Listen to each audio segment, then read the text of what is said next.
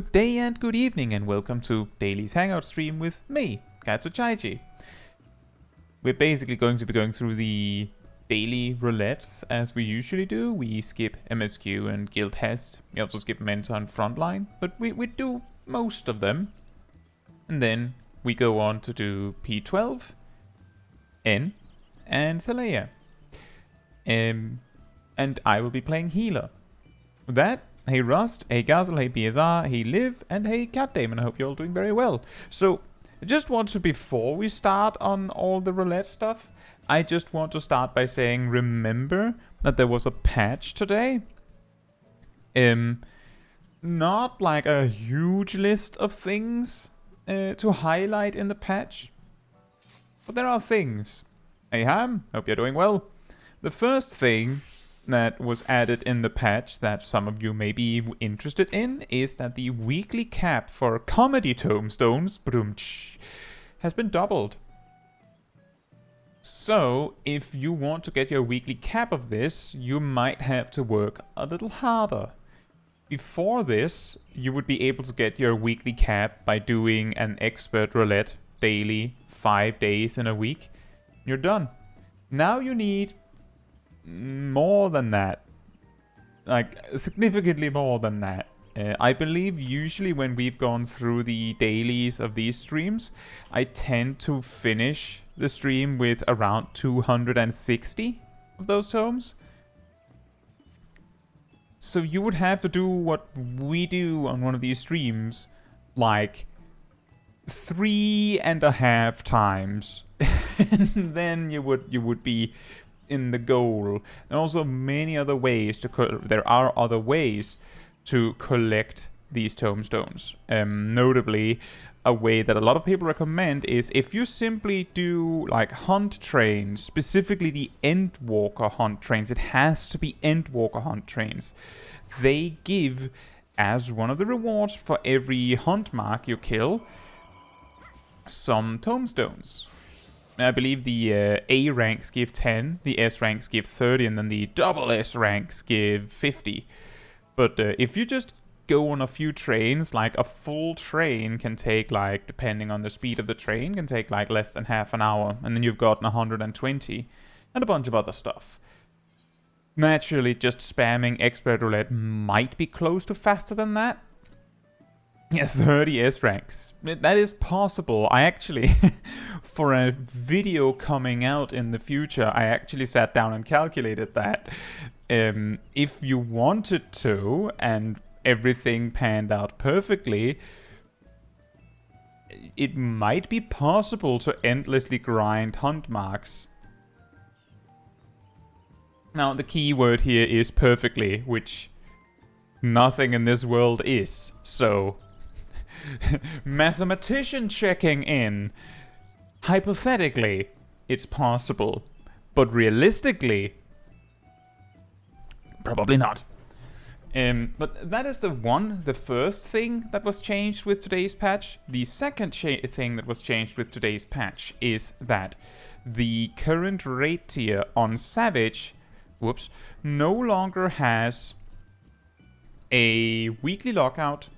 So you can clear it as many times as you like, and you will get full loot every time.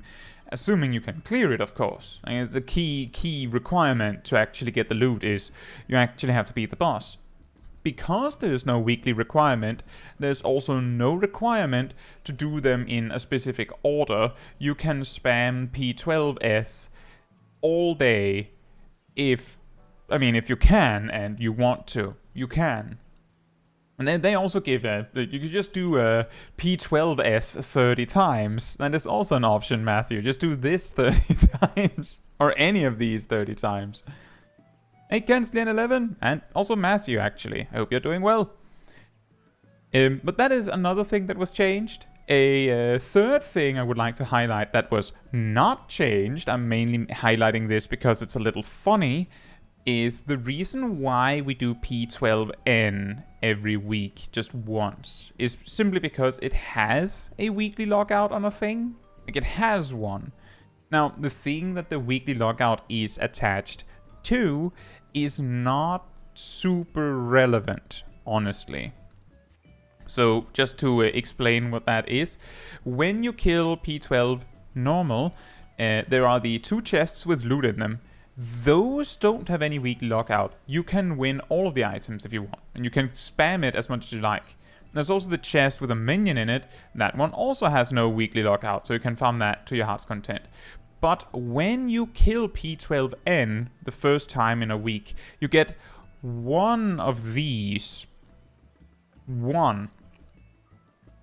You need 4 of them to buy the special tombstone that you need to buy the 650 comedy tombstone weapons. The only other way to get this tombstone is, I believe, to beat P11S, which alternative path, right? But the reason why this is funny is that P11S no longer has a lockout, but this does. So, yeah. But the thing is, I don't know why you would do this. P10S and P11S, fair enough. I specifically remembered P11S dropped it because that would be required for this tombstone to have any significance at all at any time, because once you've done P12S, you might be able to get the 665 weapon. Now, the reason why this isn't particularly relevant is because to buy these comedy tombstone weapons, you need 4 of these, which takes 4 weeks, and 500 comedy tombstones, which you probably don't want to spend. Like, there are better things to spend those tombstones on. You could spend them on armor that can be upgraded to 660, and yes, I know the weapons can be upgraded to 660, in fact, even 665, but it is a lot more effort and a lot more tedious for a player who's farming these to get such a weapon, because you would have to go through and do Savage to actually upgrade the weapon. And this falls completely to the floor when we remember that you could just upgrade a relic weapon and you have a better weapon, and they don't cost weekly tombstones, they cost endlessly farmable tombstones. So that is the reason. The main reason we do P12N every week is mostly because it is a thing with a weekly lockout, and it's fun to do P12N, in my opinion. There's not any particular incentive that matters in doing it. Also, in relation to what you could farm endlessly to get your weekly tombstones, you could just do this fight 90 times. Matthew, if you feel like 30 P12S is too much, you could do 90 P12N. That is also an option if you prefer. Hey Kiki, hope you're doing well. And hey Coco, hope you're doing well as well. Kiki and Coco. I think one of the better ways to go about this with this weekly lockout is hunt trains. Might be one of the better ones. However, if you're reliant on the Alliance raid coins to get upgrades,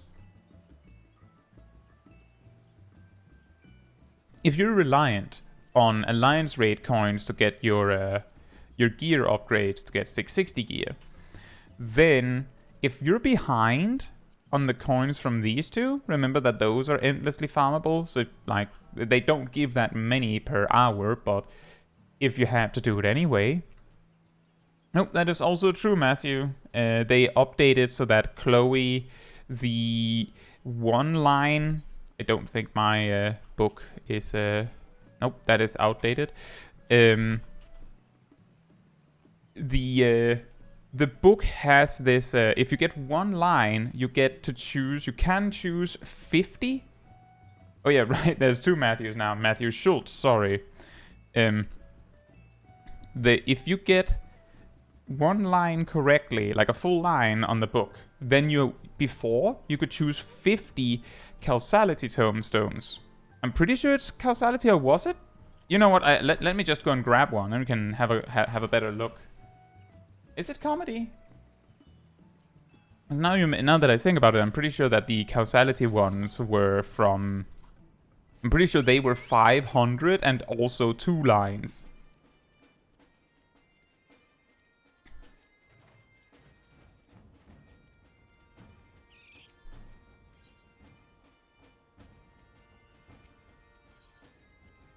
Hey Matthew J, thank you for celebrating 4 months of membership of the channel, and thank you so much for your support.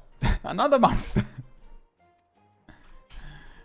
Let's see, here it is. Right, so if you grab a new book, I'm guessing the old book doesn't count. You can get 300 here if you can get a single line, so I suppose actually 300 is that's actually a pretty good way to get it. 300, just like that. And I believe there's a... Let me just check. I have this Wondrous Tales calculator page here. On average, if you fill out one of these tomes, there's a higher chance you get 1 line than you don't. And in before comments suddenly go, well, I never get 1 line. But yeah, if you can get like, you know, you just get random 7, then you can just second chance until you get 1 line, and that should be reasonably doable rather quickly. Once you have the 7 stickers, and that can give you 300. That is actually a really like good time save, especially if you're doing these things anyway. Thank you for reminding me of that, Matthew Schultz. I never get anything below 2 lines. What do you mean, Huzo? Aim for 3 lines. See, the thing is, if you aim for 3 lines, you're going to be there grinding forever.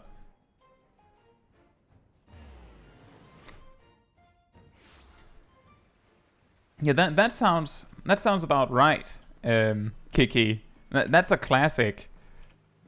You greed on it, and then eventually get no lines.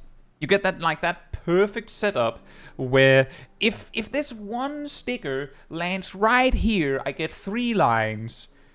But if it does not, then I get 0. And the RNG gods go, hold my beer.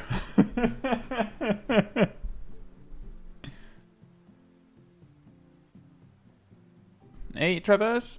Hope you're doing well. So the only thing that caught me from this patch is the comedy cap going to 900. Doesn't change anything I'm doing, though, since I hit the 450 cap in 2 to 3 days. Yeah. Well, the thing is that some people hit the 450 cap somewhat quickly because of things they do on Tuesdays, for example. Like, some things you do on only Tuesdays, and then the rest of the week you do a little bit here and a little bit there. Like, for example, in my case, I don't think I would naturally reach 900 in a week by doing what I normally do in a week. I would have to go out of my way to make sure I get 900, which is also why I'm assuming I'm not the only person who might feel like that.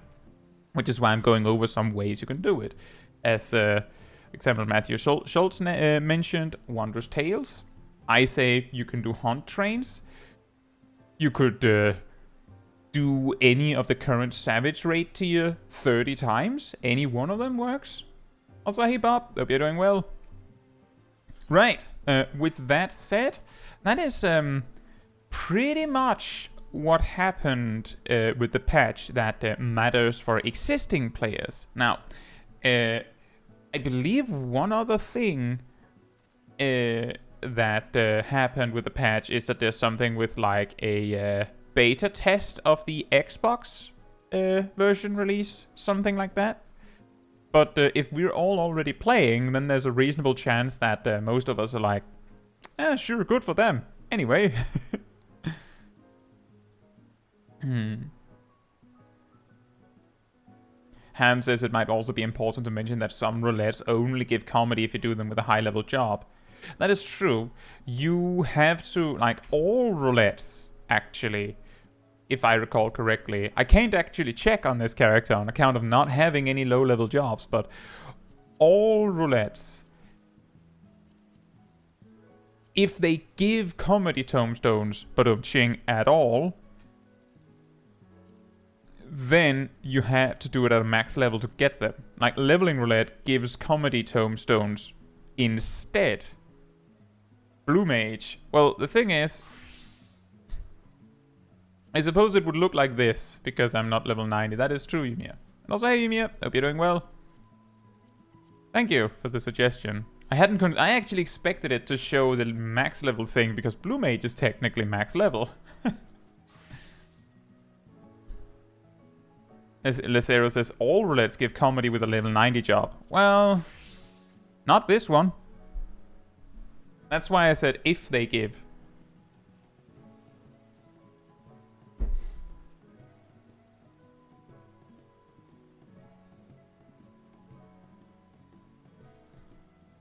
Can't remember if there's other ones. Oh yeah, also guild test, but I don't think I count that one. Like, in fairness, makes sense it doesn't.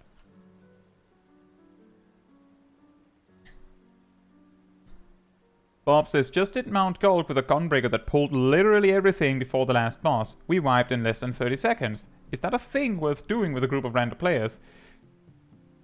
Some players do it. Personally, I don't think... Like, I usually would weigh how my group is throughout the dungeon before pulling like that.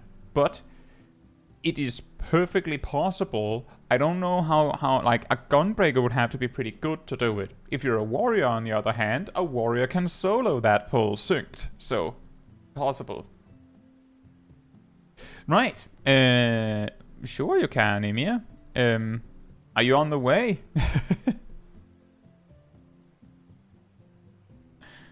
Commendation roulette.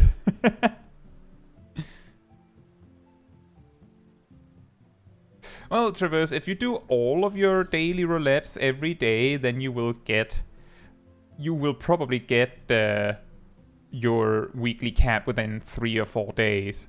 Something like that. But if you're not doing all of them, then it might be different. Since expert roulette every day only counts up to like 630? I believe 630. So like that's why like you might have to supplement with something else, unless you're spamming content anyway. You could also just spam expert roulettes themselves, or because these 2 dungeons give 50 each run. That's probably more efficient than doing like P12S 30 times.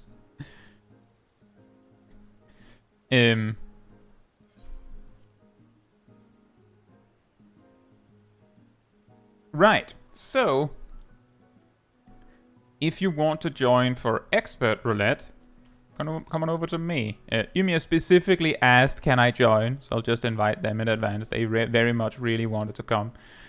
We have the big army. We have a lot of people that want to come along. We could have, I think we could almost have 2 groups. Don't know, did Coco get get their expert roulette unlocked yet? I believe they reached, I believe she reached Lunar Subterrane yesterday.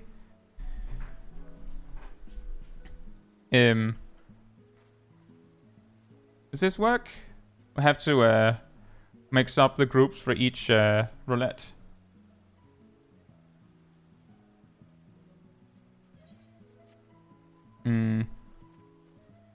Well, it was kinda late, Coco, in my defense. It was very late. Right. That said, I think we'll try with this.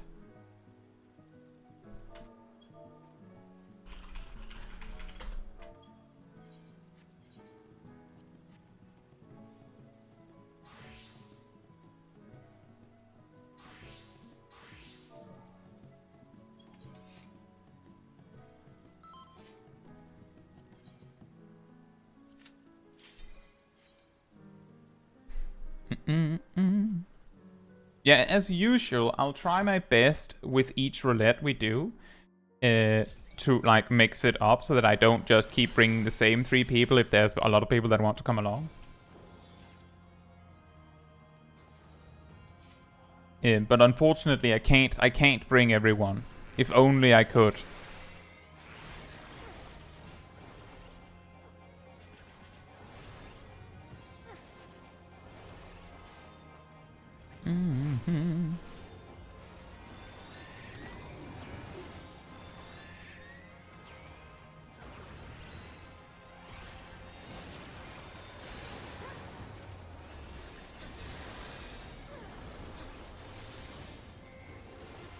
The look.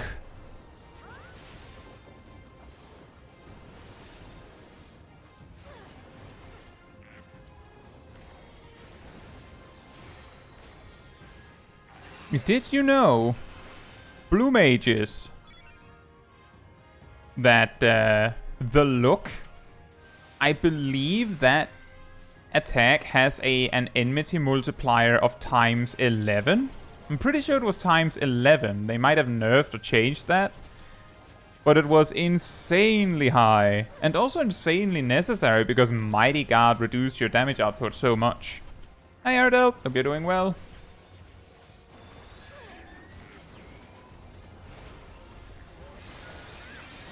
Oh, whoops. I just realized that Gazel did technically warn me they were going to use Living Dead. That's on me. I'm still ready if you use it now, but that's my bad.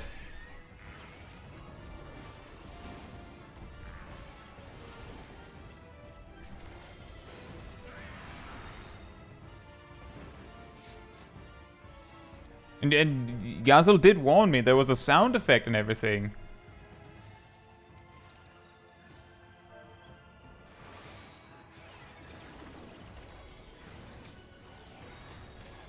Yeah, that's true, Coco. That is actually the dungeon that you're about to do. I actually thought for certain that if you had it unlocked, it would let you do expert roulette, but I guess not. Hey, Grau. Hope you're doing well.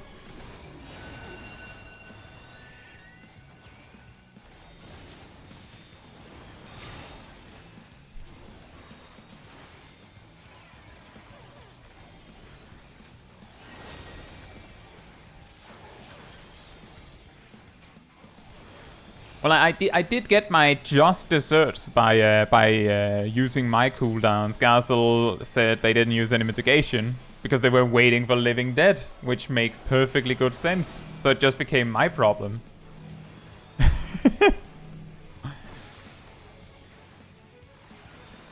That's what you get if the tank announces they'll use an invul and then you don't let them.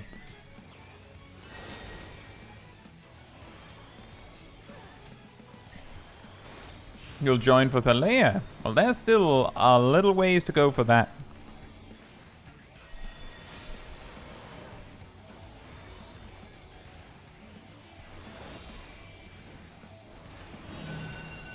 Yeah.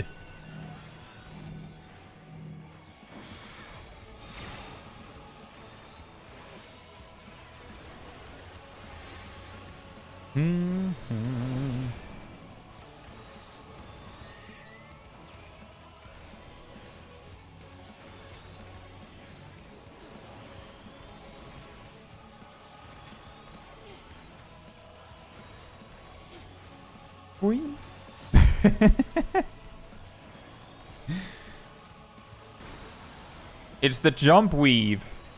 It's a new cool thing.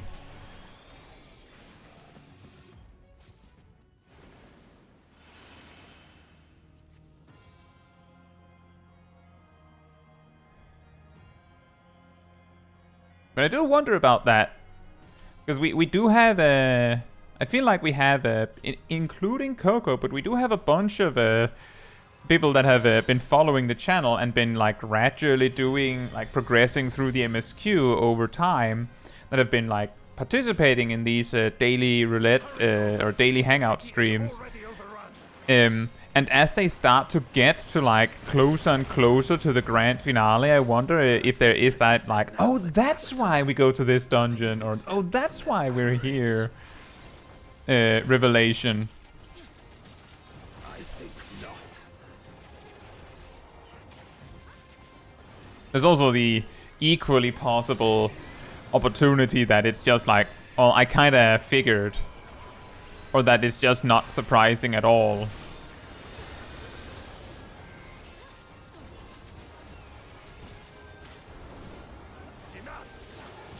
Enough!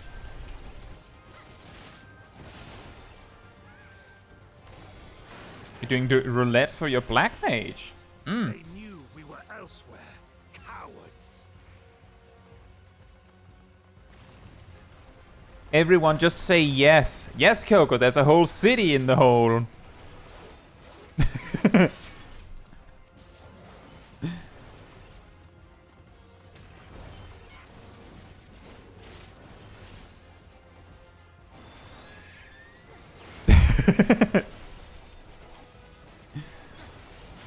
There's so much stuff in here.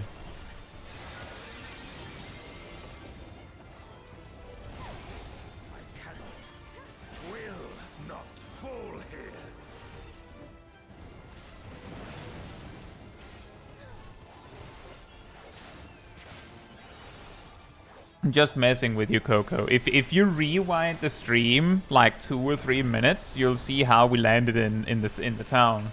This one is dangerous. Have care, Golbez.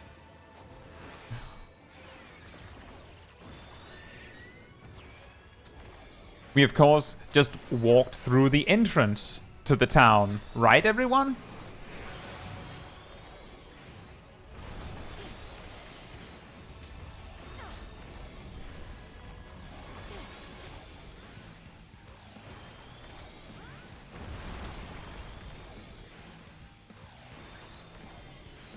Obviously, where else would he be hiding his army and follow us? Aha!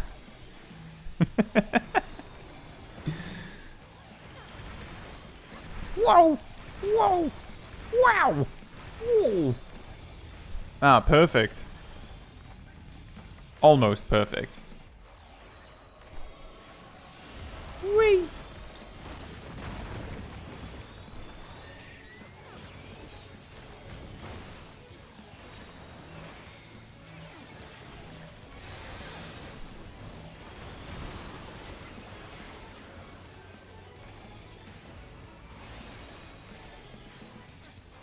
Why walk when you can just hop to someone else? Black mage logic. What do you mean I have to walk myself for this mechanic? Can't I just go to someone else who can run for me? Can't I outsource the running?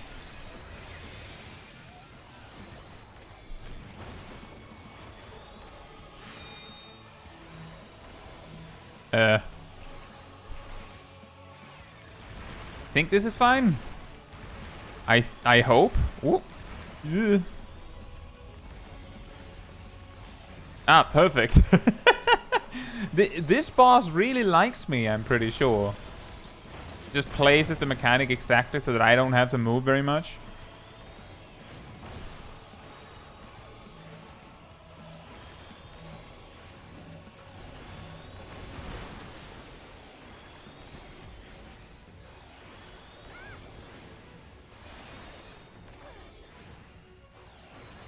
Yep, that's true, no. That those pushes are stoppable with your knockback immunity. If only we had returned sooner. Uh-oh. Are we back? Hello?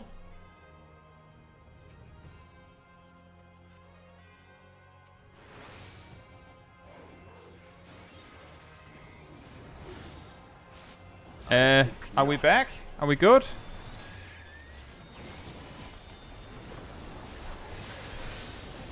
According to OBS, I cut out for a second. Thank you, Kylan.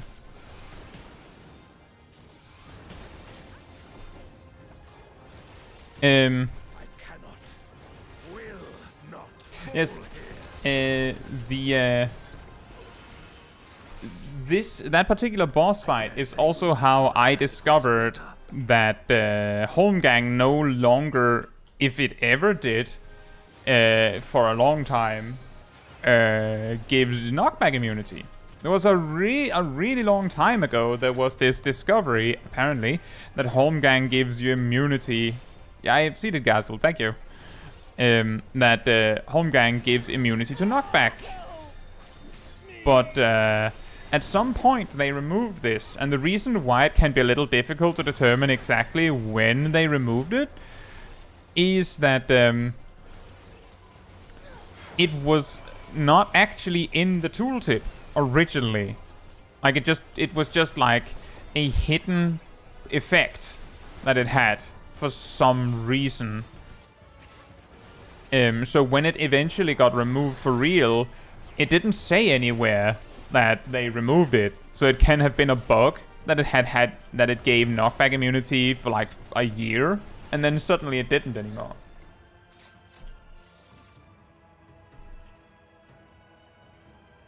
That's really weird that it just cut the connection completely for like a second. So be it. I will fight you with all my strength. And not only that, but I lost the connection as I looked at it. I was like, apparently I don't have any connection. Wait a minute. That's not good.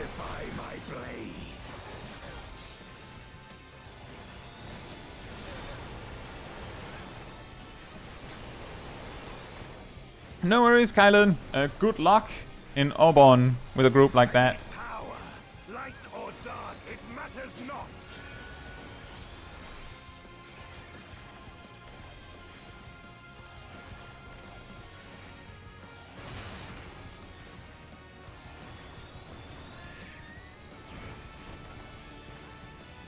Such symmetry ill suits you. Uh-oh. Ether to fortify my blade. Yeah. Got a little close.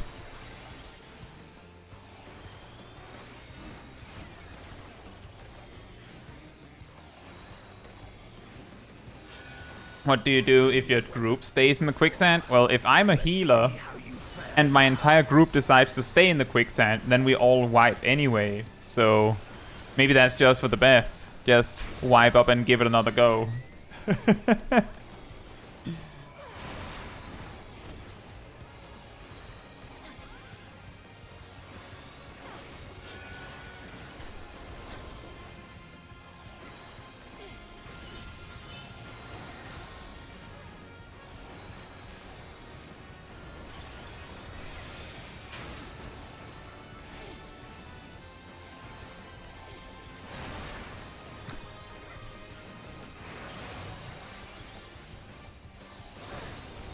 Surrender to the might of the quick. Yeah, basically, you just go, oh, my group doesn't want to exit, then I guess we just don't.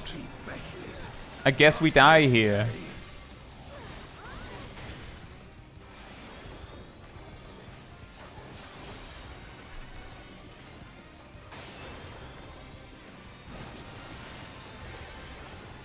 They will not be bested.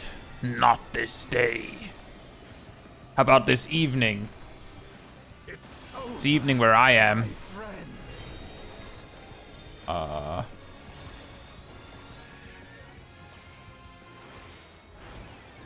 healer will go. Yeah, the healer will go. Exactly, the healer will go down with the ship. What's the point in me surviving if everyone else is going down? Then I'll just be in a weird, awkward battle of trying to keep myself alive while resing everyone. It's just easier to just wipe it off at that point, potentially. Or is it? Or is it? We did the thing!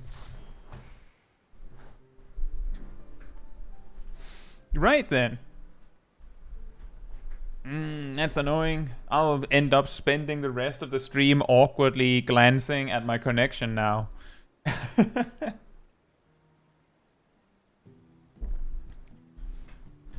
Is it? That's the interesting question. Was it really greed if it was perfectly safe after all? Is it greed if it manages to go well? Is it really truly greed? Yes. It is greed. If you observe it as greed, then it is greed. No, it's skills.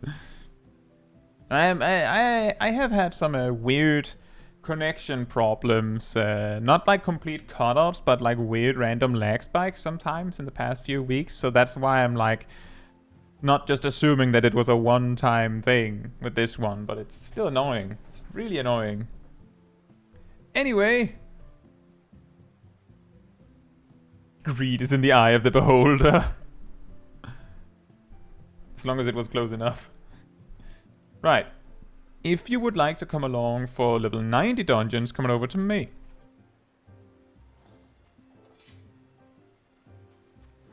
And as usual, the rule is just if you want to come along, then you come on over, and then we'll bring 3. I'll probably adjust so that everyone gets to play. Yeah, I see Graham here. I believe that's Ham. Would like to come along? Is there anyone in the original lineup of 3 that don't mind sitting out the next one? Do we have a volunteer? How was logging in today after the patch? Any server issues? Not today. Usually it's in the evenings that I have some problems. If I have any. Usually after the time where we end a daily Hangout stream, actually. Yeah, Yumi changed to an aura recently. Also, we lost 2 players instead of 1. So what do we do now? BSR, did you still want to come, or should I take Cat Damon?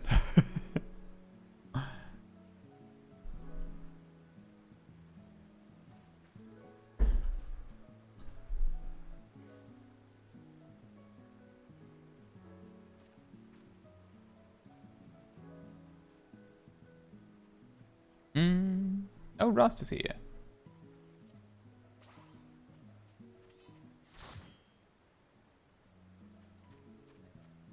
Surprisey says the servers were laggy for me earlier today and I ended up disconnecting once. Oh. I didn't have any major issues, but I probably logged in like an hour before the servers came up or something like that. At least an hour after, so maybe I missed the initial hiccups. Let's go with...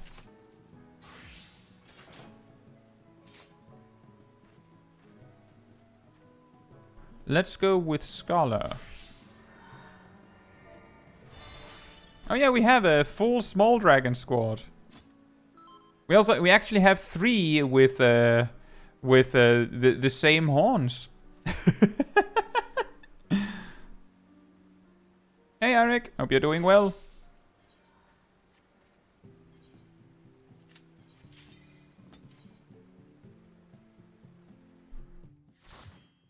EA Games. Oof. Oh boy. Right, if you're going through the Endwalker MSQ right about now, then this might be a mega spoiler, just so you know. Beautiful blue star that fell to pestilence and rotted inside and out. Oh, whoops. The more its people clung to life, the more they suffered.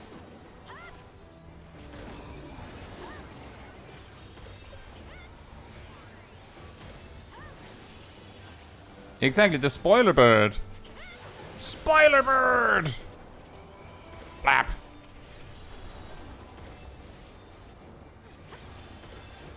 Spoiler bird. Let's hope this run won't be a dead end.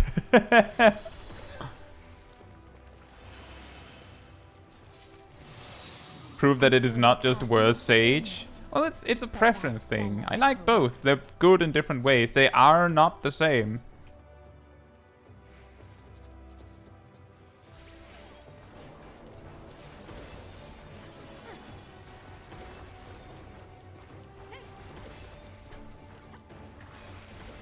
You get your resources 1 every 20 seconds. I get mine 3 every minute. We are not the same.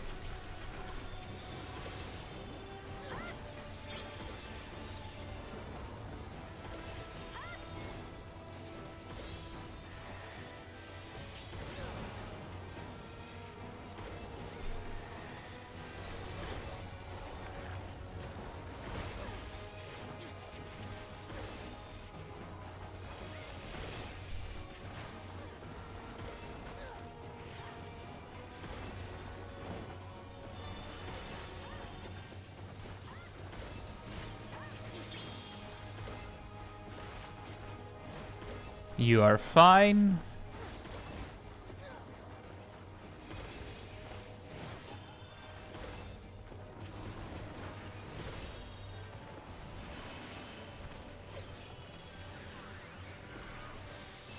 Those who lived and festered.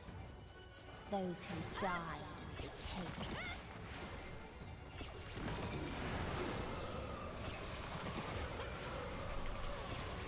Remember, wind in your back, it's way easier that way.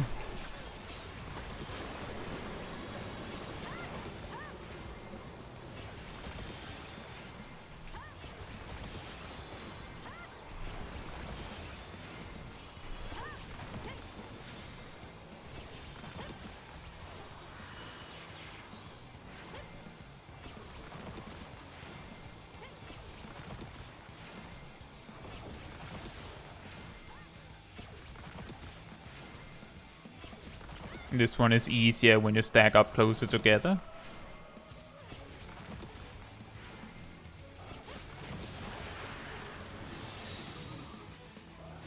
Uh-oh. Nailed it. An interesting prediction. I sent away my pet because I wanted to have more ether flows. And I wasn't sure if I actually would be missing it, but turns out I didn't need it.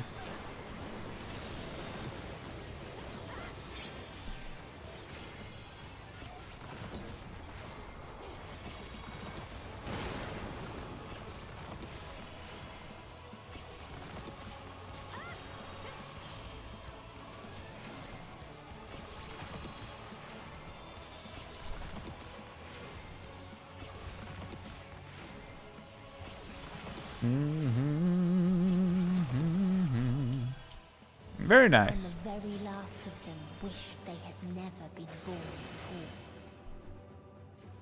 all. Trevor says, a first 90 healer was Scholar, and I occasionally get someone telling me to get off the bad class and just play Sage. That's really, really dumb. That's just weird to say that.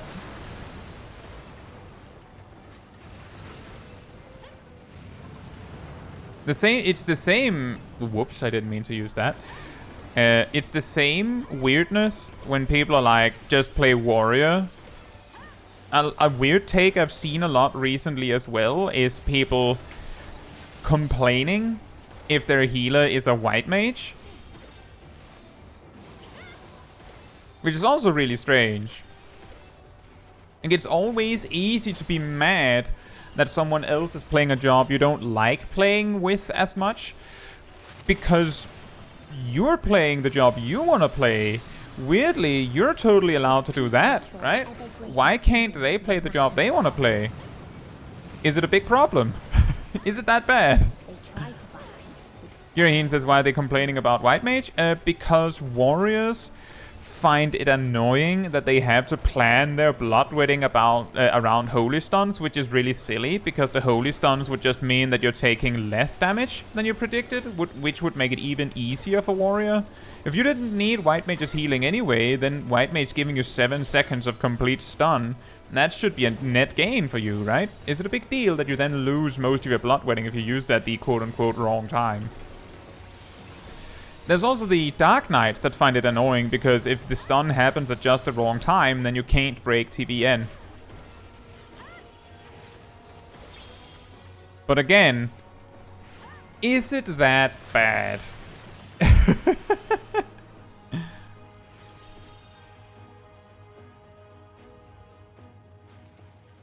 No, says, from my experience, warriors don't use mitigations because they have self-healing. They don't need their mitigations. That is also not true. The warriors that go, I don't need a healer because I can keep myself alive, if the healer's not actually helping them, there's a very real possibility that you will actually need to use your defensive cooldowns.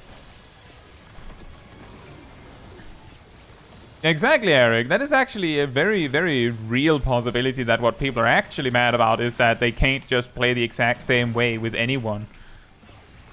That they might have to adjust a bit.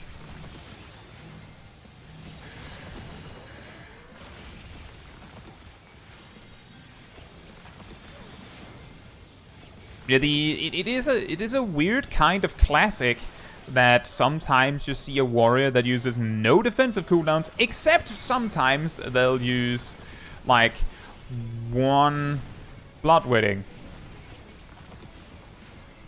They'll use one, but that isn't enough. Like, while you don't, like, when bloodwetting goes down, the healer's the one keeping you alive. Like, sure, if you use Equilibrium, you can tide over, and sometimes a dungeon is easy enough that that's good enough.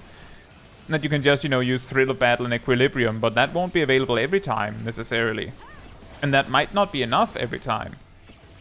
And also, as BSR says, why wouldn't you use Vengeance? That is damage and mitigation.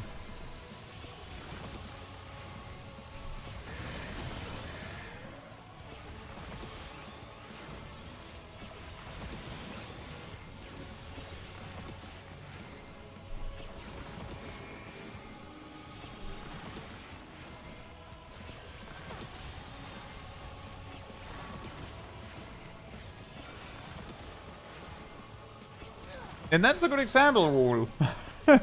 Think of the Dark Knight DPS. See, the thing is, if you have a white mage as your healer in your group, as a tank, then you just need, like, if it matters to you, then play around their holy. But ultimately, it doesn't matter. And when one asked, what is the point? That's true, no. See, now we're in agreement. Now we're absolutely in agreement. No tank can ignore mitigation, but a lot of tanks will try to, and then get mad at the healer. Now we're reaching something.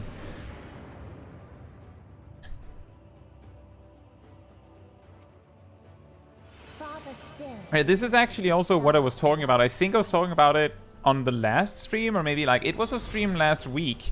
I was specifically talking about the fact that warrior being so blatantly overpowered in dungeons, while for balance it doesn't matter that much, because balance is mainly focused on making sure all jobs are viable in hard content like raids. It is a little bit of a problem when one of the tanks is so overwhelmingly good that you start to see people go, why would you play the bad job? Like that, now we start to have problems with that, right? Like that's not good. How will you level a Dark Knight or a Gunbreaker or a Paladin if every time you're trying to do a leveling dungeon, people get mad at you for not being warrior? How will you level a Scholar or an Astrologian or a White... Well, actually a Scholar, you could just play Summoner, right? But how will you level a healer if every time you try, people get mad at you for not being a Sage or something? Like that's not a good idea, that there is a particular healer and a particular tank that is that strong compared to the rest of them in dungeon content, because it can give the wrong idea.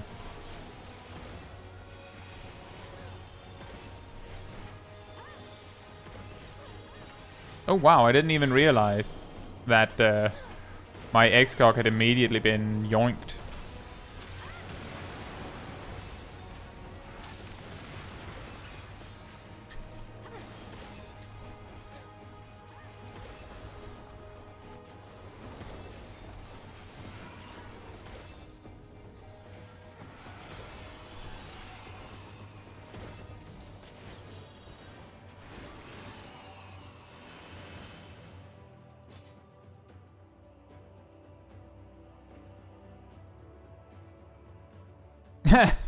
That is also a classic Eurohean. And it kind of makes sense. You would assume that the boss is the hard part, right? But then the part where you really need your mitigation tends to be the trash packs for some reason.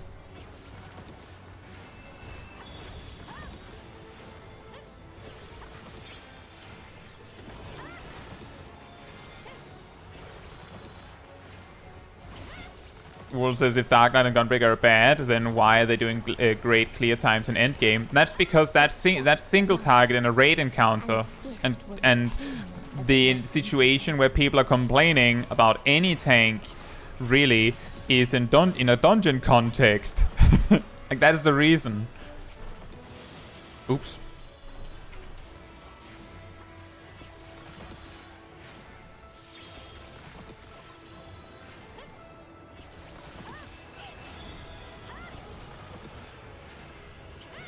It is weird. Bathed in its golden glow. And it circles back to what I was talking about before, that it's really easy to be like, why don't you just play the good job if your favorite job happens to be the good job, right? Like, if you like the good job, then it makes sense. You don't see a problem in asking others to play the good job. You like it, right? But it's just as reasonable as saying, well, I like this particular dish, so everyone should just like that. It's awesome. Even if it is, like, healthy or whatever, not everyone might like it.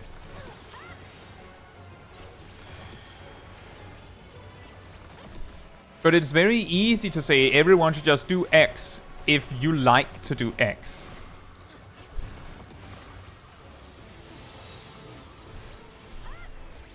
Even if it's pineapple on pizza. I like pineapple on pizza. I do. Although I can say I have gotten too much pineapple on a pizza, and that's not fun.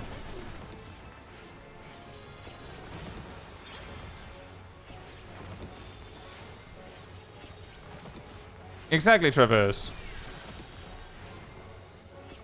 People get too caught up in being optimal and forget that there are other things.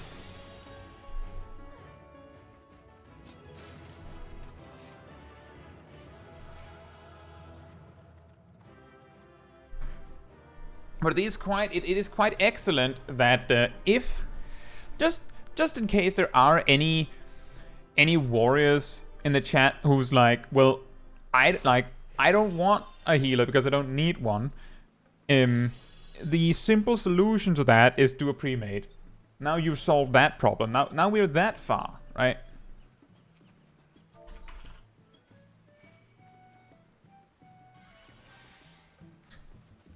Gunbreaker does more damage, so it's the best. Does it? I wonder if it does. Well, in dungeons again.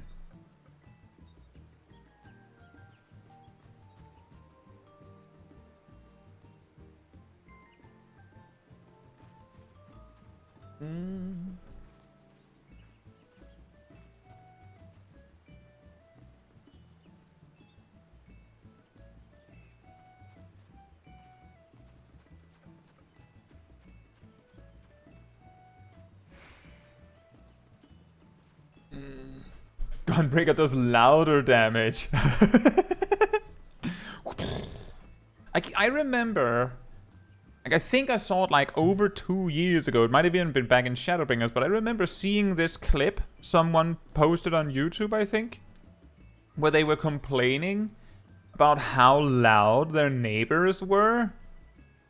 And then you saw the clip, and what they were seeing was they were just hanging out in their house, like outside their house, like we are here, and every few seconds you just saw like this weird fade across the screen and heard this like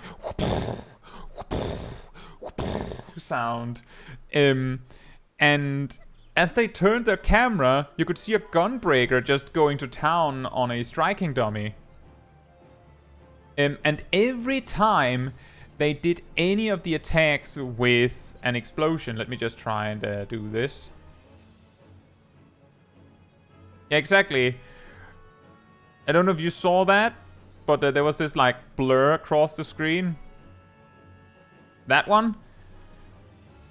It goes really far. That fade across the screen goes extremely far away, which can get a little jarring if you're in a housing ward, for example. And it just like, you're so far away you can hardly hear it, but you still see whoop, whoop.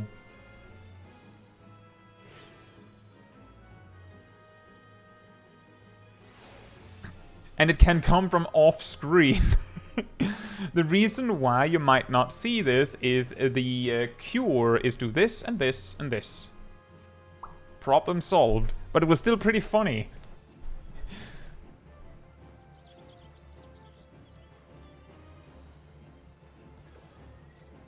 Traverse says, I die a little inside whenever I see a post on the forums from a new player that goes, what class is the best to play? Get told, play what you want, and then says, no, just tell me the best class.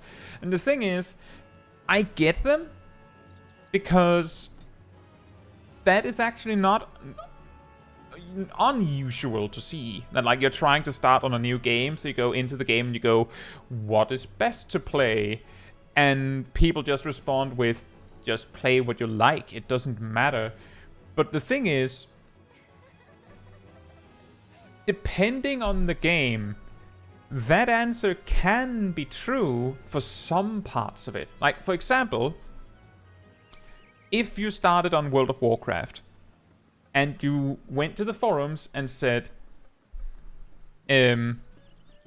which class should I pick? Which one is the best one? The answers will probably be play what you like, or depends on what you want to do, because there's a best one for each thing. But those that say play what you like might be more focused on, well, technically you can play anything and accomplish most anything in the game, forgetting the part where, oh, well, I mean, if you want to be specifically this, then you're going to have a hard time finding groups, but technically you can play what you want. And when someone goes, what class should I pick? What's the best one? What they usually mean, or what they often mean, is which one is the best? Because I don't care which one I should like. I don't actually care which one I should play. I'll just play the one where I get to play the most, which makes sense. And if they're concerned, then the play what you like answer doesn't help, because they're assuming that people are making these assumptions and forgetting that. Ymir says, does Double Down also do it? I don't think I noticed it, but if you do it again, I might see it this time.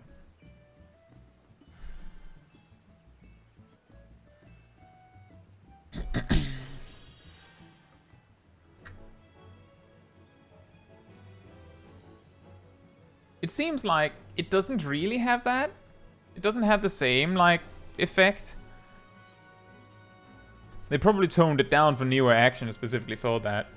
Rosbus says, I came from MapleStory, which has 50 classes, and like the top 10 are way better than the other 40. There you go. If I remember correctly, there's also a reasonable chance that newer classes in a game like that has a tendency to just be better.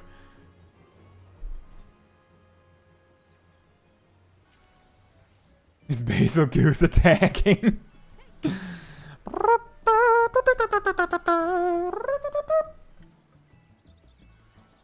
Scales start dropping from the sky. Yeah, exactly, Eric. Ultimately, the reason why they ask is because they just want to know what is best. And if you say play what you like, they probably already made the conclusion that, oh, well, all of these look pretty cool. I just want to play the game. And then they just say, tell me the best one. Just give me the best one. I can't see which one is best from this information. Just tell me which one is the best one. But it still sucks, because it is hard to explain to people that it is okay to play whatever they want. And the thing is, even in Final Fantasy XIV, if someone says which one is the best job, there is a correct answer. There is technically a correct answer. Like, if you have a new player who just wants to be the best job, and they're like, wait, like, then they go, which one is the best one? You'll have to go, which role do you want? Then you say, I want DPS. Which DPS category do you want? And they go, I want a mage. Then the answer is black mage. They have the highest potential damage output of the mages, but the damage difference is so small that it doesn't really matter. Right? Like, it doesn't matter enough that you need to make that choice. But if someone has decided to make that choice, then it can be hard to deter them from making that choice. So it's better to just tell them, well, Black Mage is the best one, but it's also the hardest one, and also the balance is good in this game, so you don't have to make that choice. But it's easy for you to say, you know it, they don't. With that said, the next thing we're doing is, if I can click the button, is 50, 60, 70, 80 dungeons. If you would like to come along for that, come on over to me. Also, everyone's scholar now, huh?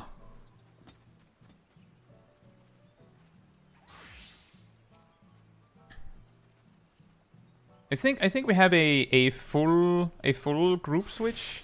I'll just leave. We also have enough people that I think that there might be multiple groups. If people want to make multiple groups, I think we're like 5 extra people. Which dungeon will I get that I don't remember? I'll just click this for later.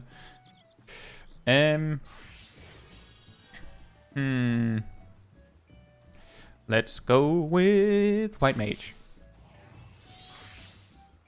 Castle says full scholar party. A while back we had a Oops All Healers stream where we discovered that healers are perfectly capable of 4-manning basically all content. Like all dungeons and everything, they can do it. But it just is really slow. Like extremely slow. I specifically remember it because we were just going down the list, just doing roulettes, and I think we reached leveling roulette when people were starting to go, could we do something else? Because every single dungeon took an eternity compared to what it normally takes. And it wasn't hard.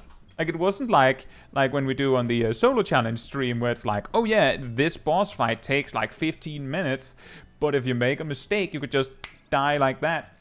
So there's some sort of danger. With 4 healers, it's just, oh, he died, who's resing?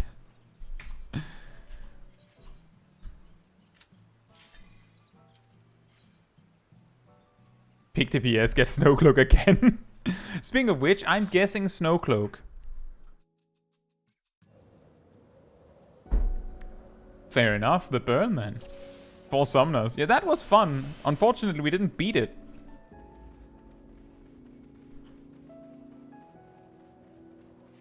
Actually, I did the same, Rosbus. When I started on Final Fantasy XIV, it was specifically because I saw Red Mage was in the game. I was like, I want to play that. That's the one I want.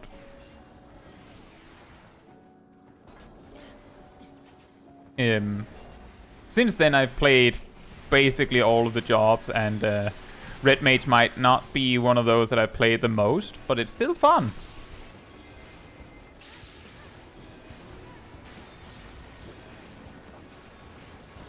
Uh-oh. Yeah. Yeah. Is Red Mage difficult? It has a pretty steep learning curve right at the start, because you can absolutely play it completely wrong. That is a possibility.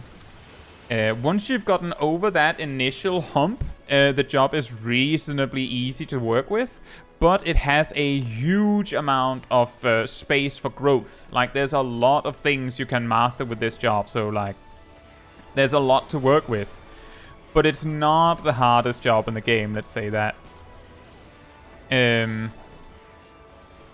Some people that play Red Mage complain a little bit that the job is like that at times it can feel harder to optimize than Black Mage.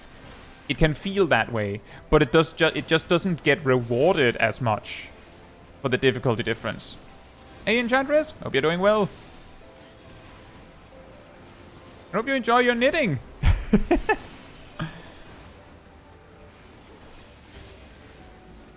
That single Desmond that just appears near the end of the pool. Like, this always happens. Yeah, Monk is sort of like that. I feel like because Monk starts at level 1, it's the initial learning curve, like that steep one right at the start, is much softer because you get the skills gradually. Red Mage's steep learning curve comes more from starting at level 50, and unlike a lot of other jobs, Red Mage might be really weird to do the practice at lower level trick that I recommend sometimes. What I mean by that is if you find a job overwhelming to pick up, like right at the start, you could just go into a low level dungeon and practice it there. But Red Mage is going to be missing a lot of its core, like, main tools if you're going into a low-level dungeon. If you go into Sastasha, you're going to be missing, if I remember correctly, you will be missing one of your core AoE attacks, but you're only going to be missing one of them, which leads you to this awkward position where you have to make sure that you're generating one specific type of mana on single target so that you don't overcap on the other one on AoE. Other awkward things like that. So Red Mage can be really, really, really hard to practice if you're like, if you don't get it at level 50. Like, that one is one of those jobs where it has the toolkit at level 50 and you're just supposed to get it right. But it's not too overwhelming in my opinion. Like, it is workable, which is why I'm saying that it has a really high initial difficulty spike, but after that you're good. Head mage optimization is to rest these people keep doing damage. No, actually, the red mage optimization is things like planning when you do melee combos, because melee combos are technically the time where you have the most mobility in your toolkit, but it's also your highest burst. Red mage optimization is making sure throughout a fight that at no point ever will Flesh and Contra 6 drift. Like, those have to come out exactly on cooldown from the start of the fight to the very end, which can be difficult because they just have a specific cooldown that you just have to deal with. There are a few core things, and it's not a lot. It's just that they are so significant that they can take up a lot of the thinking space of learning the job, or mastering the job, I should say. And the thing is, the value you gain from doing these things perfectly isn't, like, astronomically large. Like, not insanely big. But they matter when you're trying to be the best. But yeah, sure, there's also the part in considering whether you should be resing someone or maximizing your own damage. Yeah.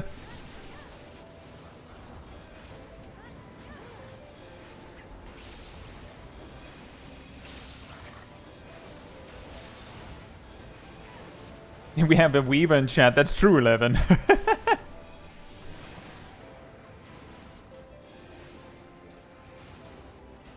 An IRL Weaver.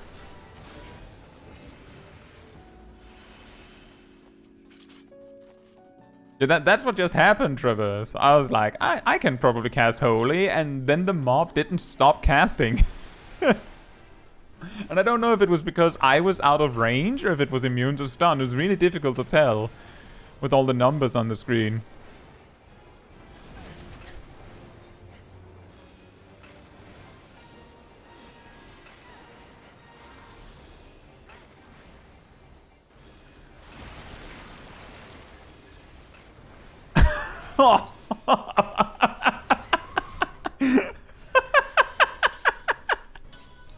That is so sad.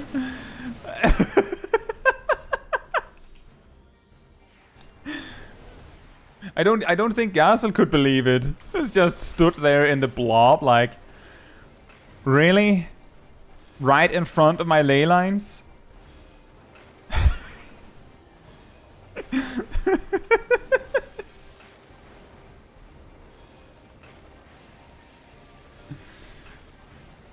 Oh no, Kiki, that is a massive amount of damage you've been missing out on. And hey, now you know.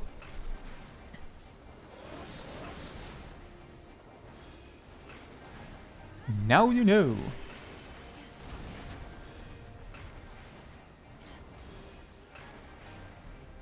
Rock. Stone. Boulder. Bricks. Noni lights. 11 says resing someone will make the healer stop DPS for a second, so it's obviously better to keep doing damage. I will say, Just saying, I'm pretty sure that the vast majority of players don't do this in this particular category of players. But it is a significant concern when people get a little too sweaty. Sometimes summoners and red mages will actually weigh whether there is a point in them resing, or maybe they can get away with just acting like they didn't see it, and just let the healers figure it out. Maybe it'll be fine and work out. This is also part of the reason why I think I've talked about this before, that the passes don't tell the whole story. Hey Caligo, hope you're doing well. Yeah, I live stream around 3 times a week. There's a weekly schedule that you can see in the communities tab. There's also on the Discord community server. For those interested that don't know what that is, which you can join. The schedule also includes new videos.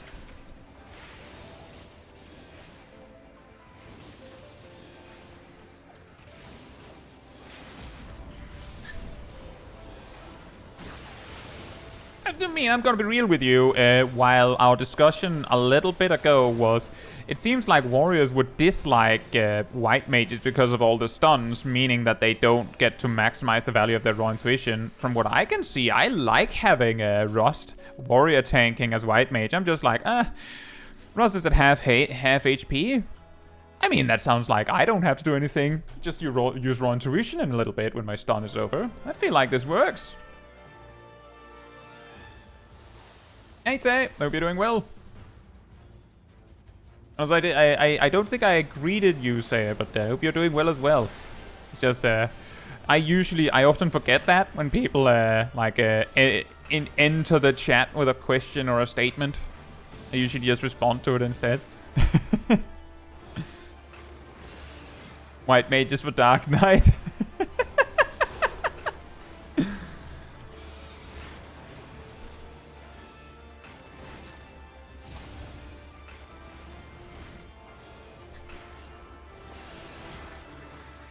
Oh, this is going to be sad presence of mind.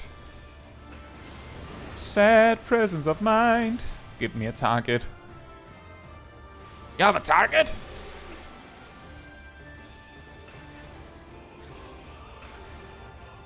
Rock! Rock! Uh-oh. Rock! Yeah, you don't want to hit the mist. He gets angry.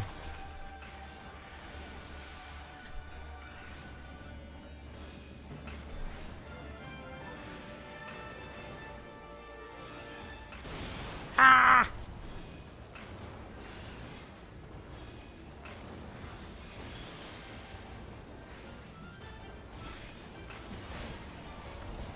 Oh my goodness. Ow. Apparently that was a cone. Ow. Totally planned, yes.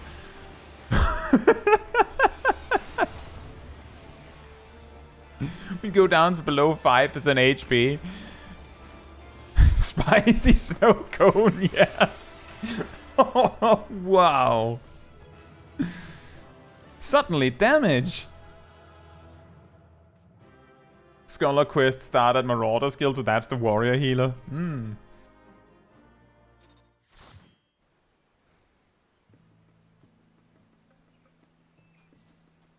Right.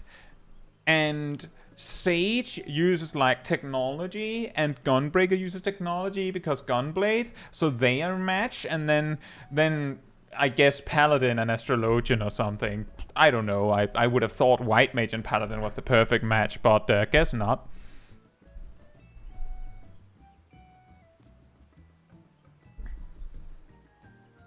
Trevor says, I wish I got in more groups like yours. I've had roulettes where not all those heads are killed. Ooh. That's also something I think I've mentioned this before. That while I do roulettes alone sometimes, large amount of the content that I do with people that I know, which can lead to me having a slightly skewed perspective of what people normally do. So like, a big part of what I know that people do is things that I have sometimes seen in solo groups, or based on stories that people have told me. Like, for example, I think I've seen a you pull, you tank like once. Like, actually once. But the thing is, in nearly all of my groups, people are not ninja pulling for the tank in the first place. Or I'm the tank. In which case, even if they do ninja pull for me, I just get mildly annoyed and go faster to try and intercept it so they can't ninja pull because I pulled it first and things like that. So it can give this skewed perspective. But the good news about that I don't see all these problems when I'm doing content with people that I know, is specifically that doing it with the community, as Rust says as well, is way better. Emir says, but I like pulling for you. See, it's also funny when you do it. That's the thing. And that's also something that a lot of people said on that video about you pull at your tank and ninja pulling and all that, is that most of the people that said, ninja pulling isn't a problem, almost all of them went, ninja pulling isn't a problem, for you see, when I run with my friends, I ninja pull for the tank and it's actually good because then I tank a few hits for the tank who knows me. Like, that's often how it goes, is that these things are not a problem in the right group of people. 41F says Astrologian and Paladin because they pray to the forces above. That could be. Yuriheen says both Paladin and Astrologian have some kind of link to Ishgard. Does that count? That could also work. Don't Dark Knight have that as well?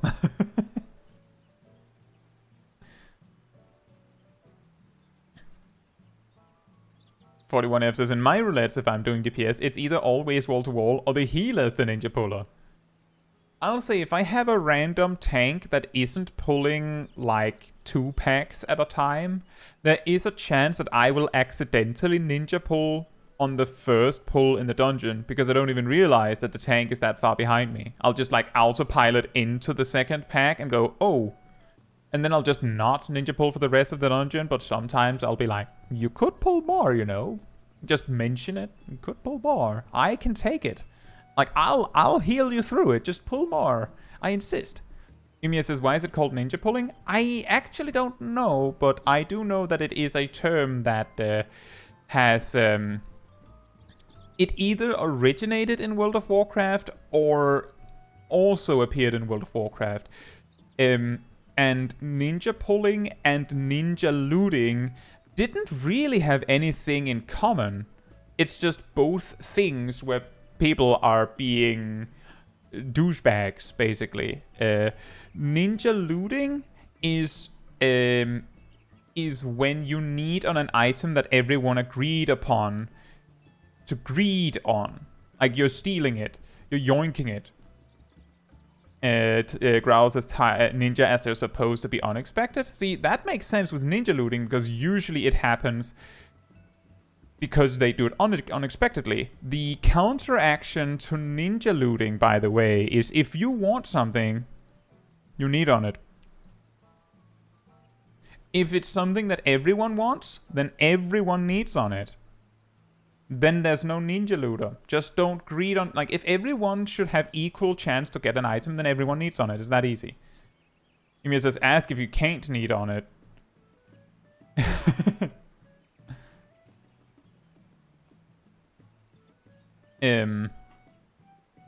That sounds a little strange, a little backwards. Yeah, I don't know how that relates to ninja pulling, but maybe it is the unexpected angle that Growl mentioned. Why did you laugh? Well, it's just ask if you can't need on it. Can I not need on this item? Sure. You can not need on it. You can just greed on it. The reason why... I mean, if you don't have the option... The thing is, the reason why ninja looting came about is that the ninja looter will do this move, you might know it, where they'll wait until everyone else has rolled. See if because in World of Warcraft it is public knowledge whether people greeded or needed on an item.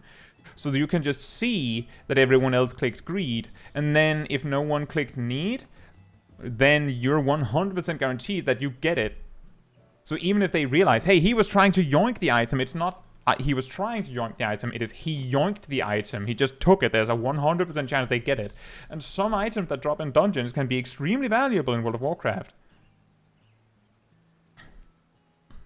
11 says need button is grayed out for some things. Oh, right, that makes sense. In Final Fantasy XIV, that makes sense. And that is exactly it, is that people usually in Final Fantasy XIV will click on the highest option they have. Like, if you can need an item, you can just need on the item. If you can greed on the item, you'll just greed on the item. And if you want a particular item but you can't need on it, the best you have is to ask if people can pass on it for you. And sometimes people do that. That is a pretty good, effective way to do it. The thing is also that in Final Fantasy XIV, ninja looting isn't nearly as much of a thing. Partly because, for example, if you're doing a mount farm, everyone clicks need on the mount anyway. That circumvents this problem before it even can become a problem. Yeah, thank you, Rostin11, for clarifying for Ymir. Ninja pulling with Sakuchi. Also, hey, JL.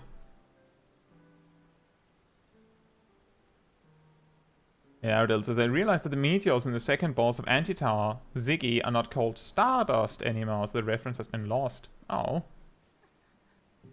Yeah, ninja pulling is probably just because it's unexpected.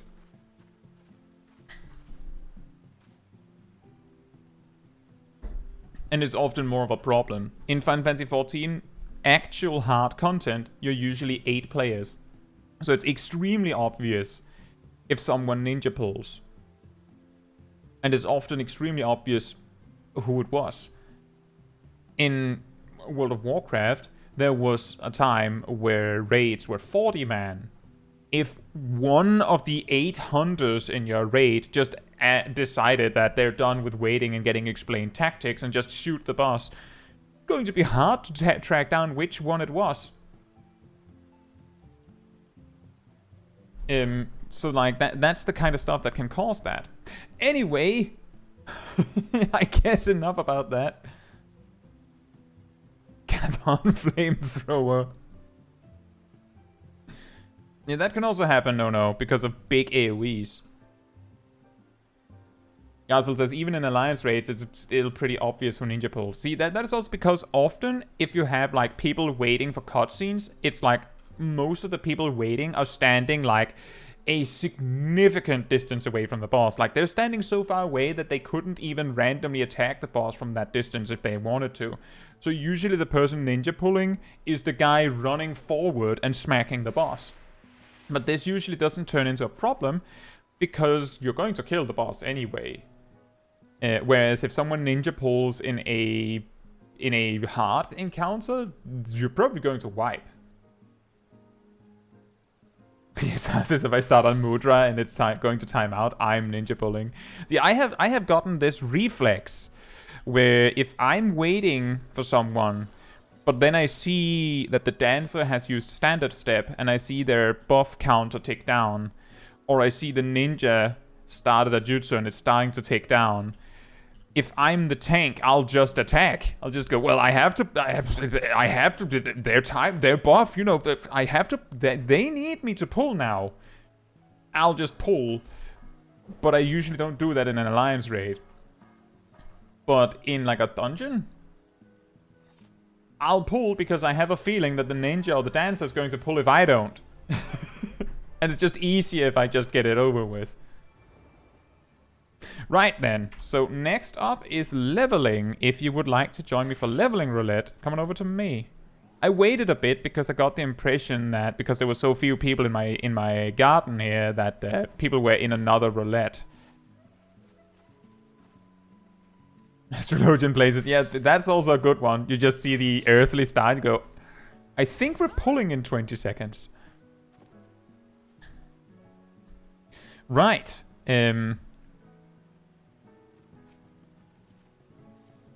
Do we have 2 volunteers from the previous dungeon run that don't mind sitting out for this one? Do you also want to come, Tay? Or are you just coming to hang out?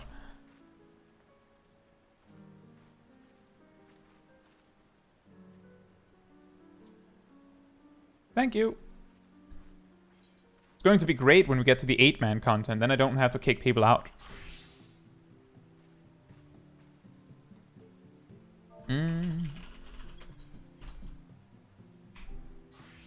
Right, we're going to get a Heavensward dungeon, I think. Smash cut to Aurum Vale somehow.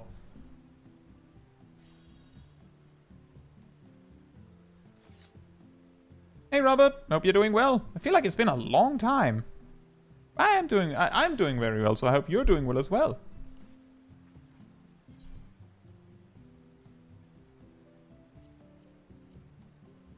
Sure.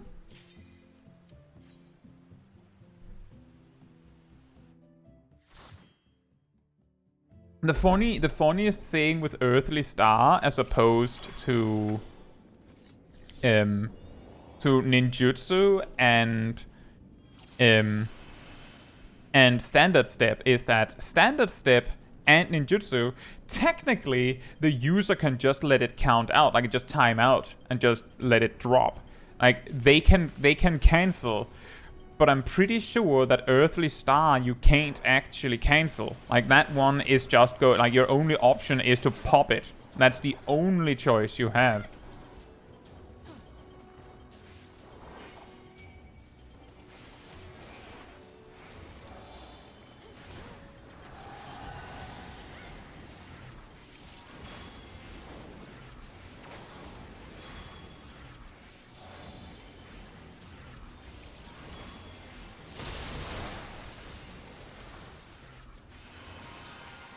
Exactly, JL. The reason why I say I'm pretty sure is because I don't know. I've never bothered to check.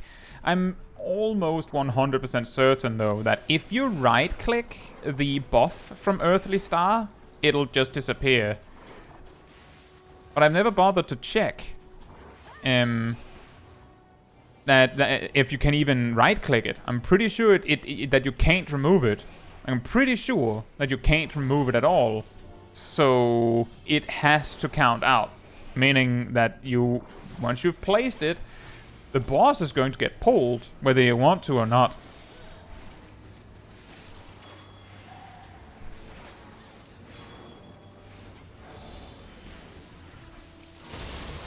Who needs to heal the tank in a pull anyway, right? See you later, Ymir. I see you, Robert. I'm glad to see you again.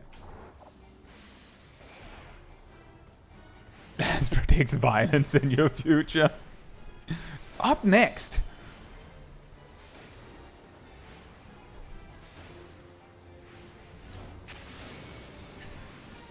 But yeah, the others mentioned it. The move where people just wait for the loot timer to take out on pets. It's really annoying. It's the most annoying when people like keep doing it after like a few other people have gone like, yeah, we know what we're onto you. We're also waiting for you to click the loot button. So like now you're just wasting our time. None of us are leaving. Like that's when it gets extra annoying. Not that it changes anything, right?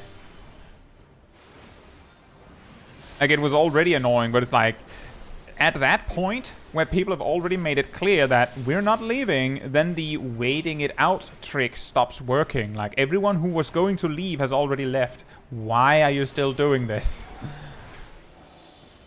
Oh, well, I didn't want the sticker for that card anyway. Exactly, Caligu. I will also, or Caligulov, I would also I'll just wait. Just sit there. Like, if I'm rolling on it, I'll just wait. They should count you even if you exit the instance if you rolled. They should, but it's just the way the game is designed is that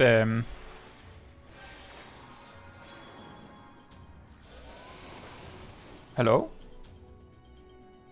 The way the game is designed, it can be cutscene sometimes, but there is a big difference between when, like, usually you see this happen when, like, I think most items have a 5-minute timer. When it goes over 2 minutes, there's a really, really slim chance that it is still cutscene, right?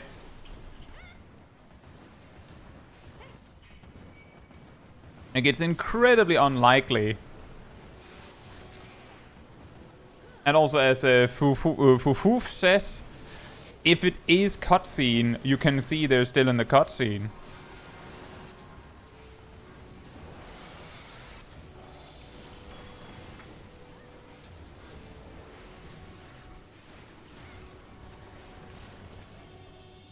I believe that is true, Traverse. I think I remember that. That they just mail you the items that you won if you won them.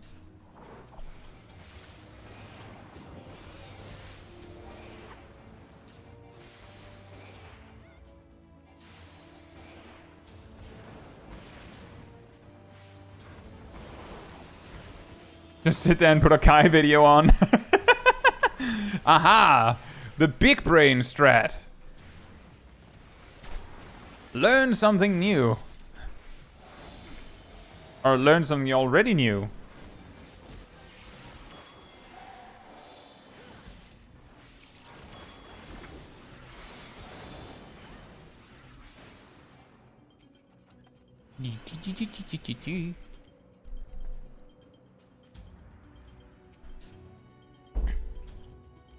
I feel like I remember this being harder on Astrologian.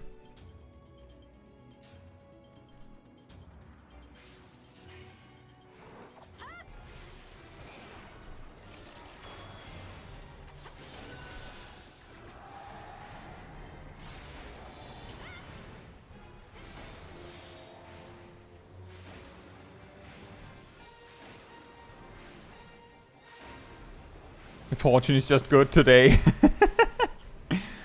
Now, if only you got... if only good fortune gave you more better healing.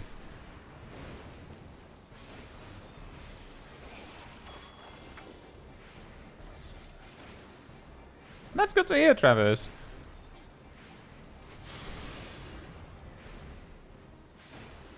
I had a feeling that is... I do know that there's a lot of people that watch these streams while at work. So it doesn't surprise me that there's a lot of people that watch the VODs at work as well.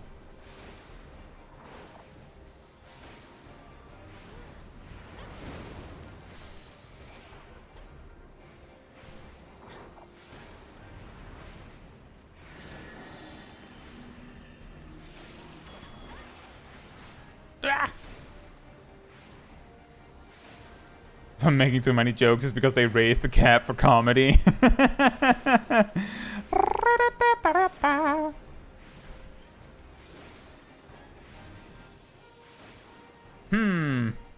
I am surprised by how little I have to heal Rust, considering that it is a Lamau Paladin with no self-healing.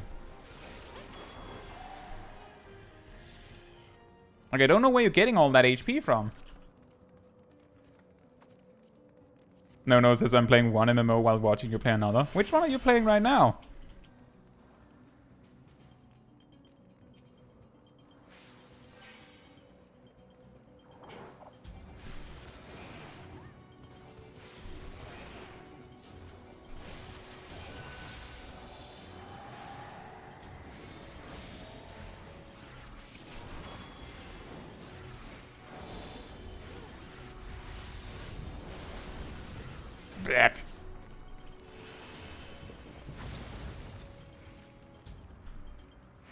EverQuest.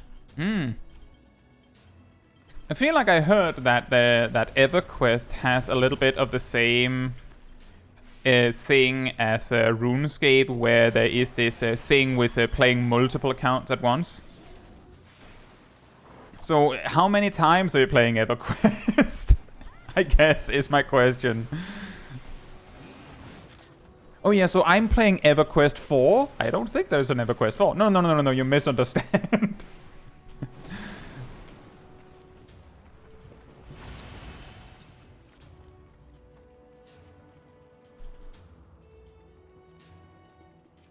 Enchantress says, you know, so I'd avoid wrist issues by not knitting and playing Final Fantasy XIV in the same day, but this stream is tempting me to play. Hey, it's entirely up to you. I'm not going to stop you, but do watch out for yourself.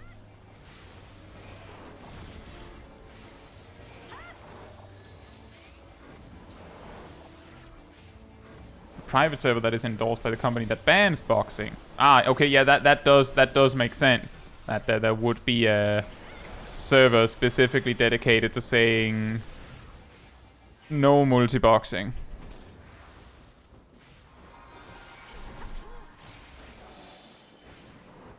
That will also give people more reason to play together, since if you can multi-box your entire party yourself, then what do you need other people for? Could you imagine Final Fantasy XIV multi-boxed? You just go into a dungeon and you are the tank, the healer, and the DPS all at once. What do you mean, duty support? I just do the dungeon myself.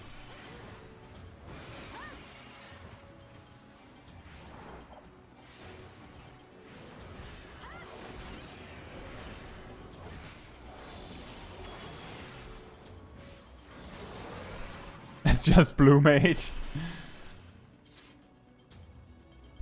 Or Warrior, apparently. New Final Fantasy XIV solo challenge. You just go into a dungeon with 4 characters. And, like, you're mainly just playing one of them. The one that can solo the dungeon, legitimately, kind of. And you just use the other 3 jobs to supplement when you need something.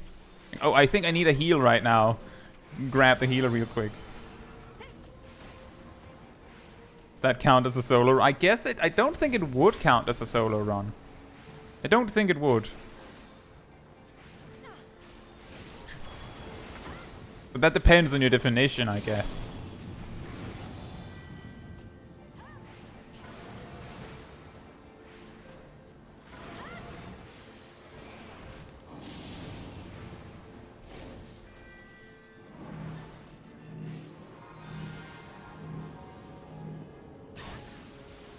Yeah, exactly. The question is a solo run defined by... Is a solo run defined by the amount of people playing, or the... I put the card specifically on the DPS that got crowd controlled. Bam, bam, bam, bam.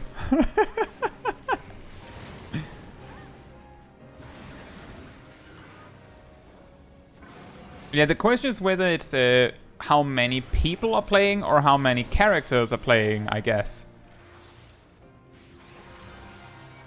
11 says, could you make it so that when you press one key, all 4 jobs do the action? I think you can do that, yes, but the question is whether that is considered botting. I don't actually know exactly what Final Fantasy XIV's stance is on this, but I do remember that a few years ago, World of Warcraft took a very specific stance that that multi-boxing was now only allowed if you did every single input for every single character yourself, which meant that doing this thing where you could just press a single button and it did something on every character was now considered illegal. I'm pretty sure it was World of Warcraft that did that. That they said that's no longer allowed. Like, as in, if you're playing each character, you're allowed to. So like if you have separate windows and you're controlling each character, oops, wasted my card there, and you're actually controlling each character separately with separate key presses, then it is okay, but otherwise no. third-party tool called ISO Box. Well, in that case, we already know the answer. It's a third-party tool. Just end the conversation there. It's not allowed in Final Fantasy XIV. You wouldn't be able to do it. At least not legally.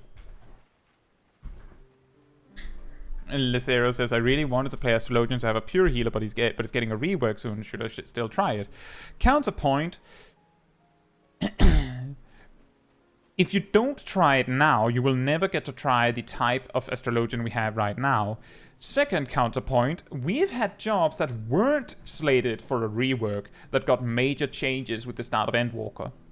So there's a reasonable chance that you end up going, I'll just play White Mage instead, and then they completely overhaul the Lily feature instead, without saying anything or warning about it. So there's a really, really real possibility that any job you choose to play will get a massive change. It's just that the only difference is that Astrologian and Dragoon we know are getting a major change.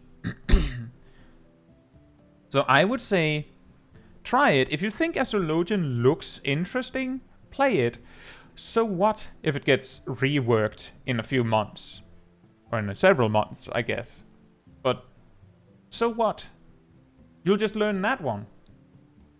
And I have a feeling that if they do rework Astrologian, that many of the core features of the job, like the basic things of the job, will stay the same. I wouldn't be surprised if its attack toolkit will be the same. I couldn't imagine these get changed very much. It's probably the card system they're overhauling mainly. You cannot write. Yeah, there you go. Yeah. Indeed, jail.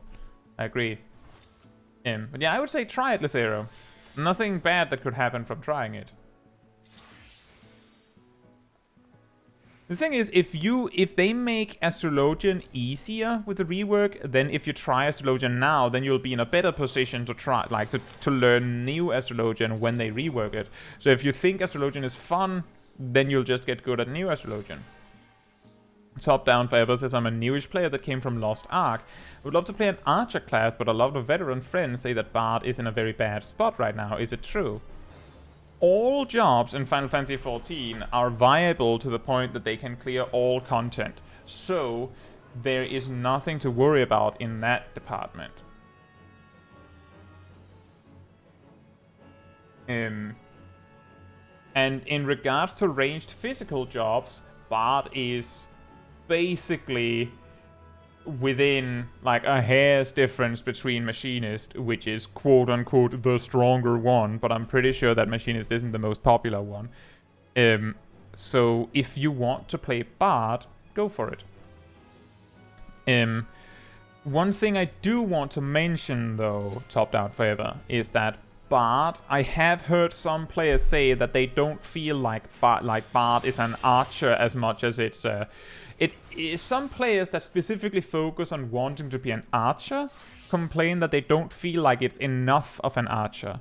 Then again, people that choose Bard for the music of a Bard sometimes say they don't feel like it's that focused on music, which makes sense because the vast majority of its attacks are arrows.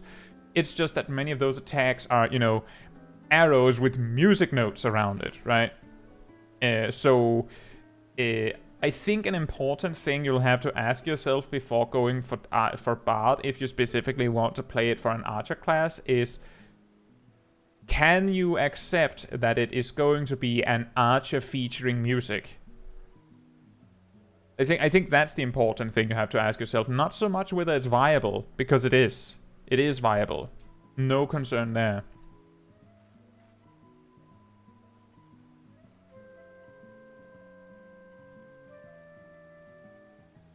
Yeah, Zudo says to Lethero, even if they change Astrologian, you'll still have the experience of playing Astrologian and can adapt to whatever changes come. Exactly.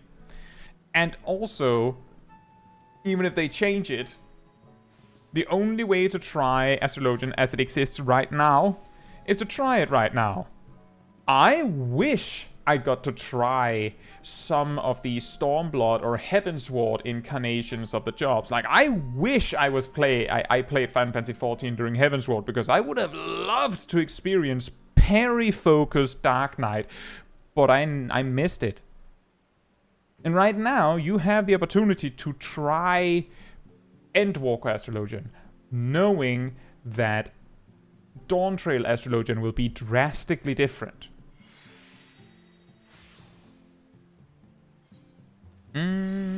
Right then. Next up is Trial Roulette. Anyone that wants to come along with me for Trial Roulette, come on over here.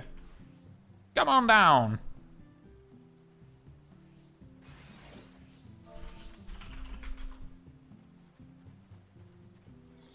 Do we have space for everyone here? I think we do.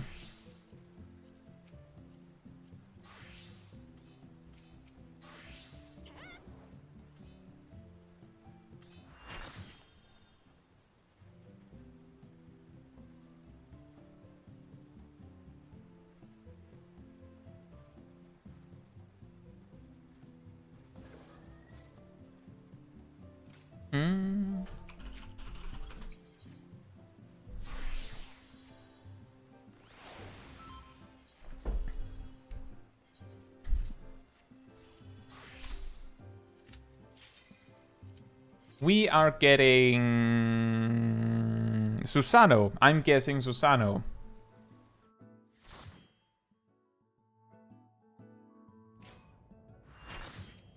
I will say that was pretty close. It's still a guy that really likes combat, isn't it?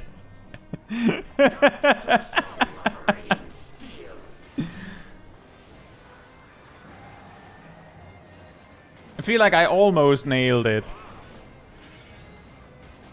Susano looks different today.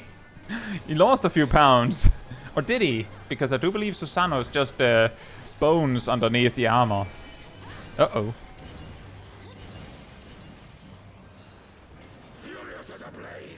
It's Susano picking up the Viper job.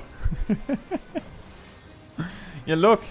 He even has the double blades that combine into a glaive and everything.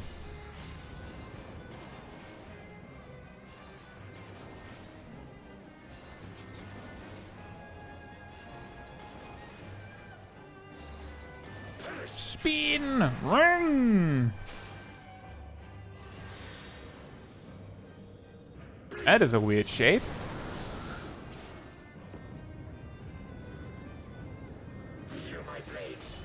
They got a haircut. He got a he bought a Fantasia, I think. Maybe that's what happened.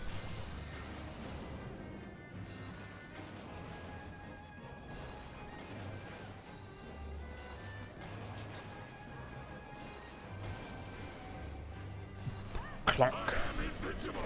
I am invincible.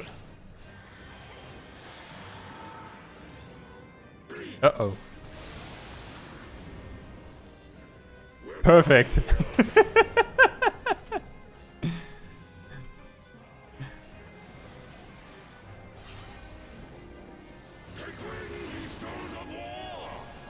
Viper was supposed to be a light melee. What's this cast that they have?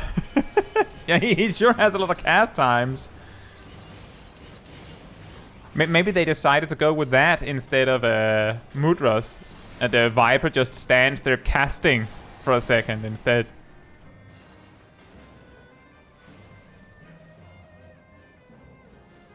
Do you think Ravana will have some sort of relevance in the Viper job quest? I don't. I would be shocked if he did. Rejoice in the glory of combat! Rejoice in the glory of combat!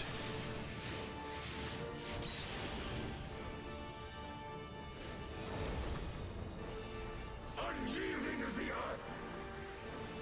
And he just puts his weapons away entirely.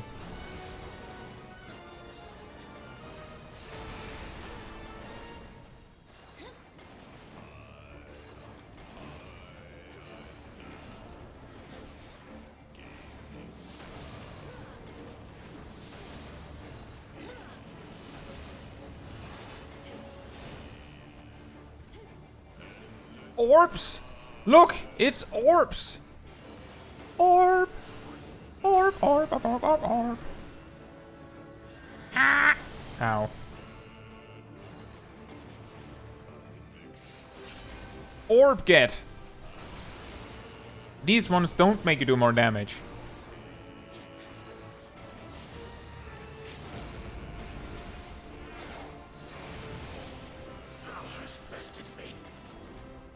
Yep. Quick! Before he uses a mechanic we have to think for! Stop him! He's making us think! Caligo says, I still have the Thug Around the Clock quest burning a hole in my quest journal. If you have a level 90 job, if you do it unsynced, you can beat it in less than a minute. Actually, I read the other day that some people made a macro that solos Ravana in, like, consistently. It's like you just click the macro and you do it. Not entirely sure how it works, but it doesn't surprise me if you can just, you know, go in, hit 4 times or something and then he's dead. The max level job. That you could make a macro that just, like, has wait commands and everything to just space it out so you can do exactly the amount of attacks needed. And now you might be saying, why would you do that? And the reason is that the extreme version of the fight gives items you can sell. Or trade. I think it was Ravana at least. That's like the polar opposite of rejoicing in the glory of combat. That is true. It's actually very true. It's exactly the opposite of rejoicing in the glory of combat. Was there a single target dot-on? I'm pretty sure Coco only does single target dot-ons to mess with me. If there was one. Did you do a single target dot-on, Coco, just for me?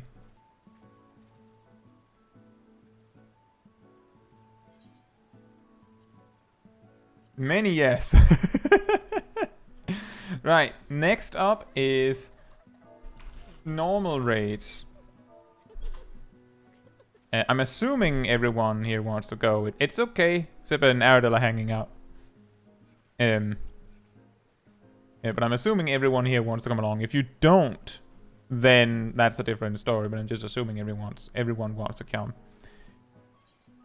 In which case, we're doing normal raids next. Enjoy your day, Enchantress. Thank you for checking in.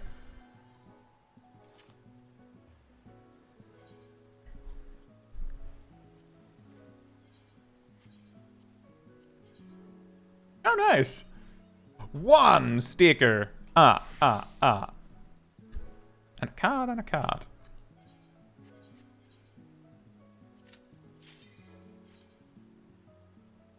It's going to be A1.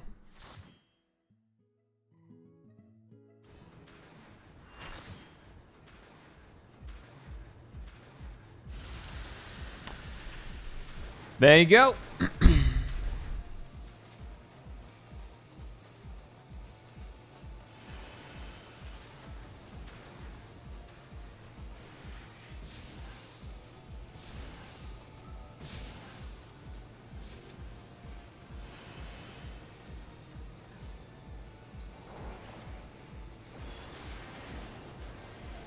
Quickly do the big ass eyes before the ads spawn.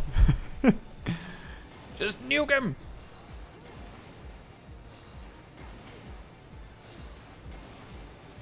Rap. I am DPS now! Rap. Stone! Stone! I choose you! Stone! Rap. Stone! Rap. Stone! Rap. You're a stoner right now. But I'm specifically just here for that. How did you unlock Geomancer? Well, step 1 is don't level White Mage too high.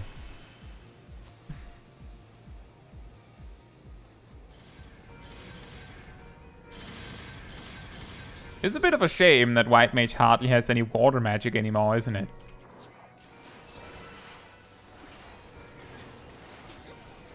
How about some more stone? Flop. And auto attacks. 56! Wow! Blam! Wait a minute, 56? What? Exactly, Jail. That's why I said it's a shame they don't have that many anymore. They used to have Fluid Aura, which was incredibly useful. Ironically, of course. Yeah, the bite skill was Fluid Aura. The big problem with it, I believe, was that it did damage. At least at some point, it did damage. Which meant that white mages used this crowd control on cooldown, which was mildly annoying. I also seem like I remember there was a time it had a knockback component. But I can't find any evidence of that. They removed the damage on Fluid Aura and Shadowbringers, if I remember correctly. That is, I don't think I've seen anyone do this before.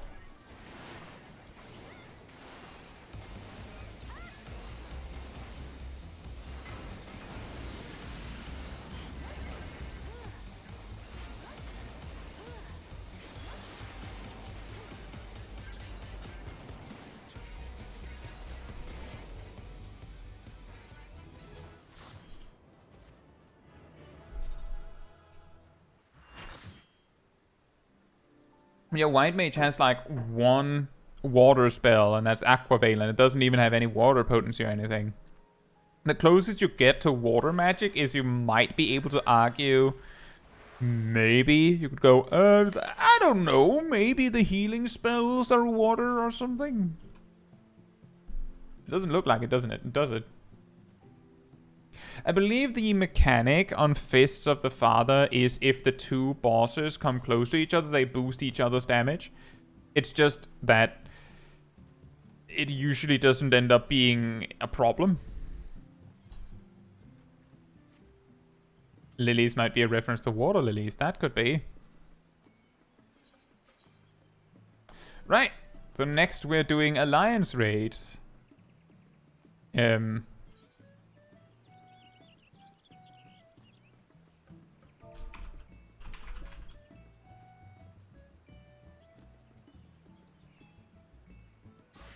That's also true, Ham. You're also supposed to kill them around at the same time. It's just that the self-detonation thing takes so incredibly long that...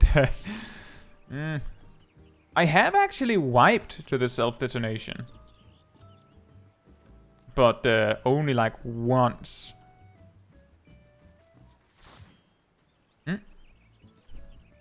Right, the next thing we're doing is alliance raids. I'm assuming everyone here still wants to come along. Sip, Aridil, either of you want to come along?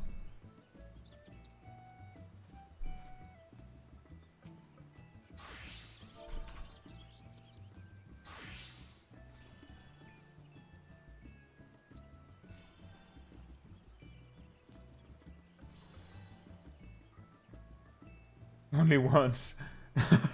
Well, it happens sometimes, but it's more like... I have seen it happen multiple times, but like in recent years almost. I've seen it like once, and when I saw it was specifically in the time period where Fist of the Father was the new hot thing to grind Mark Tomes with, and the wipe happened because people were slacking a little bit. Like they just went full blast on one of them, and then went, oh right, there's two, and then we died. Yes, Travis, the Slayer coins are still capped.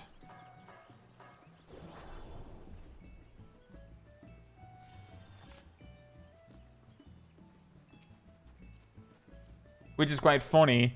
P12 ends knife that you need for the tombstone to buy the comedy weapons, but is also still capped, but P12S is not capped.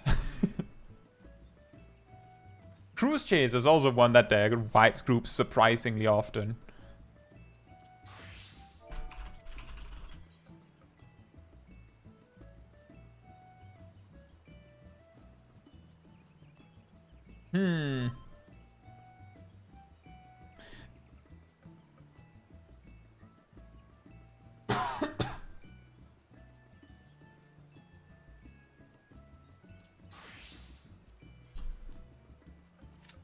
What are we getting?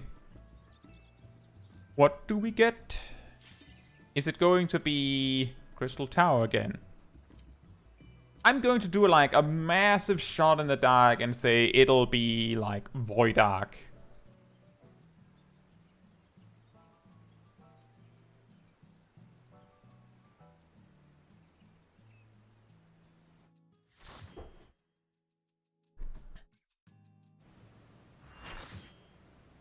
Yep, that was Circus Tower Calico. I was almost going to choose Scholar because I think it would be incredibly funny if Gazel and I just stood there smacking things with the books and all healing was done by double pets. We didn't have to do anything. And then I was like, but what if we get like near raids or something? Then it would kind of suck to have double Scholar. And because I saw people higher level than 60, I was like, maybe. And chose White Mage instead.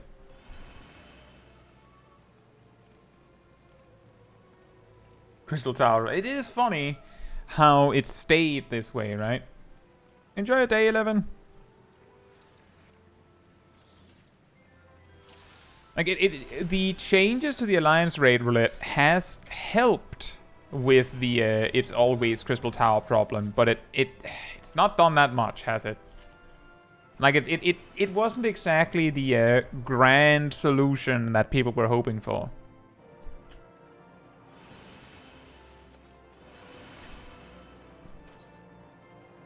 Unfortunately. White Mage heals people by drowning them.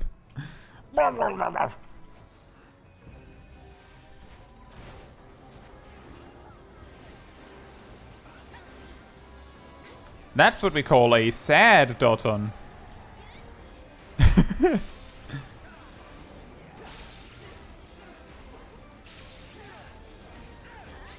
Stun, stun, stun, stun, stun.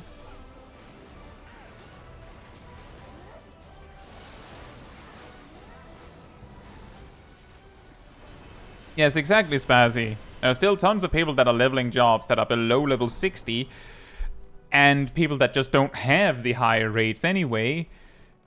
Like, there's a lot of reasons why Crystal Tower is still as common as it is. I'm pretty sure... So, the thing is, I can't remember how long it's been. It's like half a year ago, maybe more.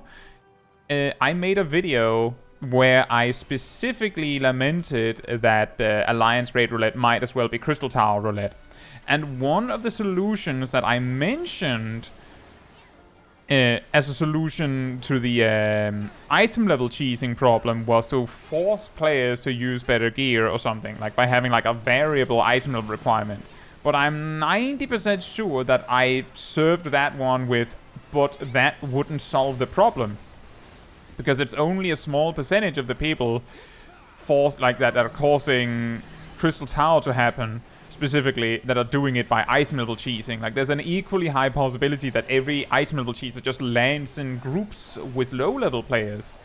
So the solution we got only fixes one of the problems.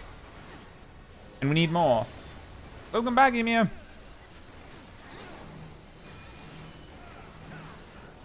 Exactly, Traverse. Like, the thing is, they did do 2 of the things that I said could be done. They did do 2 of them.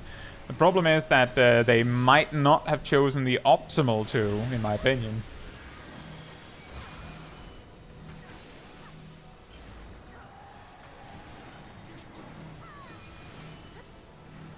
Solutions don't exist, only trade. That's true. Any solution that I could suggest would be something that would come at a cost somewhere else. That is true.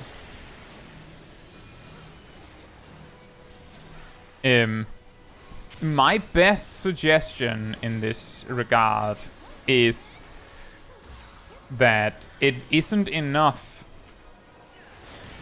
to say that you need the item level. It isn't enough to increase the reward for the longer raids. That isn't enough either. But if you both said, well, like my suggestion, I think my solution, if it were me, would be to say, if you have completed Heavensward, like the quest Heavensward, so you have access to the Void Ark raids, and you're trying to queue for Alliance Raid Roulette with a job that is level 60 or above, you need, one, to have high enough item level to do Void Arc, the Void Arc series, and two, you need to have unlocked the Void Arc series so that you can feasibly queue into it. This would of course also expand to the higher Alliance Raids, and basically be you can't do Alliance Raid Roulette unless you have actually unlocked the ones that you have access, like that you would feasibly be able to do. Which is, the trade-off there is that it would make Alliance Raid Roulettes very demanding. Like, it would be very demanding to even be able to queue for it, because you would have to unlock all of that. But then again, you have to unlock everything for Expert Roulette and Mentor Roulette. So is it that bad? The reason why you don't notice with Expert Roulette is because there's only 2 things.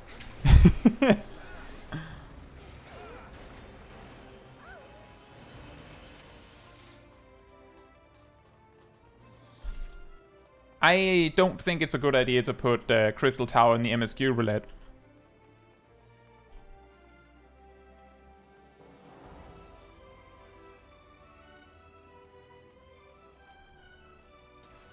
The reason why I think it would be a bad idea to put Crystal Tower in the MSQ Roulette is specifically because we actually only have... the only roulettes we have with varying group sizes like this is Mentor Roulette, because you can land in anything, and Guild Hest, because Guild Hest has 1 8-man encounter in it. You don't get that 8-man encounter naturally by queuing Guild Hest Roulette. That just doesn't happen. What I mean by that is, if you put Crystal Tower in MSQ Roulette, it would basically disappear, because every time you would have 4 players, the roulette would just go, okay, put you in MSQ. And you would never reach 24 players that way unless most of... like, you need you would need like 21 players to specifically be queuing for Crystal Tower, and then the roulette would be like, well, I have 3 players here, and give you those. That would be the way to do it. So I think it would be a bad idea to put those together, because the amount of players is just, there's too big of a difference, or too big of a gap between them. So the roulette would just never find any reason to host a Crystal Tower raid. But yeah, I like the suggestion instead of saying Crystal Tower needs to be its own roulette. Like, just like how we have MSQ Roulette, you need a Crystal Tower Roulette, and then have the rest of the Alliance raids be their own thing. Because the problem with Crystal Tower is ultimately that it has a huge advantage over the other Alliance raids because it is mandatory. Like, that's the problem. Like, that's really the only problem here, and there's not really a good solution. Like, the solution is either to force everyone to unlock everything, or to let the forced one be considered a separate thing, I think.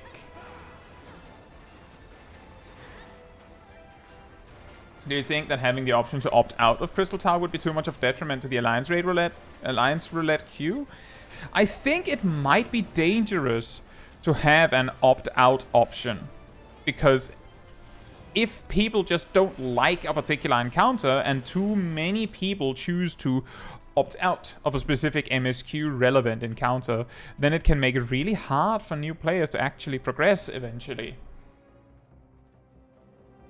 Ham says, I got the Guild Hest 8-man this week. Okay, fair enough. Impressive. I think I've seen it once. But in fairness, I don't queue for Guild Hest that often. So maybe it's just me who's weird.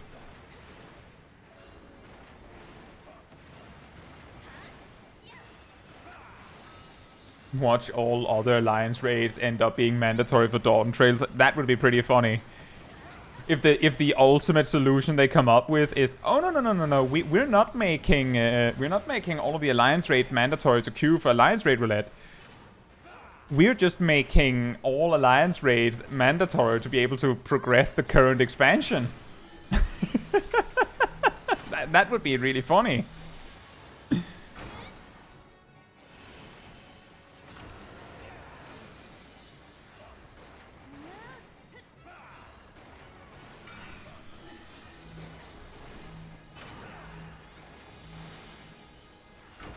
Dawn Trail Relic locked behind it. It would be incredibly funny.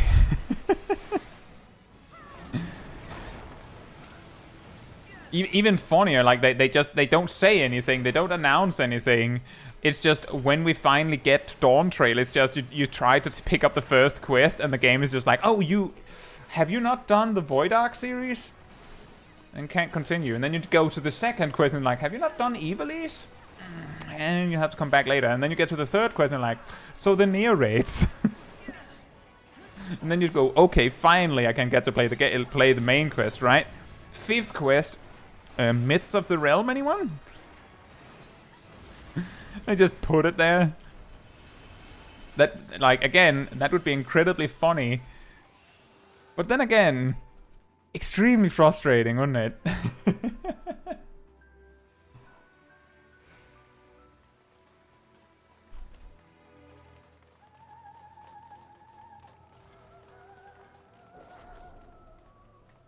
Again, the key thing is it would be kind of funny. But it comes with the same problem that I said before, that it might not be the best for everyone to make all these things mandatory. Like, that's also why I'm saying, like, I think an effective way to fix the Alliance Raid Roulette would be to make all the Alliance Raids mandatory to queue for it. Or at least all of the Alliance Raids that you're high enough level to access made mandatory. But then again, that would make Alliance Raid Roulette feel incredibly tedious to be allowed to access. Like, it would feel a little bit like... if you've unlocked a combat mentor, then you will be able to see the mentor roulette. Like, it'll appear in your list of roulettes. But it will almost certainly be locked.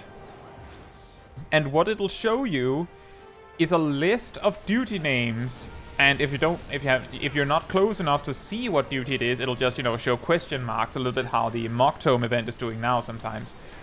But it'll show a list that just goes down and down and down, and it'll just exit off the screen. Like, it'll just like, this menu will just show all the duties, and when it reaches here, it'll just go, like, disappear behind the menu itself. And you just can't see all of the options. Like, they'll just not be all of the options. And you have to clear everything once.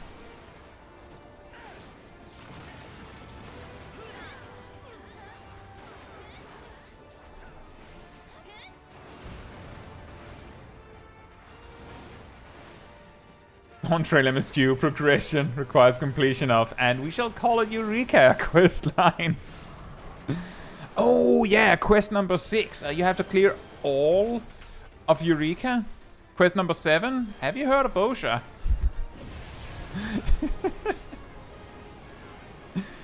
Just, are you kidding me? Quest number 8. Oh, you need the Necromancer title for this one. You need to specifically equip the Necromancer title to accept the quest.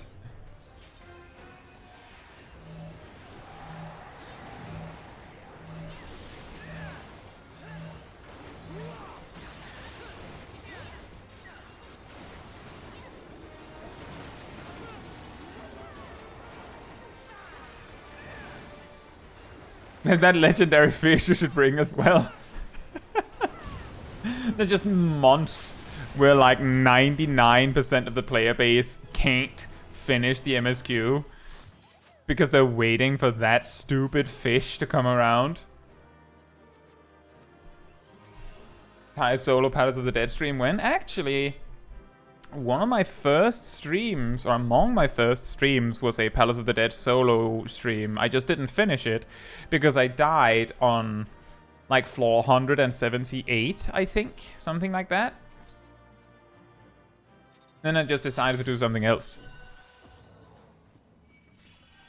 It was such a long run back, you could say, that it kind of lost motivation a bit.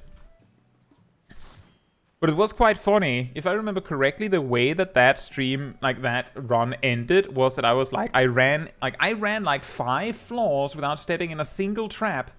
And I was like, I haven't stepped, or actually it was like tens of floors. And I was like, I haven't stepped on a single trap this entire stream. And then like 1 minute later, I step in a luring trap. And I have to use a polemanter to survive that.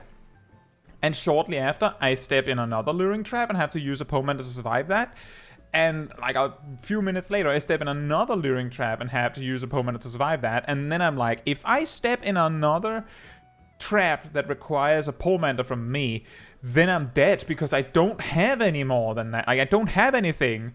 And then I stepped in a luring trap. Like, just like that. Like, if I step in a luring trap right now, I die. Bloop, luring trap.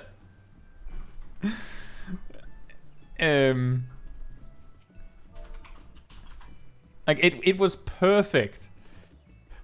But yeah, that was kind of the way that ended. With that said, the next thing we will be doing, I think, is going to be P12N. However, before we do that, I will be right back. We could start on Dawn Trail streams again. Dawn Trail, Panels of the Dead streams again. Eventually. Anyway, sanity restored.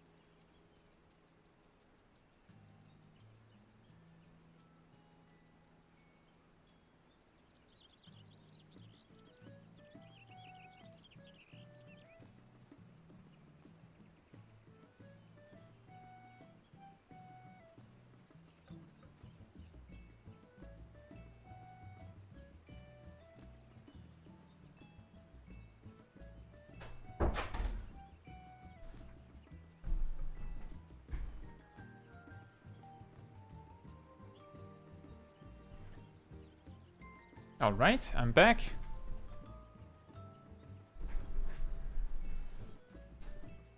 See, Spancy says I would like to have Mentor, but I acknowledge that I don't have enough knowledge of a lot of the raids, despite being 75% of the way there in comms.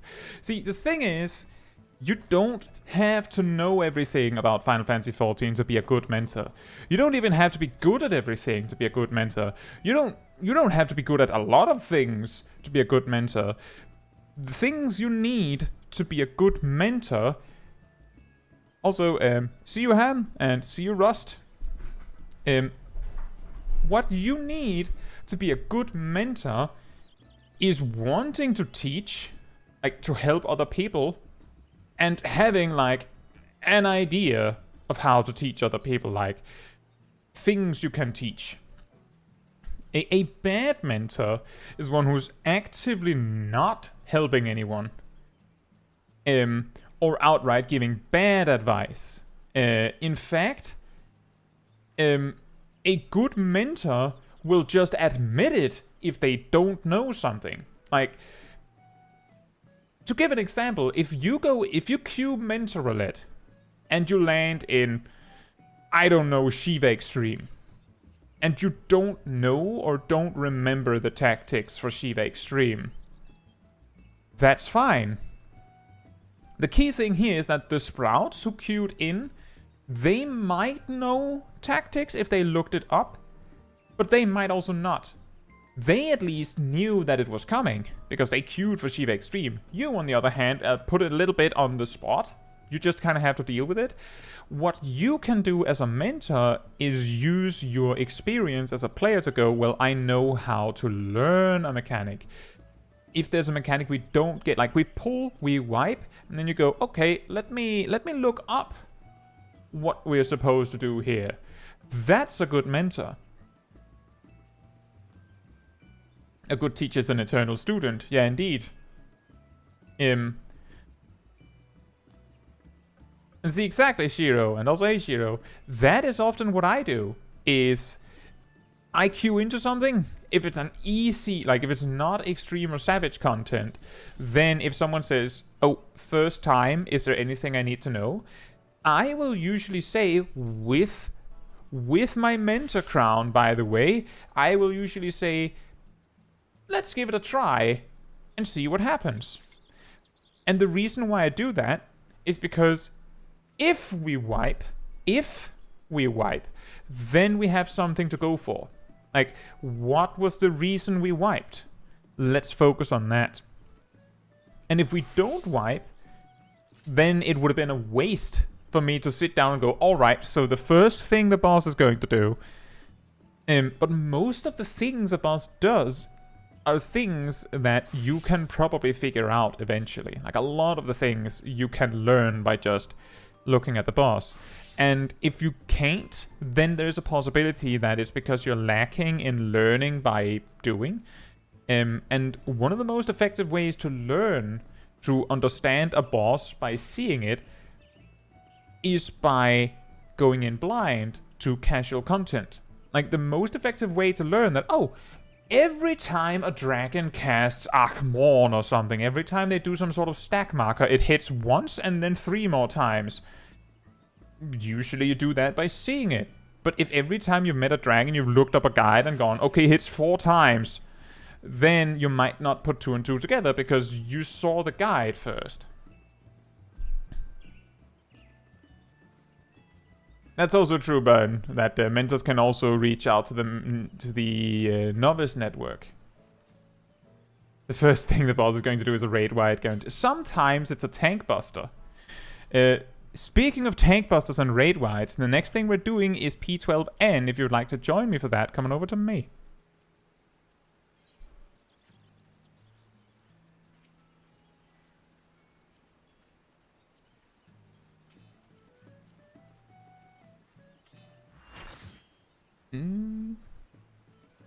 You come on over if you want to join, and then we'll figure out what we do. I don't know if Gazel is running around because they don't or do want to join. Hey, I'm guessing no. Well, then we have 8. We only need 1 tank, right? I don't think that the boss has anything that requires 2, but only if you want to solo tank it. There's no requirement that you have to. Whoops.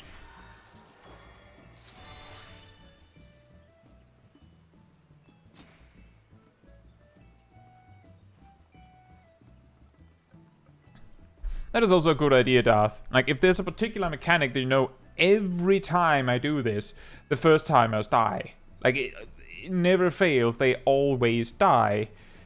Then there is a reason to go, oh, by the way, there's this thing with this mechanic, like, real quick. There's time for it.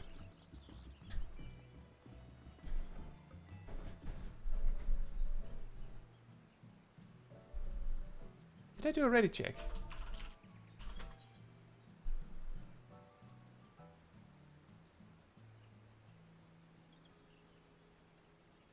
Vivi says I read a Nidhogg guide in the moments where I was either dead or we were loading.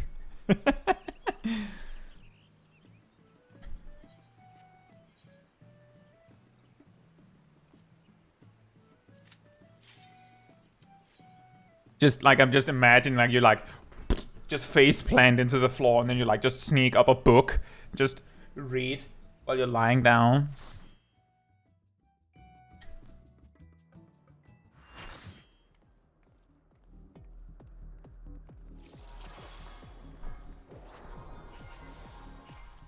Show me your all, that I might become divinity manifest!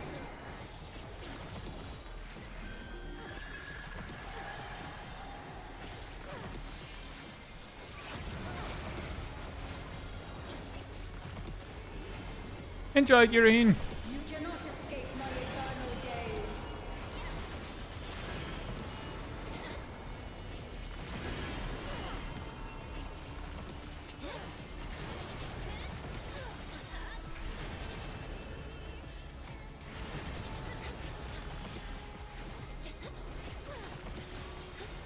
From nothing, I mold life. From nothing, I mold life. Except I used something. If you ignore the something that I used, then I molded it from nothing.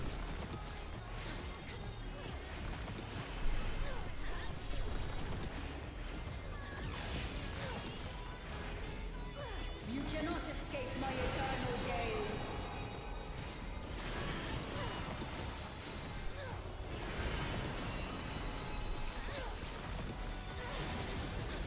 Ooh.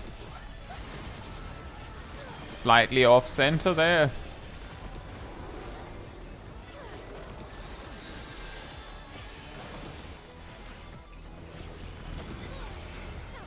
It's not any like that is just how it goes sometimes. So not to say anyone in particular made a mistake, but that is something to be aware of. That sometimes it's not perfectly in line.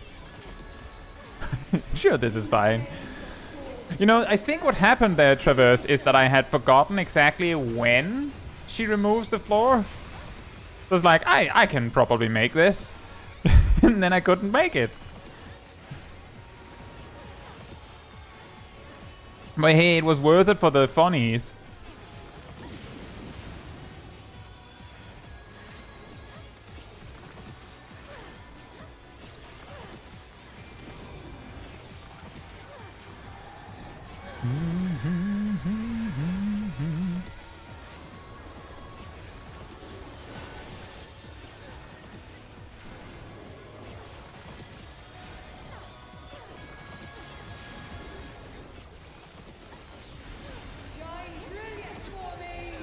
Shine brilliant for me! That's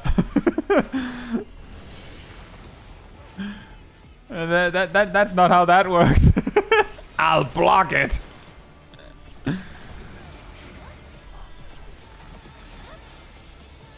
I'm sure I can block this.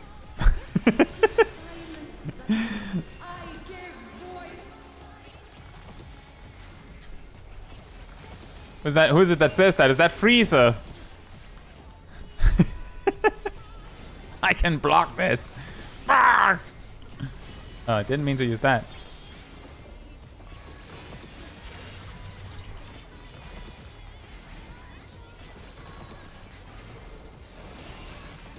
Now that's a big brain strat, Shiro. I define this as nothing, so if I can mold something from this, it counts as nothing. You cannot escape my eternal gaze. Watch out! Her eternal gaze is coming. 1, 2, 3.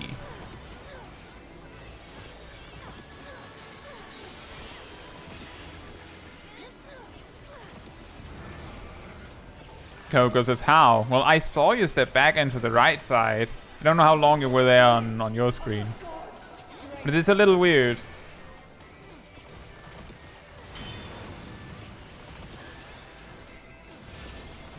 Swords! Blades! 2 of them!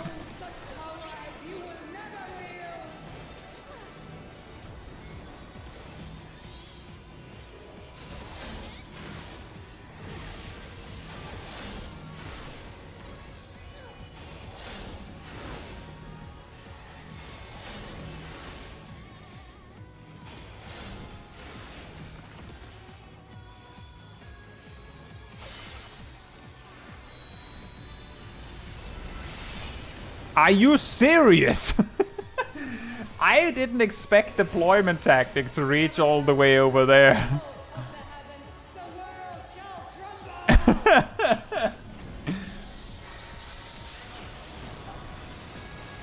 The world shall tremble!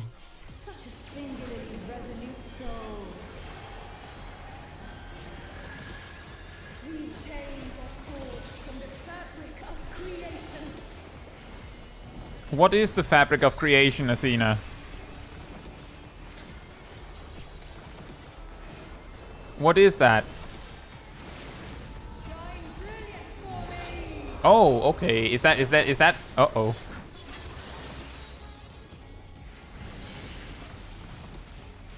Well, I could only help one. I could only save one of you.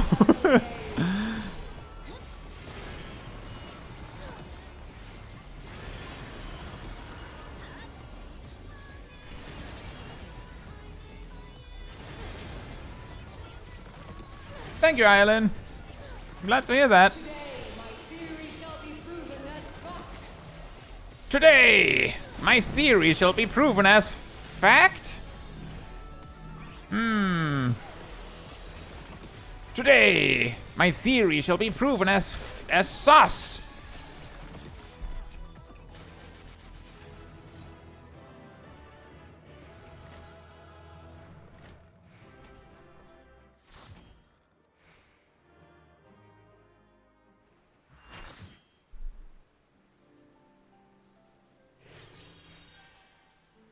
Jiro says I gotta do a Laha Athena comparison and the world shall tremble one of these days. Actually, I have a video about what makes a boss fight memorable, and in that video I actually have a moment in it where like overlap the two speeches so that they both go, "The world shall tremble," or something to that effect. I specifically remember that because I remember it took a little while for me to make sure that they overlapped just right.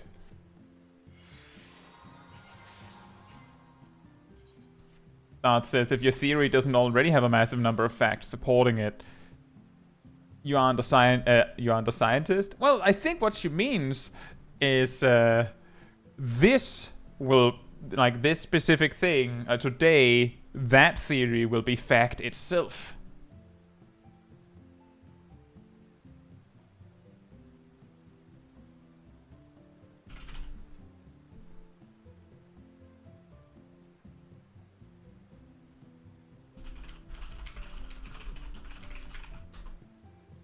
And put a link to that what makes a boss fight memorable video in the chat. I think a lot of people missed it entirely because it's one of my less seen videos. That tends to happen with anything that gets a little too, I guess, feely about the game sometimes.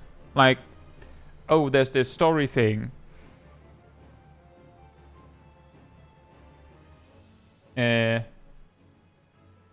That's understandable, Ireland. Black Mage is considered one of, if not the hardest job. That's totally understandable that you would find it a little difficult to get into. And if there's anything particular that you would like me to clarify, you just let me know. Right, so grand finale, we're doing Thalea. Okay, BSR, thank you for joining. I'm guessing you have raid soon? Or static stuff soon.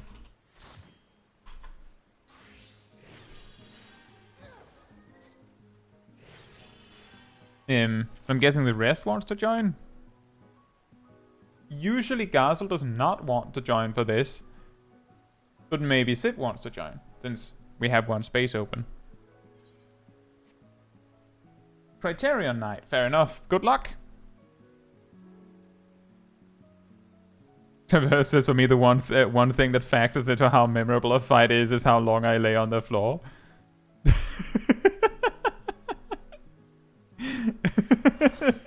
Wow, this is an amazing... Like, the reason is actually because Traverse is, like, just fully focused on their hotbars. Then they die, and then they go... Alright, so what are we actually fighting here? Oh, a giant fish monster. Excellent. I didn't even realize. I just saw feet.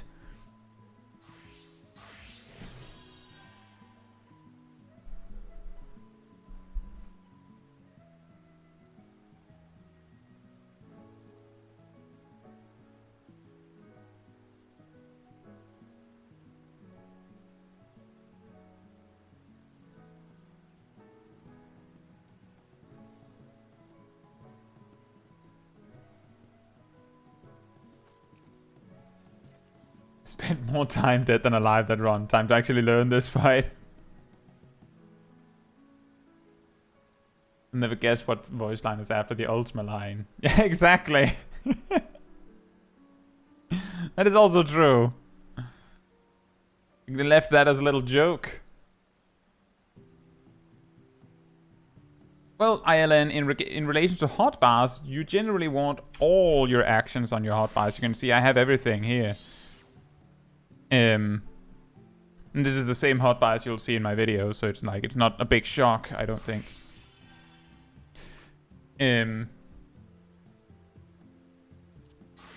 But, yes, also Scathe Silvermint.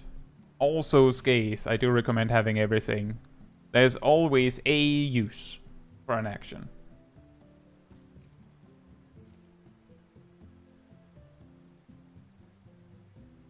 Well, Darth, the entire premise of that fight, that's also why I make fun of it every time she goes, "From nothing I mold life," because that fight takes place in the place where souls are. Like, she basically just grabs a soul out of the ether and goes, "Whoops, I'm gonna need you," molds something around it and goes, "See, I made something from nothing." Athena's whole story arc is that she's trying to find out a way to make something from nothing. She's basically trying to make a soul out of nothing. But it kind of makes no sense if she's trying to prove that theory while she is in a place where there's souls everywhere. It would be like if I sat in a lake and go and like just grabs like a handful of water and goes, "Look, I create water from nothing." Woo. Like that's why it's kind of funny, because she's kind of like, her entire idea is based on something that in Final Fantasy XIV is impossible, and she places her experiment in that. Yes, there is a Discord. The community Discord will find a bunch of the people that you'll see in the chat as well. Yeah, like that's the thing with Athena, is that she's kind of crazy and she's trying to make something specific happen, and she's reached the point where her obsession with making that happen, which is caused by story reasons, that she chooses to neglect the fact that she's cheating. Like, she's basically, her entire thing in that fight is that she's trying to prove that she can create something from nothing while using something for every demonstration. So, yeah.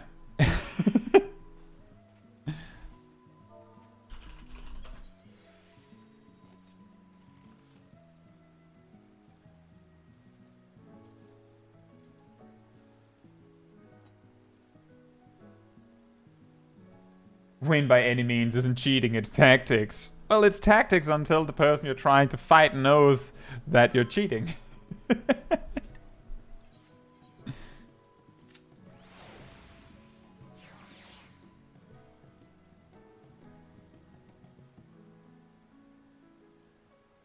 But yeah, she is supposed to be crazy.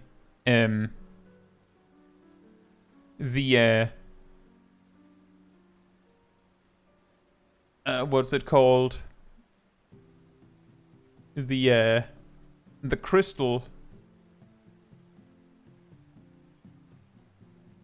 The Heart of Zabik is really powerful relic that happens to make you very obsessed with some goal in your life if you're in proximity to it for too long. That's why La Habrea is insane in A Realm Reborn. And that's why Athena is insane. She just wanted tacos.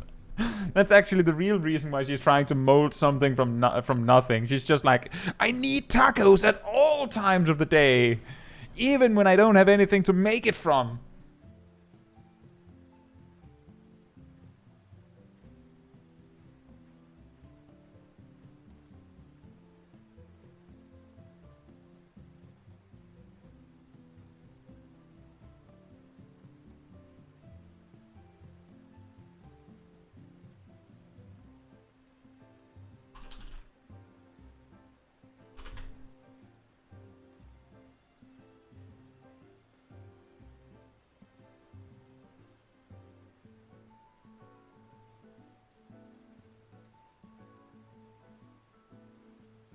You mean a massive chunk of black aura sight? Yeah, exactly that one. Island says, what do you think of Dark Knight and Machinist? They're okay jobs. They're very high pace. So if you don't like something that is really fast, then it might not be might not be for you. But if you do like something high paced, it might just be something for you. Dark Knight is in some respects considered the hardest tank to play defensively. And Machinist is like, if you're trying to play it optimally, it can get very strict. But you don't have to do that to play them, of course. Hey Zach, hope you're doing very well.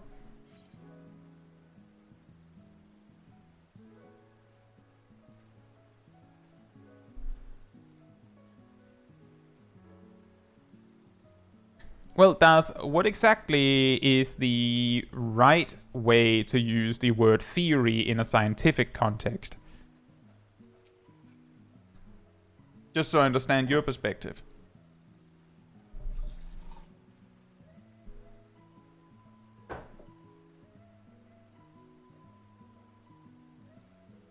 Well, Island, you have to learn any job to get good at it, so you have to start somewhere.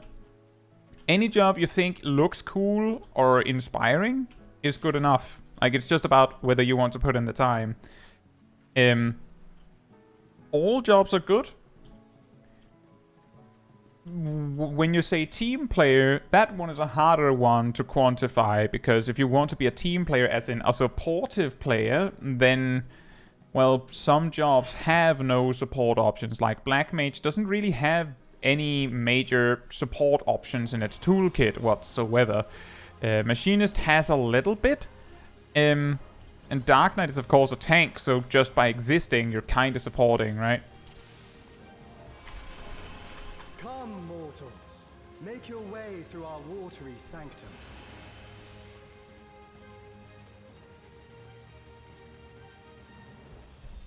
Let us see how you fare against my servants.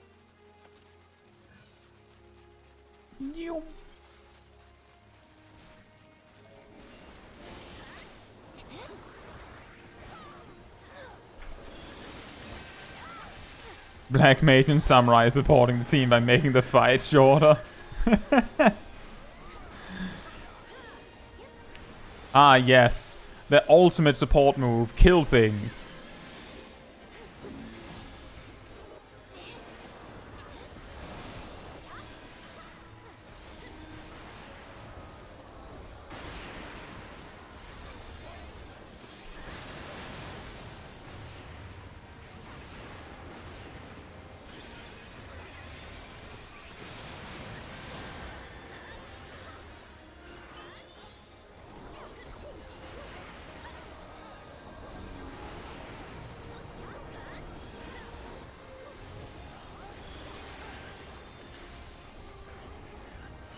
The best defense is a good offense, right?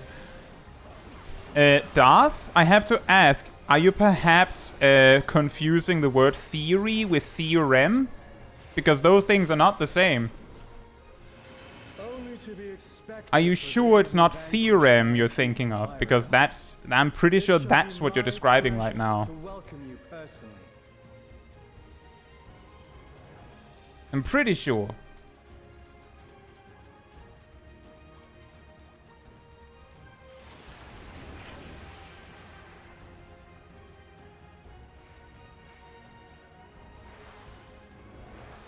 Theorem is in math only. Fair enough. Forward to this moment, children of man.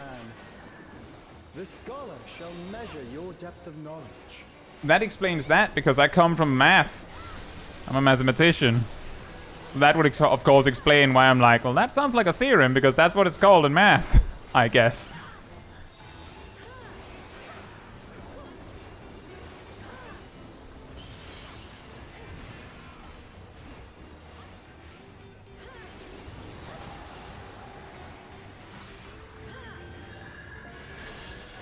The rivers rage at my behest.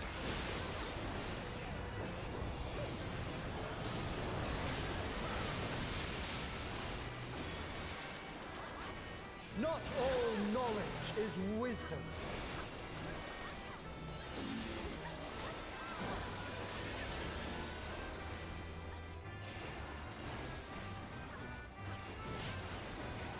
At what answer will you arrive, I wonder?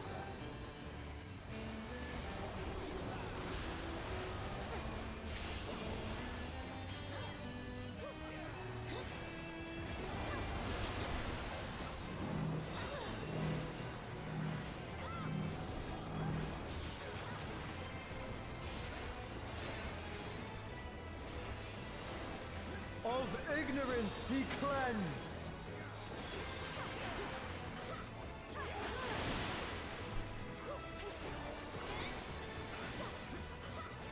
Shiro says, definition of theory includes facts that have been repeatedly tested and widely accepted, so story checks out. Fair enough. In that case, I guess there's a lot of people that use the word theory wrong, right? Flow the waters of your mind.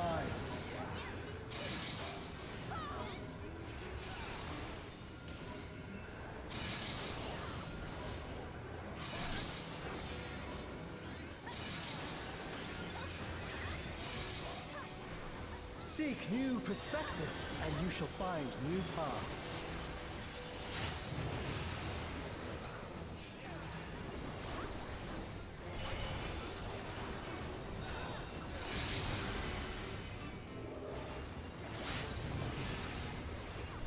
Talek has some good academic roasts. I could imagine he would. Or maybe he's too soft-spoken to roast anyone. He doesn't even care about roasting anyone.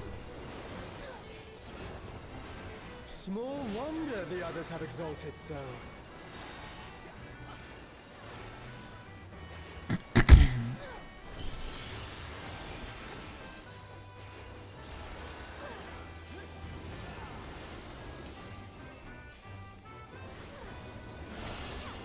O waters purifying, reveal their nature. What term should they use? That's a good question, Vivi. What should Athena have said instead? What do you think she meant when she said, "Today my theory shall be proven as fact"? 'Tis time for a test. My guess is my hypothesis. Does that work? Your ruminations. Shiro said the same thing.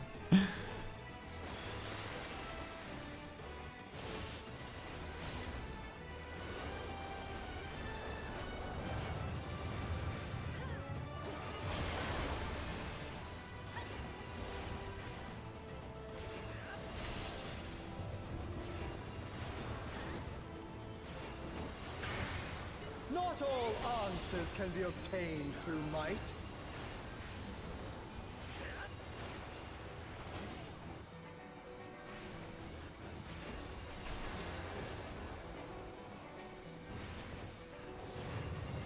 Oh, whoops.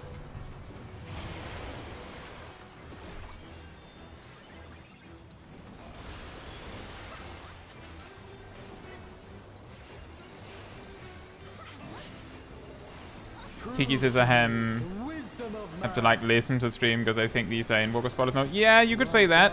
Done, wise children. This is very much a... Well, this is optional content in Endwalker. But technically, it is spoilers, yeah. Have you got the stones to face the navigator? I mean, I think what Athena was trying to convey is that that she was going to prove that her original claim is true. Like, that's actually what she meant. And I would assume that a fact is usually true, right? Unless the fact is that something is not true.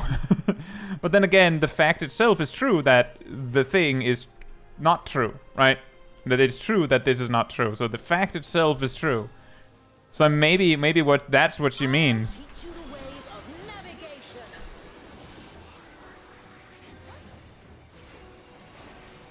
Say, says, what's your favorite expansion? That's hard to say. I don't really know, actually. I guess it depends on a lot of things.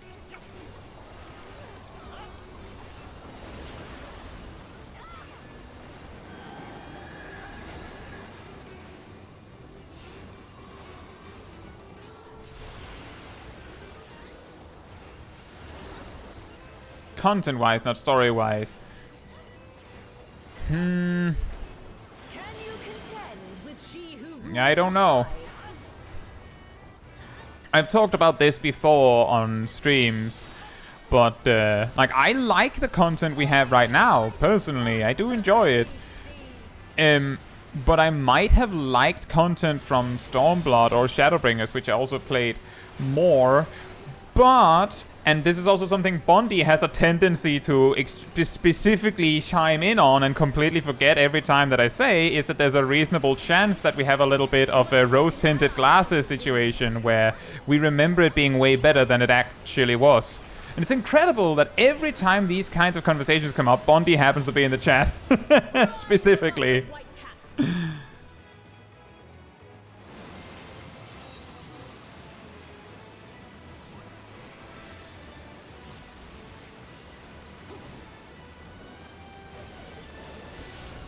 But yeah, my point is that that I like what we have right now, but I don't know if the reason I like the way I value Oi, cut it out, you. It's hard to say whether the reason I value the Stormblood and Shadowbringers content that I liked the way that I weigh it is because I'm neglecting things that I didn't like, that I'm forgetting about things that were annoying that I didn't like. Which is what tends to happen, is that we focus on the things we liked, and then those things become a lot better in our minds than they actually were. And then we like all of the bad things just fall on the wayside.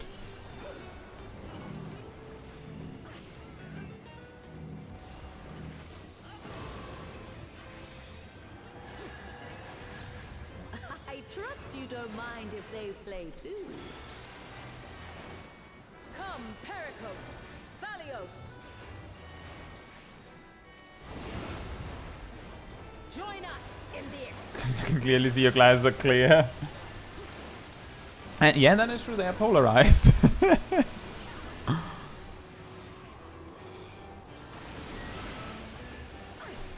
dance upon the waves.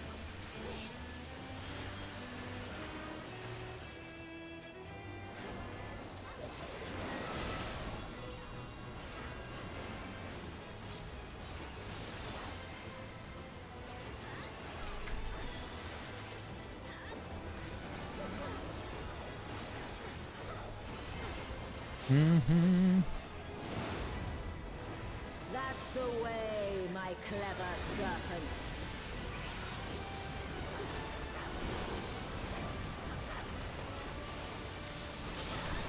Me here getting ready to heal a lot because that attack tends to do a lot of damage. Meanwhile, no one takes any damage. Alright.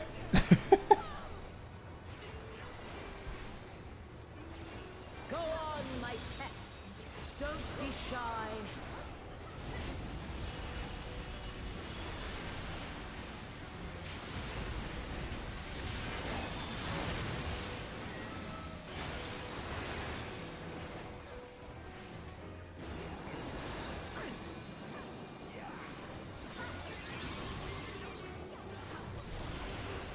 Boundless as the ocean. To seek new horizons, you must come together Ooh. as one. That was fast. It falls to you and yours to navigate the seas ahead. I feel like yeah, that mechanic usually gets to resolve. After all this time, it feels strange calling to The you. main safe side is bot side. Get behind her!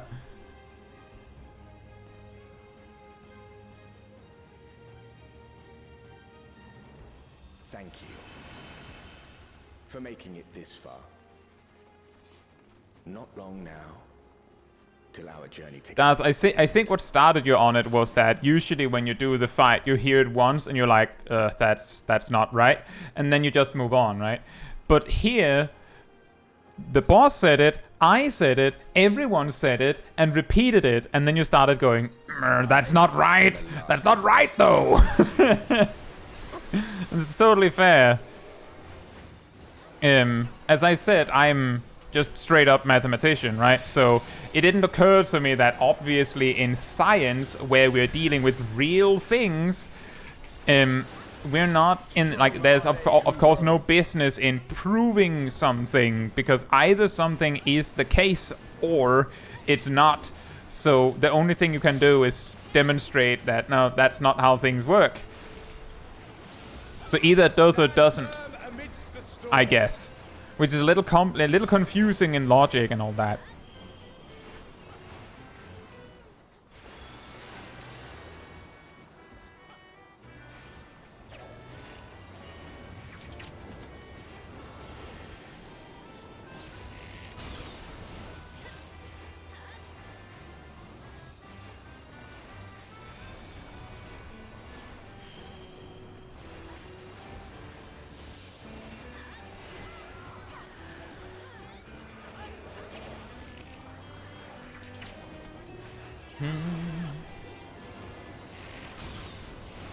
You must persevere.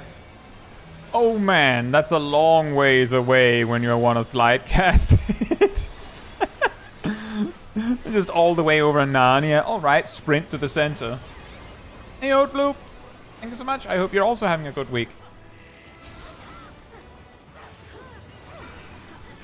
Ah!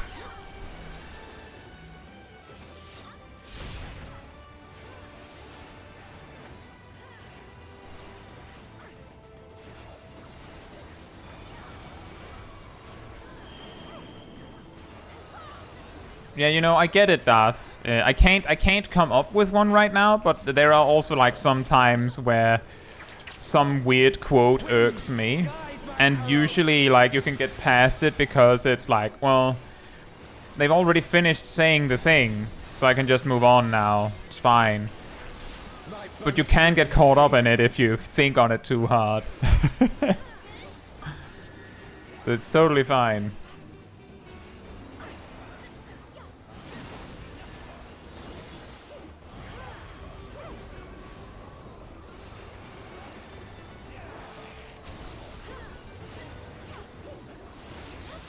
You can overcome this.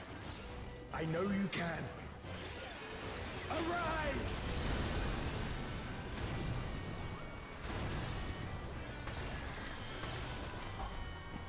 Whee!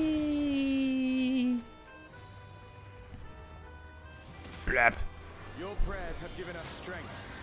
By fighting you, that strength shall be returned to the star. Come! Oh, whoops, I shouldn't have wasted a lily there. That was really dumb. Stay not your steps.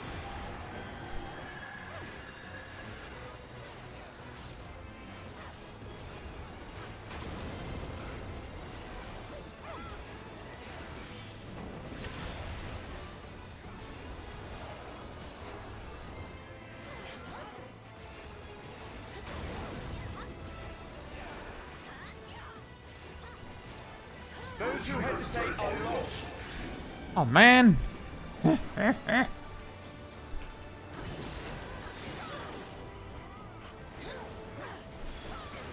That's true, Travers. Maybe that actually makes pretty good sense. They, of course, they want to give you a good challenge, but they want you to win. They're just like really letting you have a chance. Makes sense. Contextually in this particular story.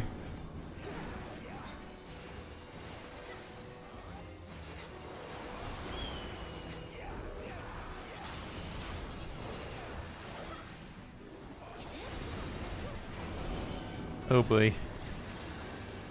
Ah! Take this! Oh. I'm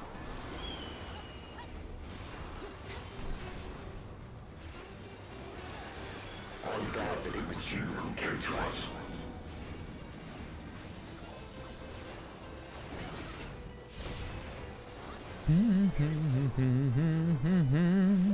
Here are your heroes.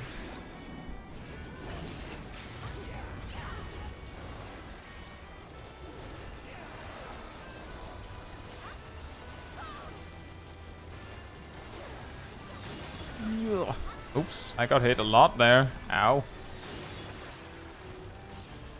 Blessings be upon you on the road ahead. Blessings be upon you on the road ahead. Have these hooks in the floor. Blah.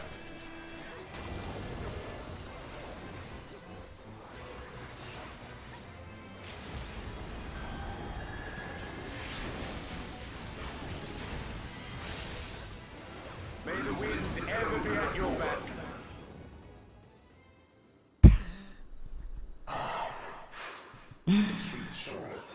Well, I beg you, stay the course.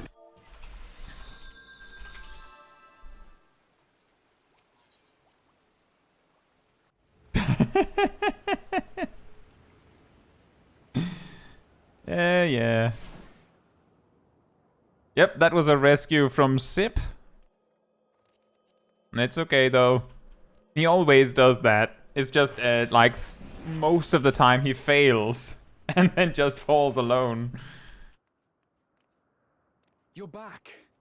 The Omphilus. It's suddenly transformed. Hey Caetsu, hope you're doing well. Servants? What's the meaning of this? Those ones, I leave to you.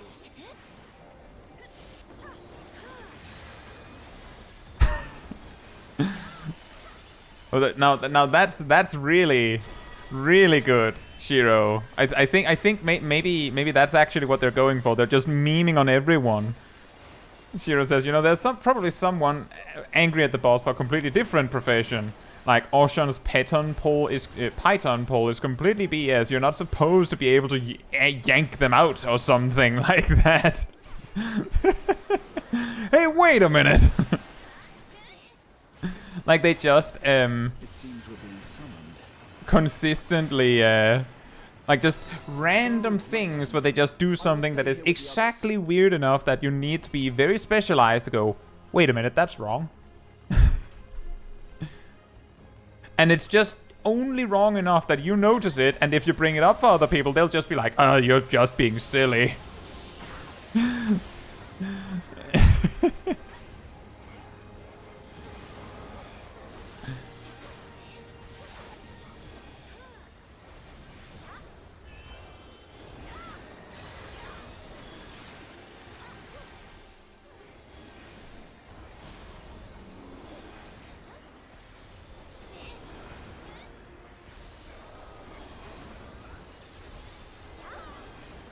Uh-oh.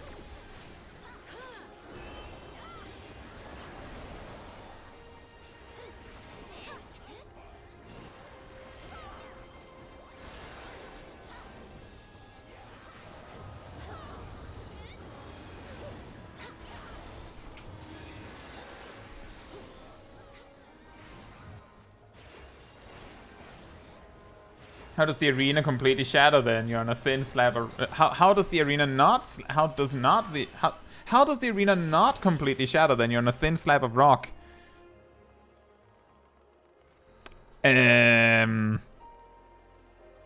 Magic?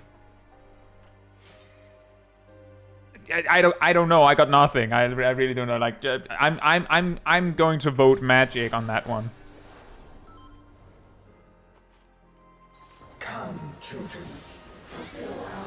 It's a hard rock. No. Listen, it's a really hard thin rock. It makes sense.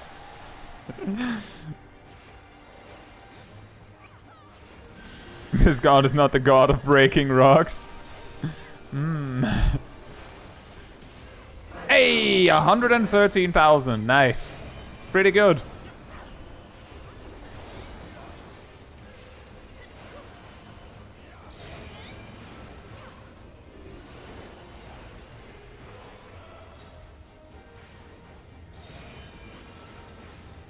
Oh.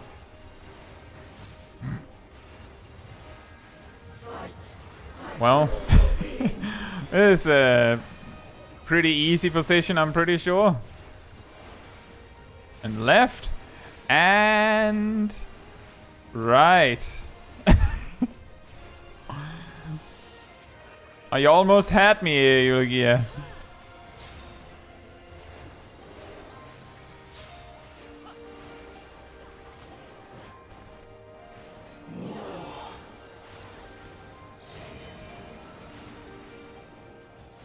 Oh, that could be. Ham says he just recreates the platform immediately after he breaks it. The same way that he did before.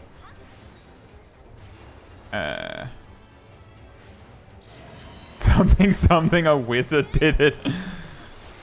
Aren't we all wizards?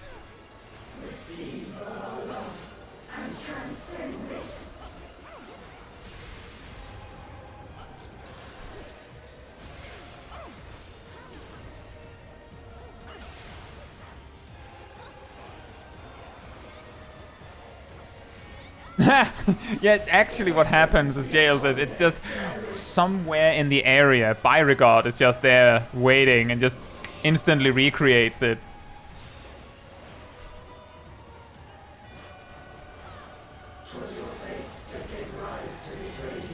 Spazi says, I really liked this fight the first time I did it, but I'm not really a fan of it anymore. Why not? Did something happen? Or is it just that it has gotten stale?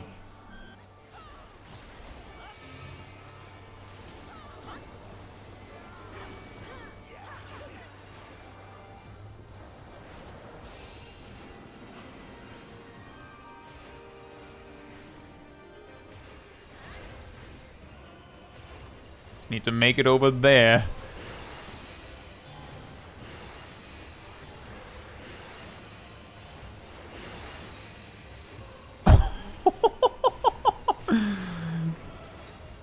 Wow. Ow. I think this is the first time I've stayed so far out on the edge long enough to get smacked by one of the fiery fans here, and I got hit again.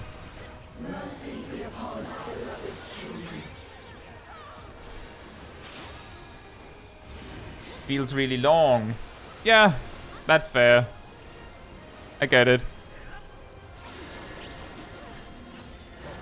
I think a big part of the reason why it can feel really long is like I've sometimes had not really good groups for this, and then it takes a long time. Now I feel like you can usually gauge.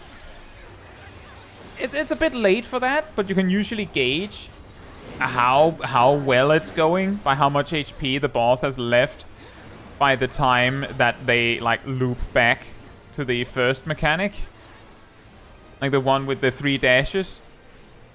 Like if the boss is at like 40% then well, you still have like half of the fight left to go.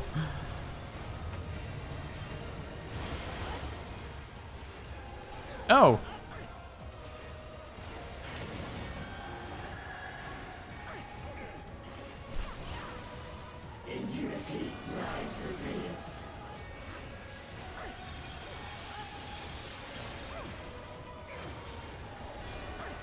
Just you know, just take note of that. I said if you reach where the boss loops at around when the boss has 40% HP, then it's probably a really slow run.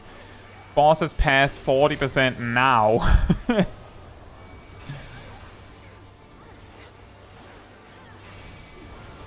a single mote of strength shall we hold back.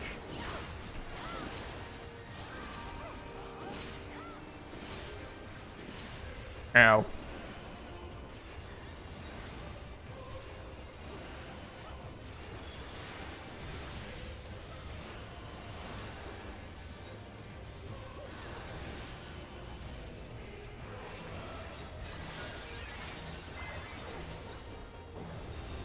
Ah.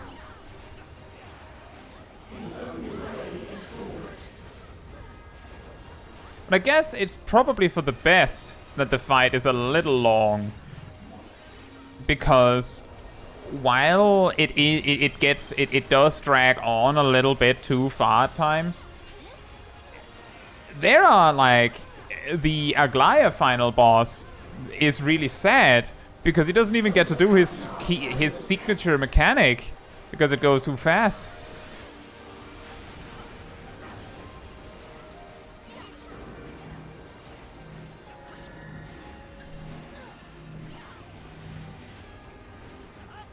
The signature mechanic that was so long and detailed that they couldn't include it in this mega mix of all of the mechanics.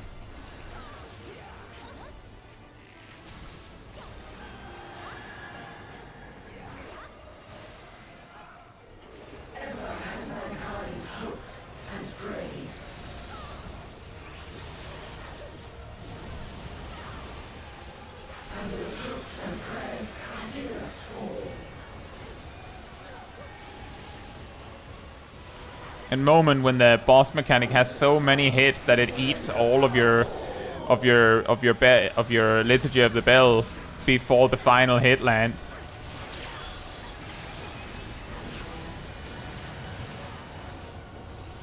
%.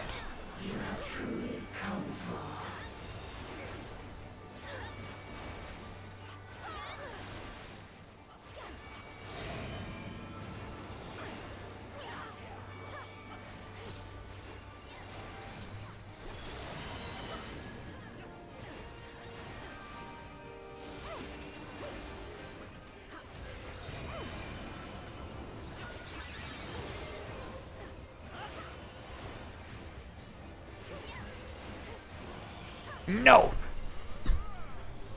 No dashes! No!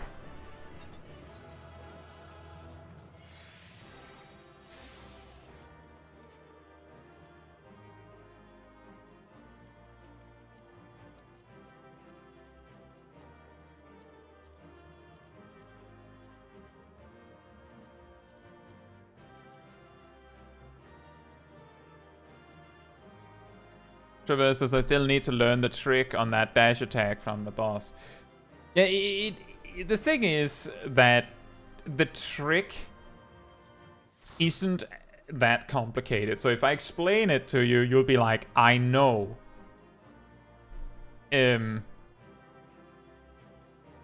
So I guess the trick is more like being able to internalize what the answer is quickly. I think what often catches people is like, if you're facing the boss like this, right? You see this because you're in front of it for some reason, and she just hands on this side and says she's dashing over there, right? Hands on this side, dashing over there.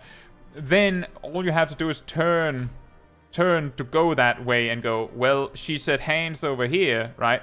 But if you're looking at her, you might not remember that, oh, it's her right. So you might go, it's probably over here because you're facing her. But if you go like behind her and go, well, she's going to be facing like this, and then cleave here. Dodge the mechanics, not like Caetsu. What? I didn't get hit by the hands.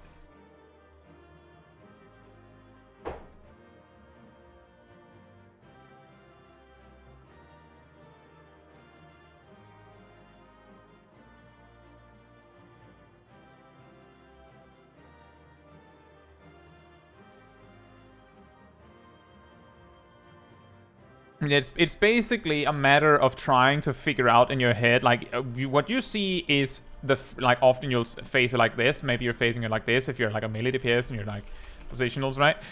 But the problem is trying to see where the arms are and then go, okay, well, she's going that way, and then turn her. Do arrows show her orientation? Yes, kind of, because she's always facing the way she's going. So if the arrows point this way, then she's going to be facing like this at the destination. And then it's going to be that side if she did the right hand, right? And then she'll hit the right side.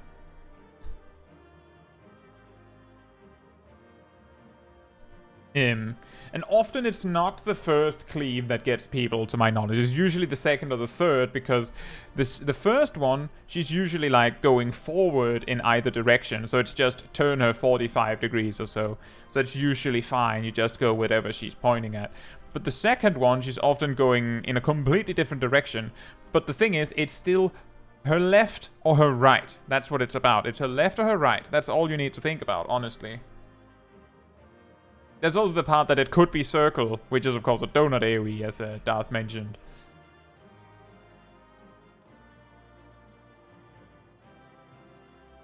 You can often pre-position for the first two. Sometimes you can pre-position for all three, which is what I thought was really funny at the start, because she was like, okay, I'm going... she was like, at the start... let me see, I can do it with markers. If she was here, she was like, this way and cleaving this way. Then this way, cleaving this way, and then over here, something like that, cleaving that way. So like it just You just stand over here or so. Something like that. Could also be that it actually cleaved this way. I can't actually remember, but it was like... You just stand at one spot and it's safe. It's often the donut AoE that messes that one up more so than the rest. Guy soloed God.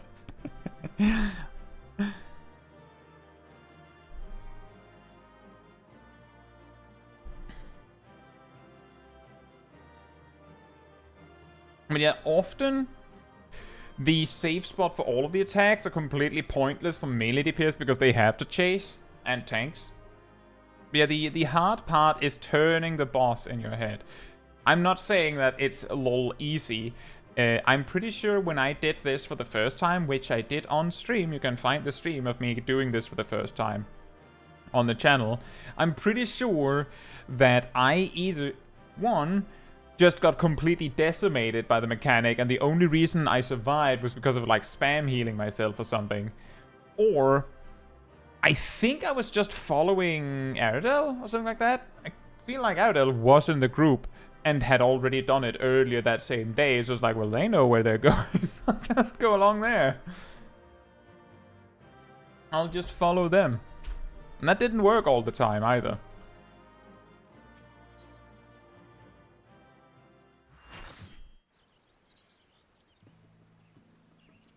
When panic, do what everyone does. You see, that one only works sometimes.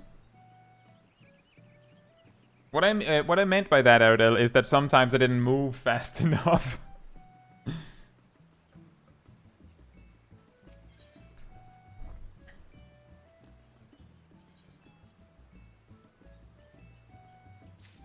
Thank you. Nice.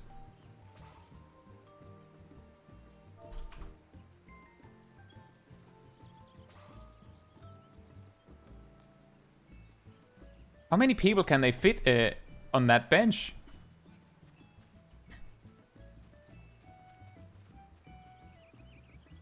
In panic, do what everyone does. How to solo the layer with just one white mage. With just a white mage. Not anything that is particularly good at soloing content, just a white mage, because that was what we had.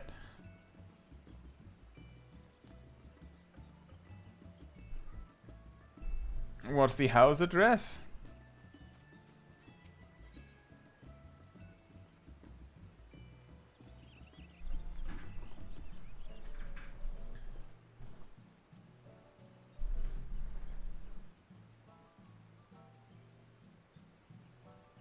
I don't think there's any job that would be able to solo Talaya.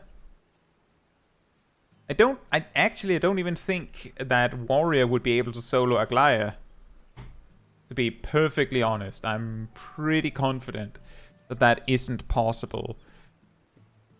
And it's not about, oh, the tank can't handle the damage. No, it's the boss has too much HP. Like that's the thing we're gradually moving towards on the solo challenge streams, is that we're having dungeons, like post-game dungeons in Shadowbringers, when normally you get to like, you have so high of an item level that you can just, you know, beat over enemies because you have so many, like so much stats from synced stats even, because the item level limit is weirdly high. And it still takes over an hour to solo the dungeon synced. Aglaya, you're lacking 23 players instead of just 3, like in something like an Amnesis and Ida.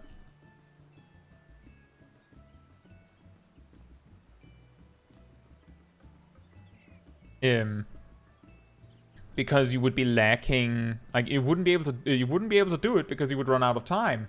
Ymir says it's like with Copied Factory, you can do everything except the second to last boss. Oh yeah, Engels has a too hard of a DPS check, that's true. But then again, that also has the advantage of being unsynced, so it helps a little bit there.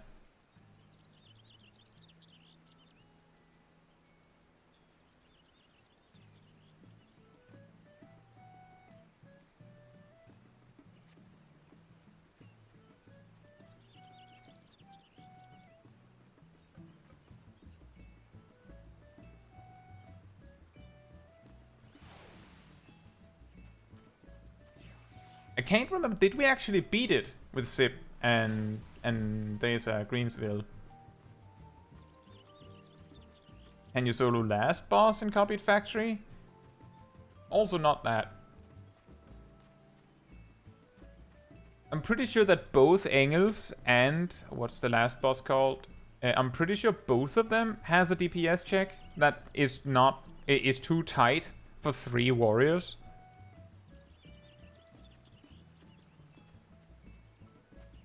Right, it's 9S.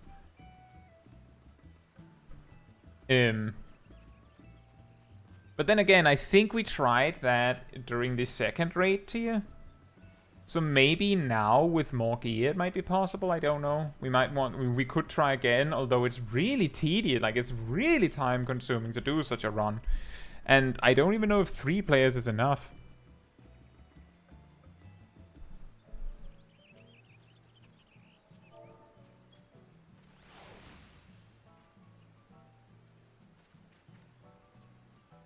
Glass is good.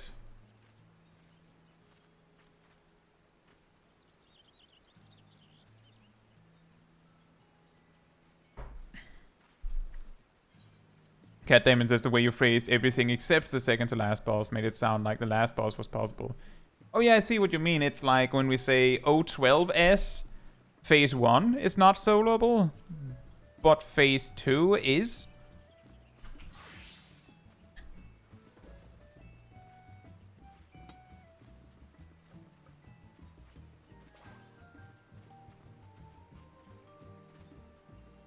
So I see what you mean by that, Cat Damon. What we know is we went and tried to solo, or 3-man, I should say, Copied Factory, and we ran into trouble at Engels and had to give up. We didn't get to see 9S, and we haven't been back since. I can't remember how close the attempt was, and I'm pretty sure we did it on stream. I'm pretty sure we did it. Was it one of the Eureka Author streams where we had set time off to do it, like to do Eureka Authors, but then I think Natsu had to go early, so we just sat there like, well, we could do something else, and then we decided to try and solo 3-man Copied Factory. Do you even need 3 tanks for Shadowbringers content?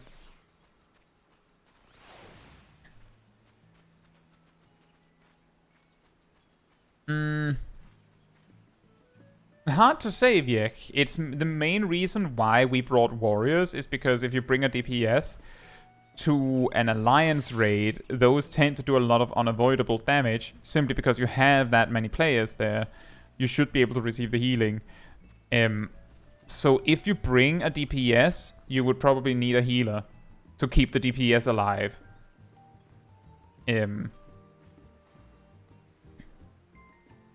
if you bring it, like, that's the common problem when you bring a DPS to solo or few man something, is while a DPS can do like upwards of double the damage potentially, or at least significantly way more damage than a tank can, the problem is the same as when whenever we talk about Paladin in a solo challenge stream context, is that while Paladin can use Clemency a lot to heal themselves, every time Paladin uses Clemency, they lose damage. Meanwhile, Warrior just goes, bloodletting, problem solved, which is way stronger because it doesn't cost that much. Hey Gleaming, hope you're doing well. Yeah, this is like the end bit of the stream, you could say. But that is like the reason why I'm doing that comparison from Paladin to Warrior is Paladin is as tanky, if not tankier than a Warrior. The problem is that Warrior just can do more damage while maintaining themselves alone than a Paladin often can. And a DPS would have the same problem. You bring a red mage because they can heal themselves. Every time you have to heal yourself, which might be often, you're losing 100% of your damage output for a few seconds because you're casting the cure and not damage. Meanwhile, the warrior never stops attacking, basically. Like, they're just attacking 100% of the time. Yes, their burst is going to be less than the red mages, but they're never stopping their attack. Or, theoretically at least, they're never stopping their attack.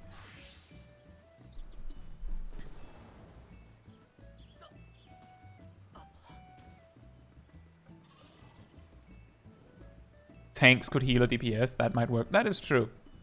Part of the reason why we brought 3 tanks was because we knew that there would be a split where we would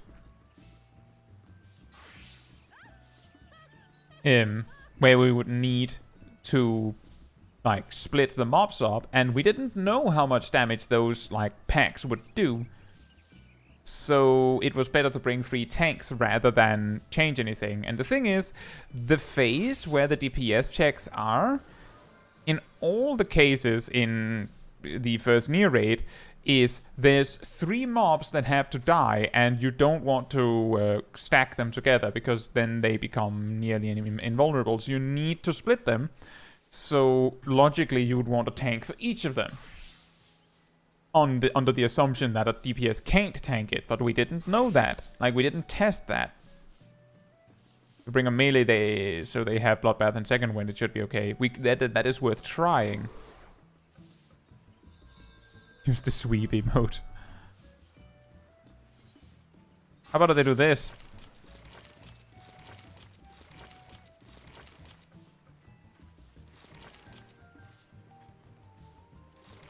Splat.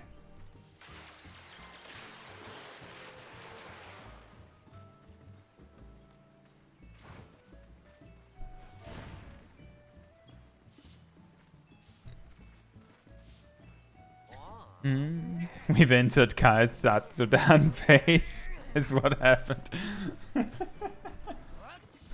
There are some ways we could go about it. The thing is, the reason why I think we never returned to it was that we did it because it was funny and see if we could do it. And then we just didn't.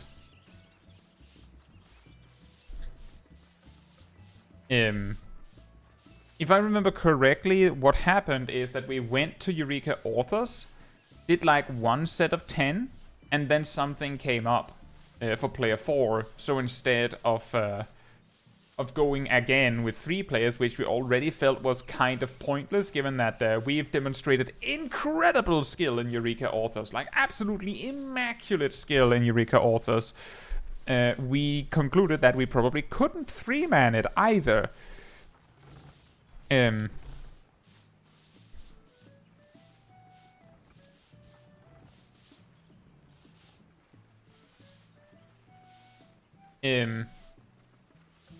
So we didn't. We instead just said, what else can we do? And then did that for a bit.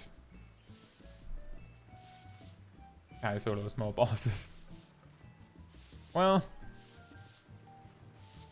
eventually we will get to Endwalker dungeons, and that's going to be interesting. I'll have to figure out how we enter those solo. I need to bring 3 people to help me enter. What are you doing, Zip?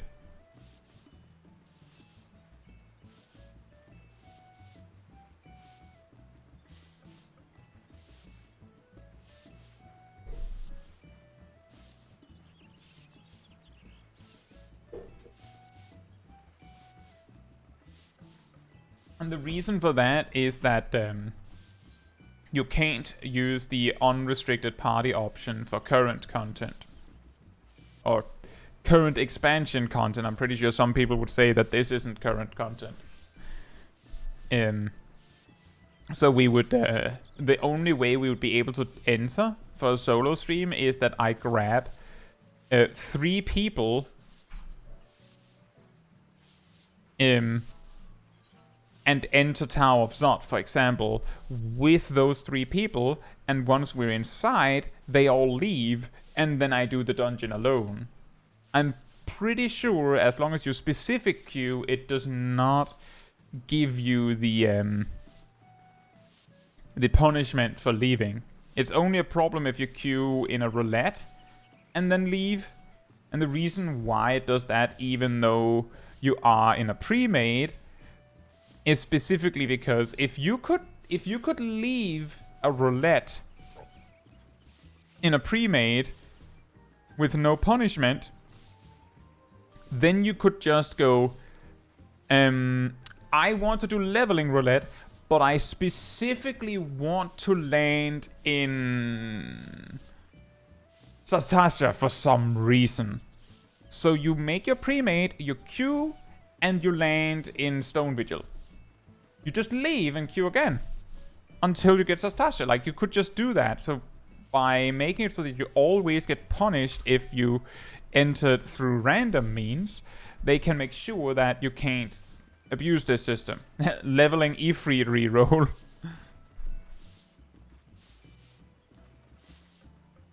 And yeah, what Coco's referring to is that one time, like, the reason why I know that it works like this is because we specifically one time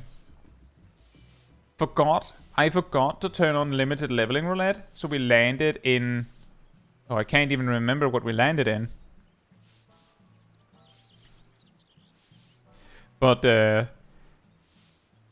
we decided that we should exit and queue again with the limited leveling so that we get the correct content. Like, we get the correct level content. And then we discovered that because Coco left first, she couldn't queue because she got the 30-minute punishment. The Falcon boss. Dusk Vigil, right. Must have been Dusk Vigil.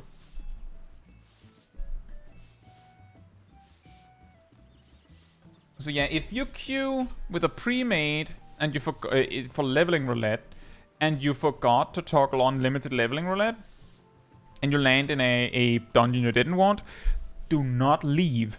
Do not leave. You'll just have to deal with that's the one you're getting today. Like, that's the dungeon you're getting. Too bad. Because if you leave, you get the 30-minute quarantine where you don't get to queue for anything.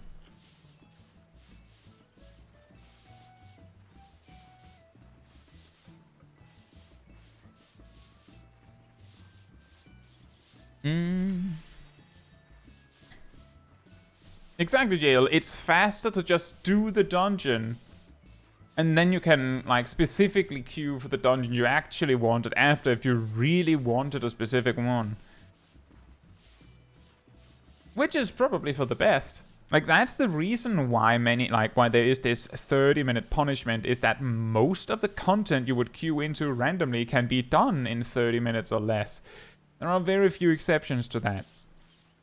And the specific exceptions we have seen are typically those people actually leave from. Like, it's not that common, but it does happen that people see near raid in Alliance Raid Roulette and immediately leave. That's because the near raids sometimes take significantly over 30 minutes. And because they take over 30 minutes, if you really, really, really don't want to sit through that, then it's faster to leave. What's common in NA, Silvermint? Happened to me the other day. Puppet's Bunker. Light party. Oh. Yeah. It is quite funny. I haven't seen this very much since the changes to Alliance Raid Roulette, which we talked about earlier. For some reason I've seen it less. But before the Alliance Raid Roulette changes, I started to see specifically a tendency for people to leave if they got Crystal Tower. Like, they were so tired of Crystal Tower that you would see, oh, it's Circus Tower, light party. Oh, Labyrinth of the Ancients, light party. World of Darkness, light party. Because people were tired of it. I feel like we're getting nearly the same amount of Crystal Tower these days as we did before. It's just that they changed a little bit. It's just that it wasn't the problem. Like, it's not fixed enough, as we talked about.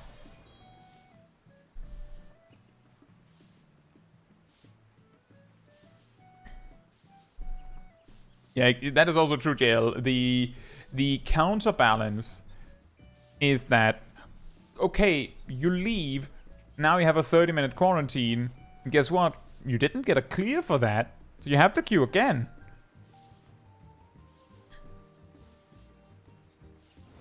Voidhog in Roulette. That is also quite rare. We have had that here, I'm pretty sure. Like, I'm pretty sure we've had to fight... I'm pretty sure we've had... I do know we've had Weeping City of Ma in, like, random Alliance Raid Roulette on these streams. Which is, like, in my opinion, more shocking, because when you bring 8 people, the probability that everyone has that particular raid is very low.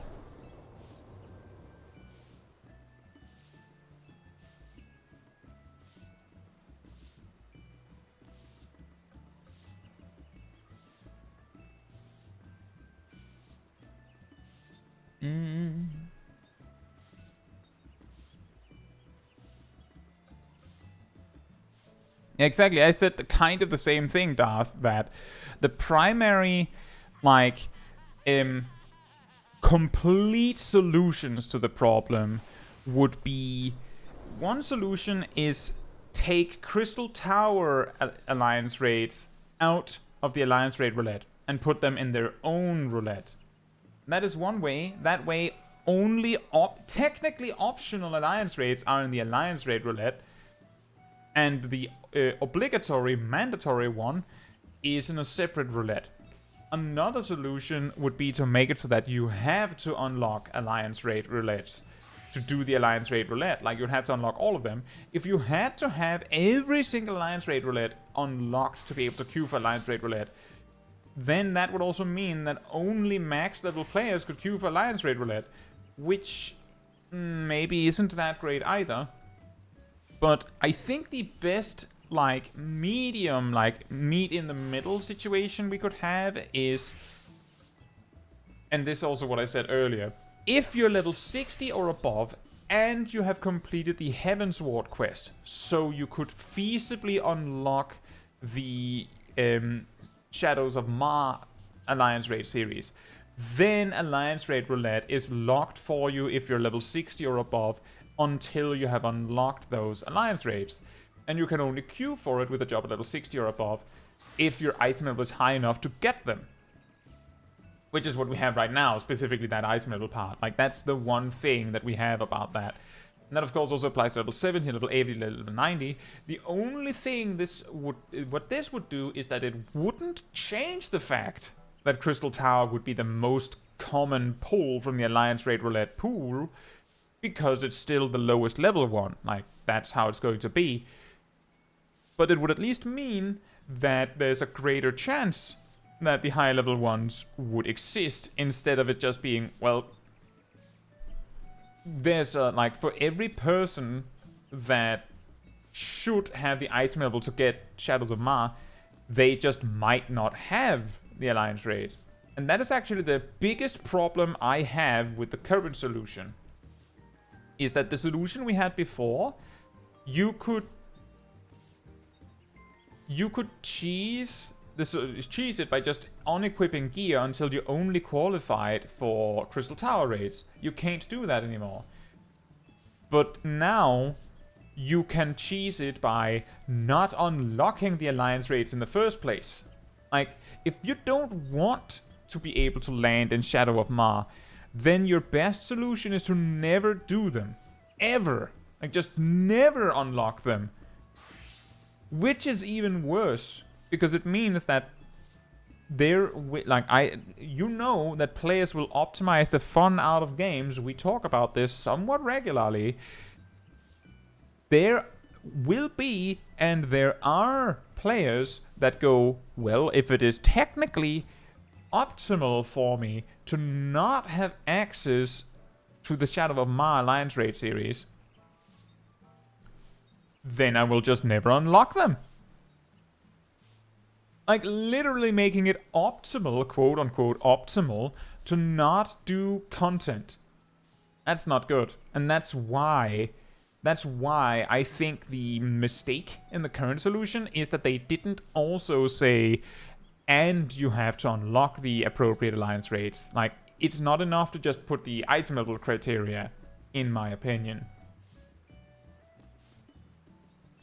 That's also a good point there, that all of the free trial players will of course inflate the amount of also Shadow of Ma and Evilise alliance rates you'll get. It's optional, but then they lose access to the Taurus glam, so is it really? True. Well, the thing is, and this is also what I said in my original video on the subject, is Crystal Tower is used to unlock the rest of the game. So it's obviously something you'll do. Shadow of Ma, you have an interest in doing it because of Tataru's Endeavor questline. Evilise, if you want to get Shadowbringer's relic weapons, you have an incentive to do it. I don't think there's anything that the near raids unlock aside from the glams from the near raid itself. And once we go out of Endwalker, the Myths of the Realm don't have anything either. And that's generally the problem here, is that that's also why we were talking about the lol memes that imagine if the Dawn Trail quests were like, oh, first quest, oh, you have to complete all of Shadow of Ma to continue for some reason, and so on, was because if you give players a reason to do them, then they will. If there is a good reason, then they will. Steve says, isn't part of Final Fantasy XIV being able to do the content you want, not being forced into content? True. But then again, this is like the specific thing we're trying to, like, that we're discussing here is there a way to make it so that this particular roulette is a little bit more varied? And not having access to a specific roulette is not the same as being forced to do content.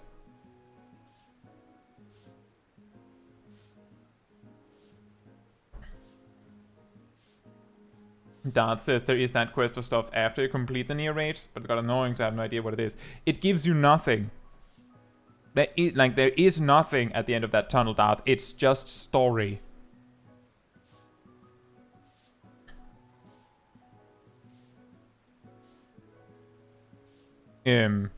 So if you don't find it very fun, then you don't have to do it. There is nothing at the end. Not nothing. There is nothing. There's not even the things that Athena uses to mold life. Not even that is at the end. Amoose adds, if it's about doing things you want, I don't want to do Crystal Tower 7 times a week for the next however many years I play this game, but right now I am being forced to.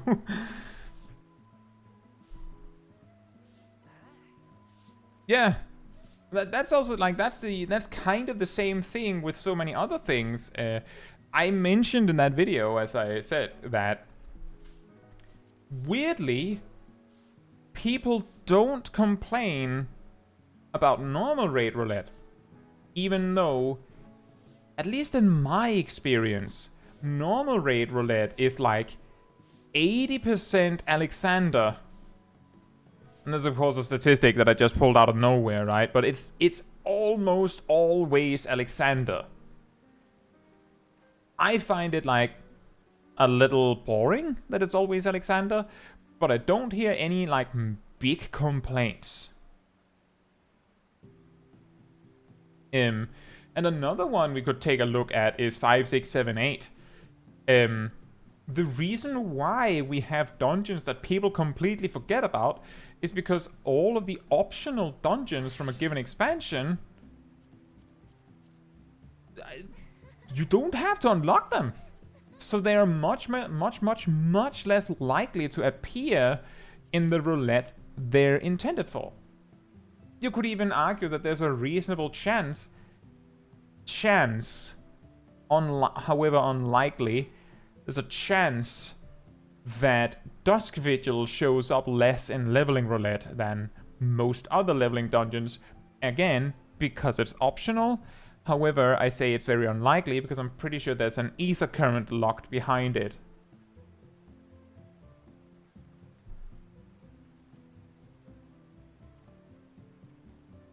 Dart says normal raid roulette strongly depends on the time of the week. Really? I'm not sure why that would be. Unless it's because people are doing this. Although there's only one lockout here.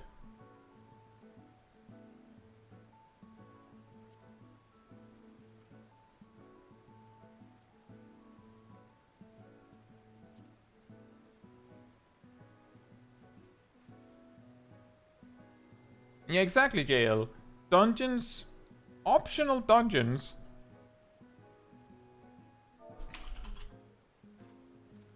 Optional dungeons that unlock nothing. Like Temple of the Fist, Hugane Castle.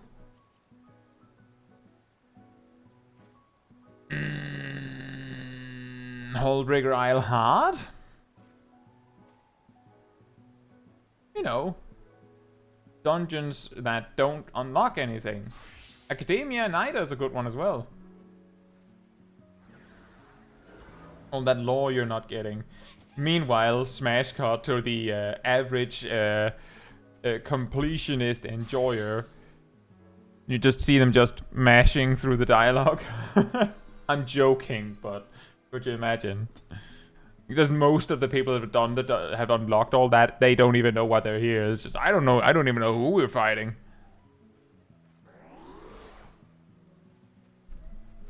I'm pretty sure I didn't read the dialogue for most of those dungeons. Just mash, mash, mash, mash, mash. I don't care. You see, outro clickers are useful for skipping dialogue in this game. Right, like the boy and the dragon gay. I needed that lol. Well, I mean...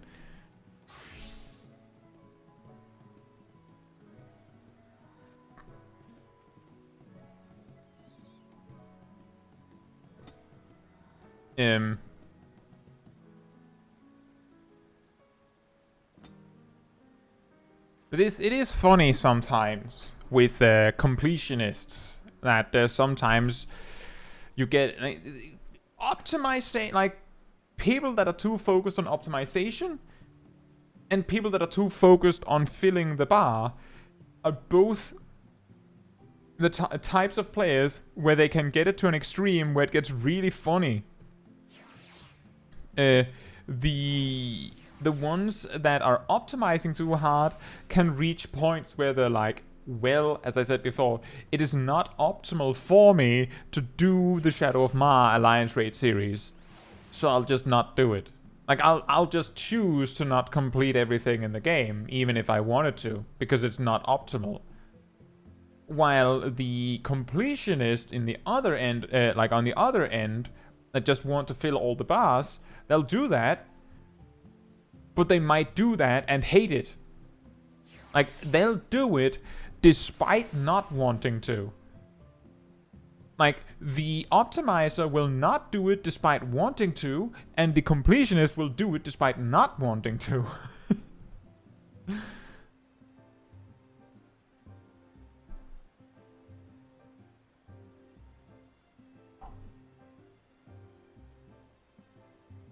I could imagine that, Darth.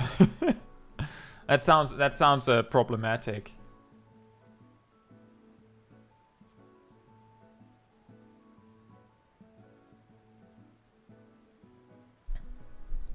Vivi says, me with big fish. I'm so close to all of them and I hate it with a burning passion. I have a feeling, I have a guess, that when you started on that journey, you didn't hate it. But at some point, sunk cost fallacy kicked in. And now you're already so invested. You've already spent so much time on it that it would be stupid to stop now. But you're not having fun with it. There are a few, like there are a handful of achievements like this in Final Fantasy XIV. The most dreadfully specific one of those, I think, one of them is the big fish achievements, because to some degree those are incredibly long-term achievements, but you're not entirely sure how long they'll be. Like, who knows how long it'll take before you get all the fish, right? Another one is the Leave Quest achievement series. You know, the classic one that takes over 7 years. Just think about that for a moment.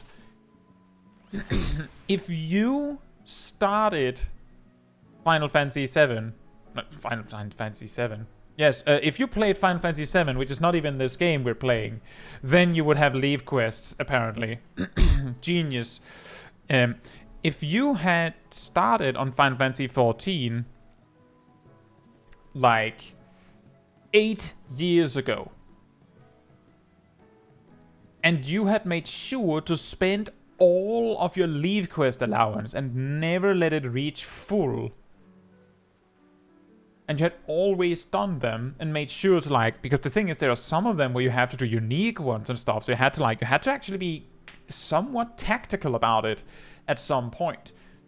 But if you made sure to spend your leave quest allowance all this time, you would have gotten the last of those leave quest achievements like half a year ago.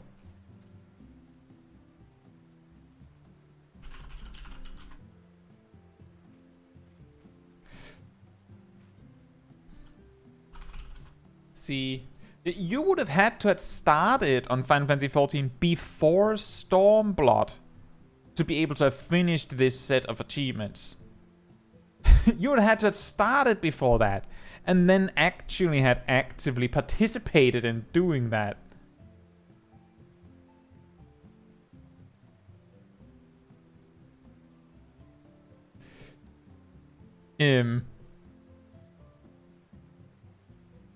For 8 years. Like, from since some time in Heaven's Ward, you would have had to do it. And that's how long that achievement is. Like, that's usually what makes, like... that's the thing for me, is that I think the idea, the concept of doing, you know, all the achievements just to, like, finish it sounds like fun. But then it's like, oh yeah, this particular achievement takes 7+ years to do. There's nothing you can do about it. It's not, it takes 7 years if you take it casually. It takes 7 years. And unless the developers one day decide to go, oh, actually, there is no such thing as leave quest allowance. You just go crazy with it. Unless they do that, it's always going to be 7+ years. Unless, you know, they increase the allowance. Alright, Emir, thank you for coming. So, like, that can be a... Then there were trap leave... Oh yeah, the temple ones, yeah. From what I can tell, you don't need those for the achievements. So yeah, just don't do those. Just big circle around them. Don't do them. But yeah, that's the thing that I could imagine would have an extremely it would be an extremely effective deterrent for completionists, is that a lot of these kinds of players might start out thinking, oh, I could do that, but it'll be so much time that they might just have to accept, I won't do everything. There's also just so many things in Final Fantasy XIV to do that you might just not want to do everything. Like, if you want every single achievement in Final Fantasy XIV, you have to be a really good PvPer, you have to be a really good PvEer, you will have to be really good at all sorts of random stuff. There's an achievement for 3,000 Chocobo races. So, show of hands, how many have actually done a Chocobo race? And be a legacy. I'm pretty sure that the legacy player achievement is not in the achievement list.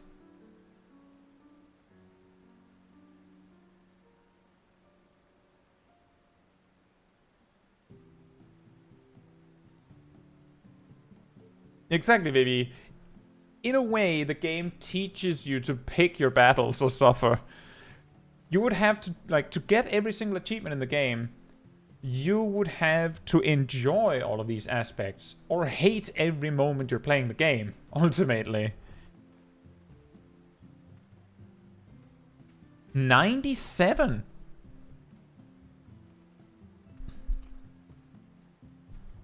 Hamu says I'm almost at my 1,000 hour mark. And outside of Fall Guys, I've been inside the gold saucer 3 times. Have you not unlocked Triple Triad, Amus? I think a lot of people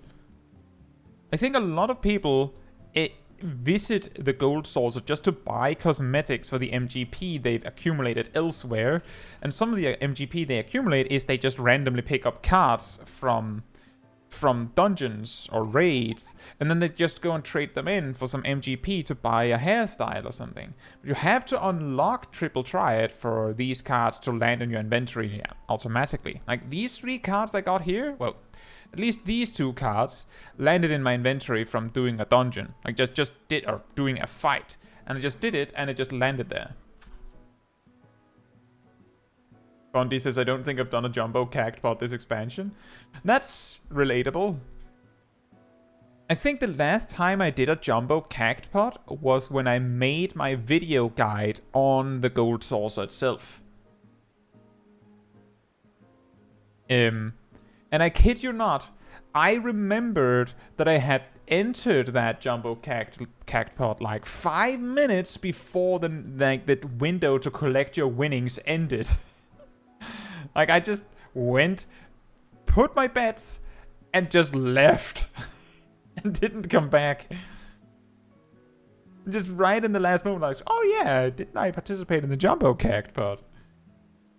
Like, I don't do most of the things in the gold saucer because I just forget. But I will say the chocobo races stuff does see it. I do know that it has a lot of depth. So if it's something you end up finding funny or entertaining, there's a lot to do there. It's actually a lot.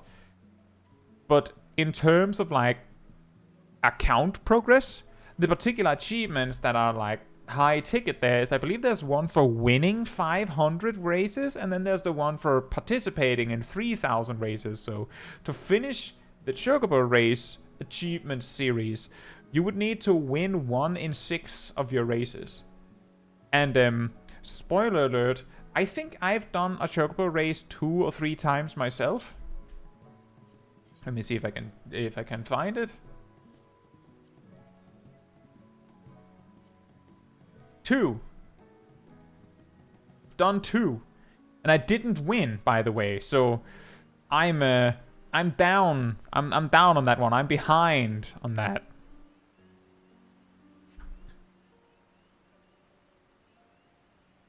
Ham says the small Kai stream is a nice jumbo cactpot reminder because the drawing on Raiden is at about the time the stream starts.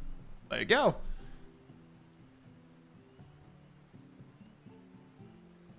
And that's also true, Darth.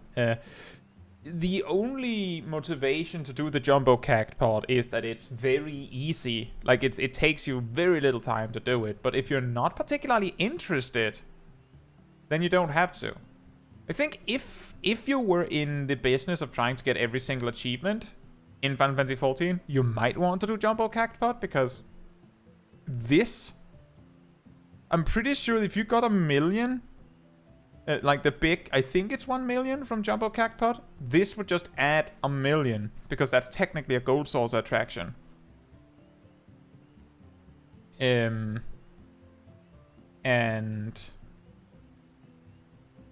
I think there's also an achievement specifically for... There's specifically an achievement... Wow! Look at all the money I've made! A specifically achievement for doing jumbo cactpot, so you may want to do that as well. There's also one for the mini cactpot. Like, that's the thing, and that also just circles back to... to the, if you want to get every single achievement, you have to do everything in the game. Amu says, can you only get MGP through gold saucer games and events? Not entirely. There are other ways. For example, the Wondrous Tales, if you get 1 line, you can just grab 30k here. If you get 2 lines, you get 100k here if you want. If you get 3 lines, don't choose this one. Choose that one. It's worth way more. Genuinely, like, it's worth way more. It would be a bad idea to choose anything but this one. But you could choose 1 million MGP, and this has nothing to do with the gold also. Oh, nice. But yeah, there are other ways. You can also actually, in the I'm pretty sure you can buy MGP tickets like those for mock tomes. So you could also do that.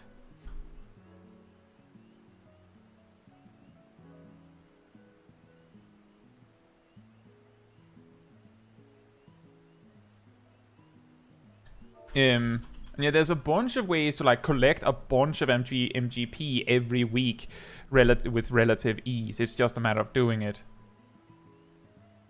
Silvermint says, with the gold certificate, you can get one of the faux hollow mounts, which are worth like 20 million gil. I remember when I checked it, because I have a video specifically on the Wondrous Tales, where I specifically go over if it's worth your time. The answer is kind of, but not 3 lines and trying to force it. Like, usually, Wondrous Tales is good, but not so good that you should try to, like, invest your time in specifically trying to magician a 3-liner.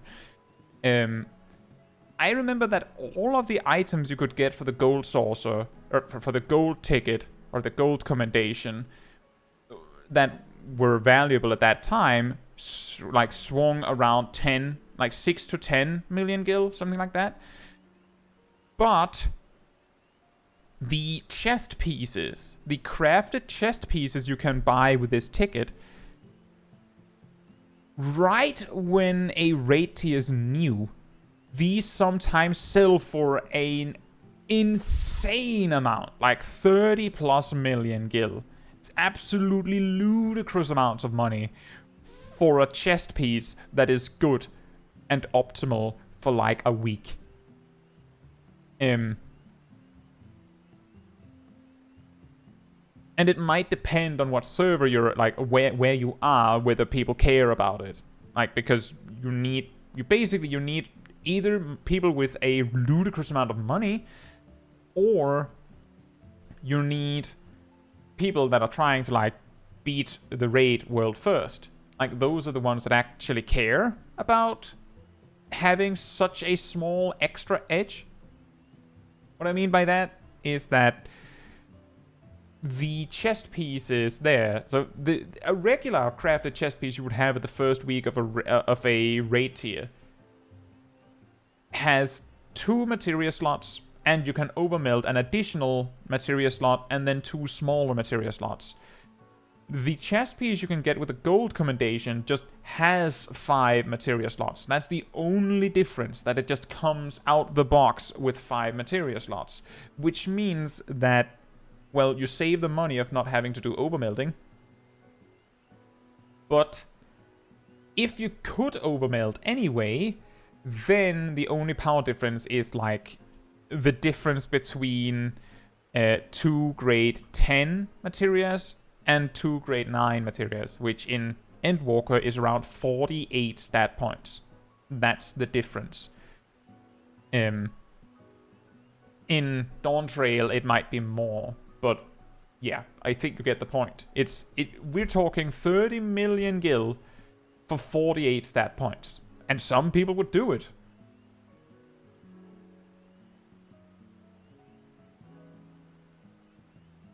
Gazel says AFK 5 rounds of Lord of Dominion tutorial is also a good weekly MGP source. That is quite interesting.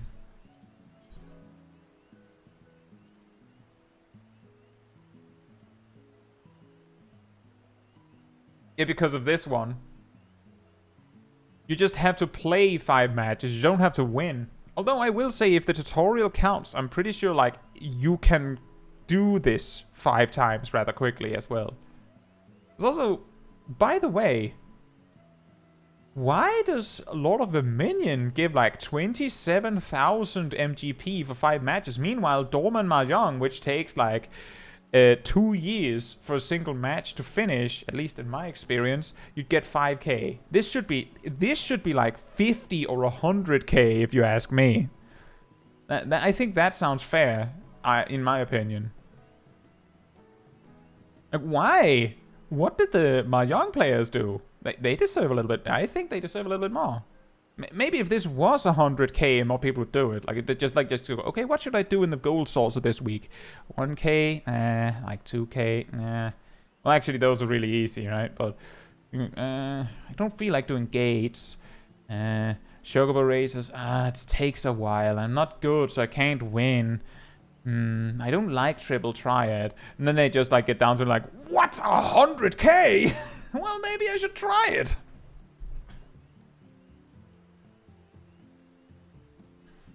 The Mahjong one is participate. You can queue in and leave immediately and it counts.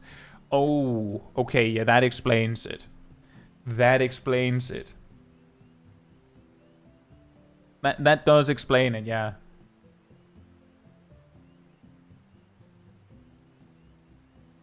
If you had to play the match... Okay, second offer.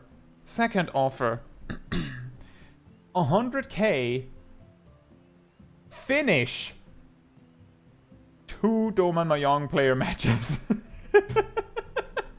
How does that sound? You get this, and then you lose this instead. You lose the easy 5k for just entering and exiting. And 1 million for winning too. If that was a thing, I could imagine there would be a lot more interest in Doman Mahjong. The minigames next to a lot of the menu machines are come from the gathering from 1.0. Oh, I do remember that. The mining and woodcutting minigames. How to lose Mahjong. See, the thing is, Cat Damon, I'm pretty sure that like a round doesn't really end until you have basically a winner. And there's just a set amount of rounds to get through. So you would probably be better... It would probably be more effective to learn how to win than how to lose. Which is probably a good thing. Could you imagine if they added like a chess minigame to the Gold Saucer and there was a participate or finish X matches of chess achievement and people are just like basically just handing the win on a silver platter to their opponent, like just win, and it gets extra funny if 2 players queue into each other and they're both trying to lose.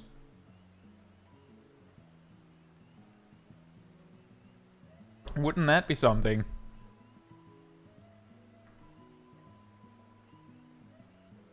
Or simply click random things during the match while doing something. Yeah, that would also be a way to do it. I guess that's why they just made it participate. So that people don't feel like they have to stick around. So the people that actually want to play can get back to playing, and those that are just there to meme it up, they can just get out of there. The new generation loves chess. Some do.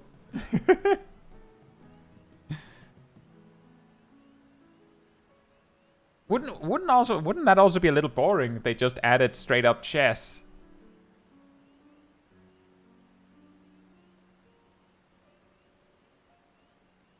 What's it called? The Japanese version? Is that just what is that called?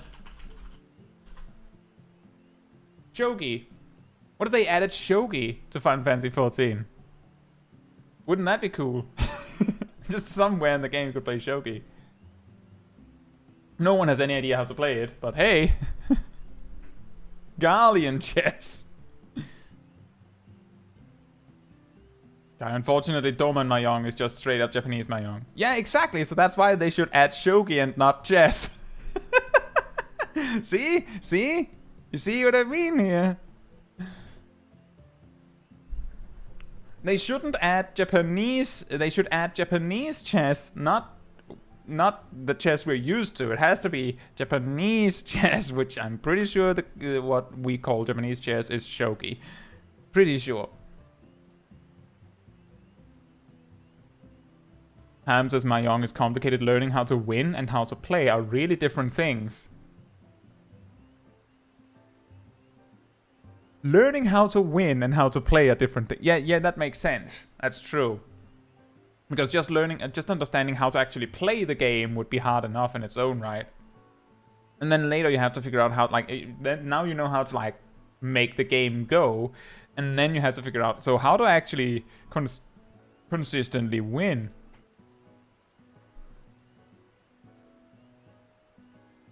But it is funny. And then that I kind of knew that, Shiro, because I do believe that Final Fantasy XIV has this, there is this reputation that Doman Mahjong in Final Fantasy XIV here, which is Japanese Mahjong, is so well done, or well done enough, that some players like have a Final Fantasy XIV subscription just to play that, which is quite funny.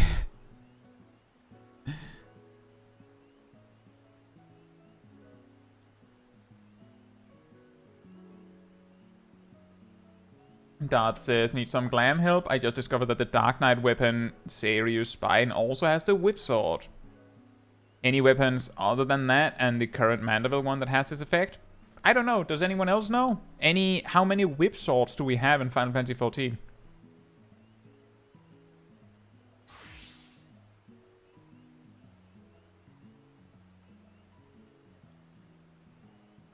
You could have it be Hingashi chess. Yeah.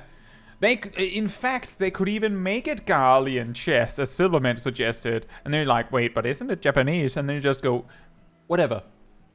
Not in this world. In this world, the Garleans invented shogi. Or something. Does anyone know if there's any other websites? I remember specifically that I saw the Seiryu Spine and thought, that's a funny sword. I don't remember if there's any other whip swords.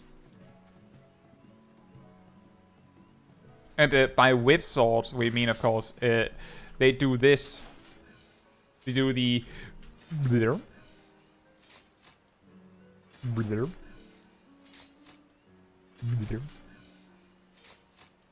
It's extra funny when you use the slower draw animation. Where is it? There. Because it doesn't seem entirely like the whipping animation is designed for you pulling it so slowly. It's just like this, like almost like a lick behind you, like this.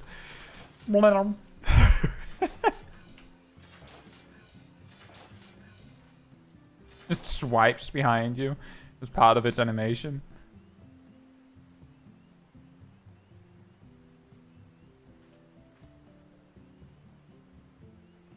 If Final Fantasy XIV devs really wanted to be inclusive, they would add a way for gold saucer players and crafters to beat the MSQ.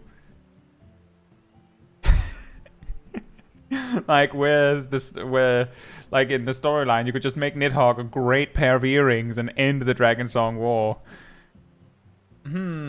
I feel like the problem there would primarily be that it would kind of break with the continuity of the story.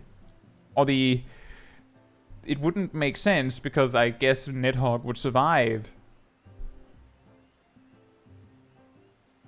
Alchemist queuing for the finals. I mean, there was group content in 1.0 where you could have crafters and gatherers come along, and each class each class provided something to the group as a whole. So how you approached it depended on what you brought. Just make it up, make a white flag and surrender. If you play enough in the gold source, Godbird just defeats the enemies for you. You just send Godbird. Every single MSQ you can just if you have enough MGP, you can just like go to an NPC and have like a price, and you can just go make Godbird do it, and then you just click it, and then it just shows, and then it, like a little cutscene of Godbird just rushing off into the distance to do the quest. And maybe you see like a very quick glance into some of the things he did in the quest in the cutscene. So you just see him like going to the first. Doing stuff, coming back, going to over the world. But if your earrings are so great or heavy it destroys Nidhogg's soul. That sounds expensive to make. Gambler of Light. Is that not an actual title? Anyway, That's a long side quest. With that said, if you enjoyed the company of the wonderful people you've seen in the stream chat tonight, or me for that matter, remember that there's a Discord community server you can join where you'll find the weekly schedule. You'll also find the announcement room where you'll see links to new streams, new videos, whatever it is, whenever they show up. You can also find the role assignments room and grab the reminder role. And if you do, you will get a notification whenever I post a video, whatever it is. You will also get an additional reminder about 15 minutes before stream starts, so you don't miss a second. And if you did enjoy this particular stream, it helps me a lot if you leave a like on the stream itself in the YouTube system, because that tells YouTube that it was a very enjoyable stream and you'd like other people to enjoy it as well. So thank you so much in advance. I think that's everything. Thursday we have tea time, right? I'm pretty sure we have tea time. Pretty sure it's tea time. Yes. Thursday we have tea time. So remember, if you are in the community server, that you can post your clips for me to review if you would like. Some advice from me, or if you found something that was funny that you saw. And yeah, of course, Saturday we continue Small Kai's side quest for more Dark Knight leveling. With that said, good night, good morning, afternoon, or evening, depending on where you are in the world, and I hope to see you all very soon. Bye-bye!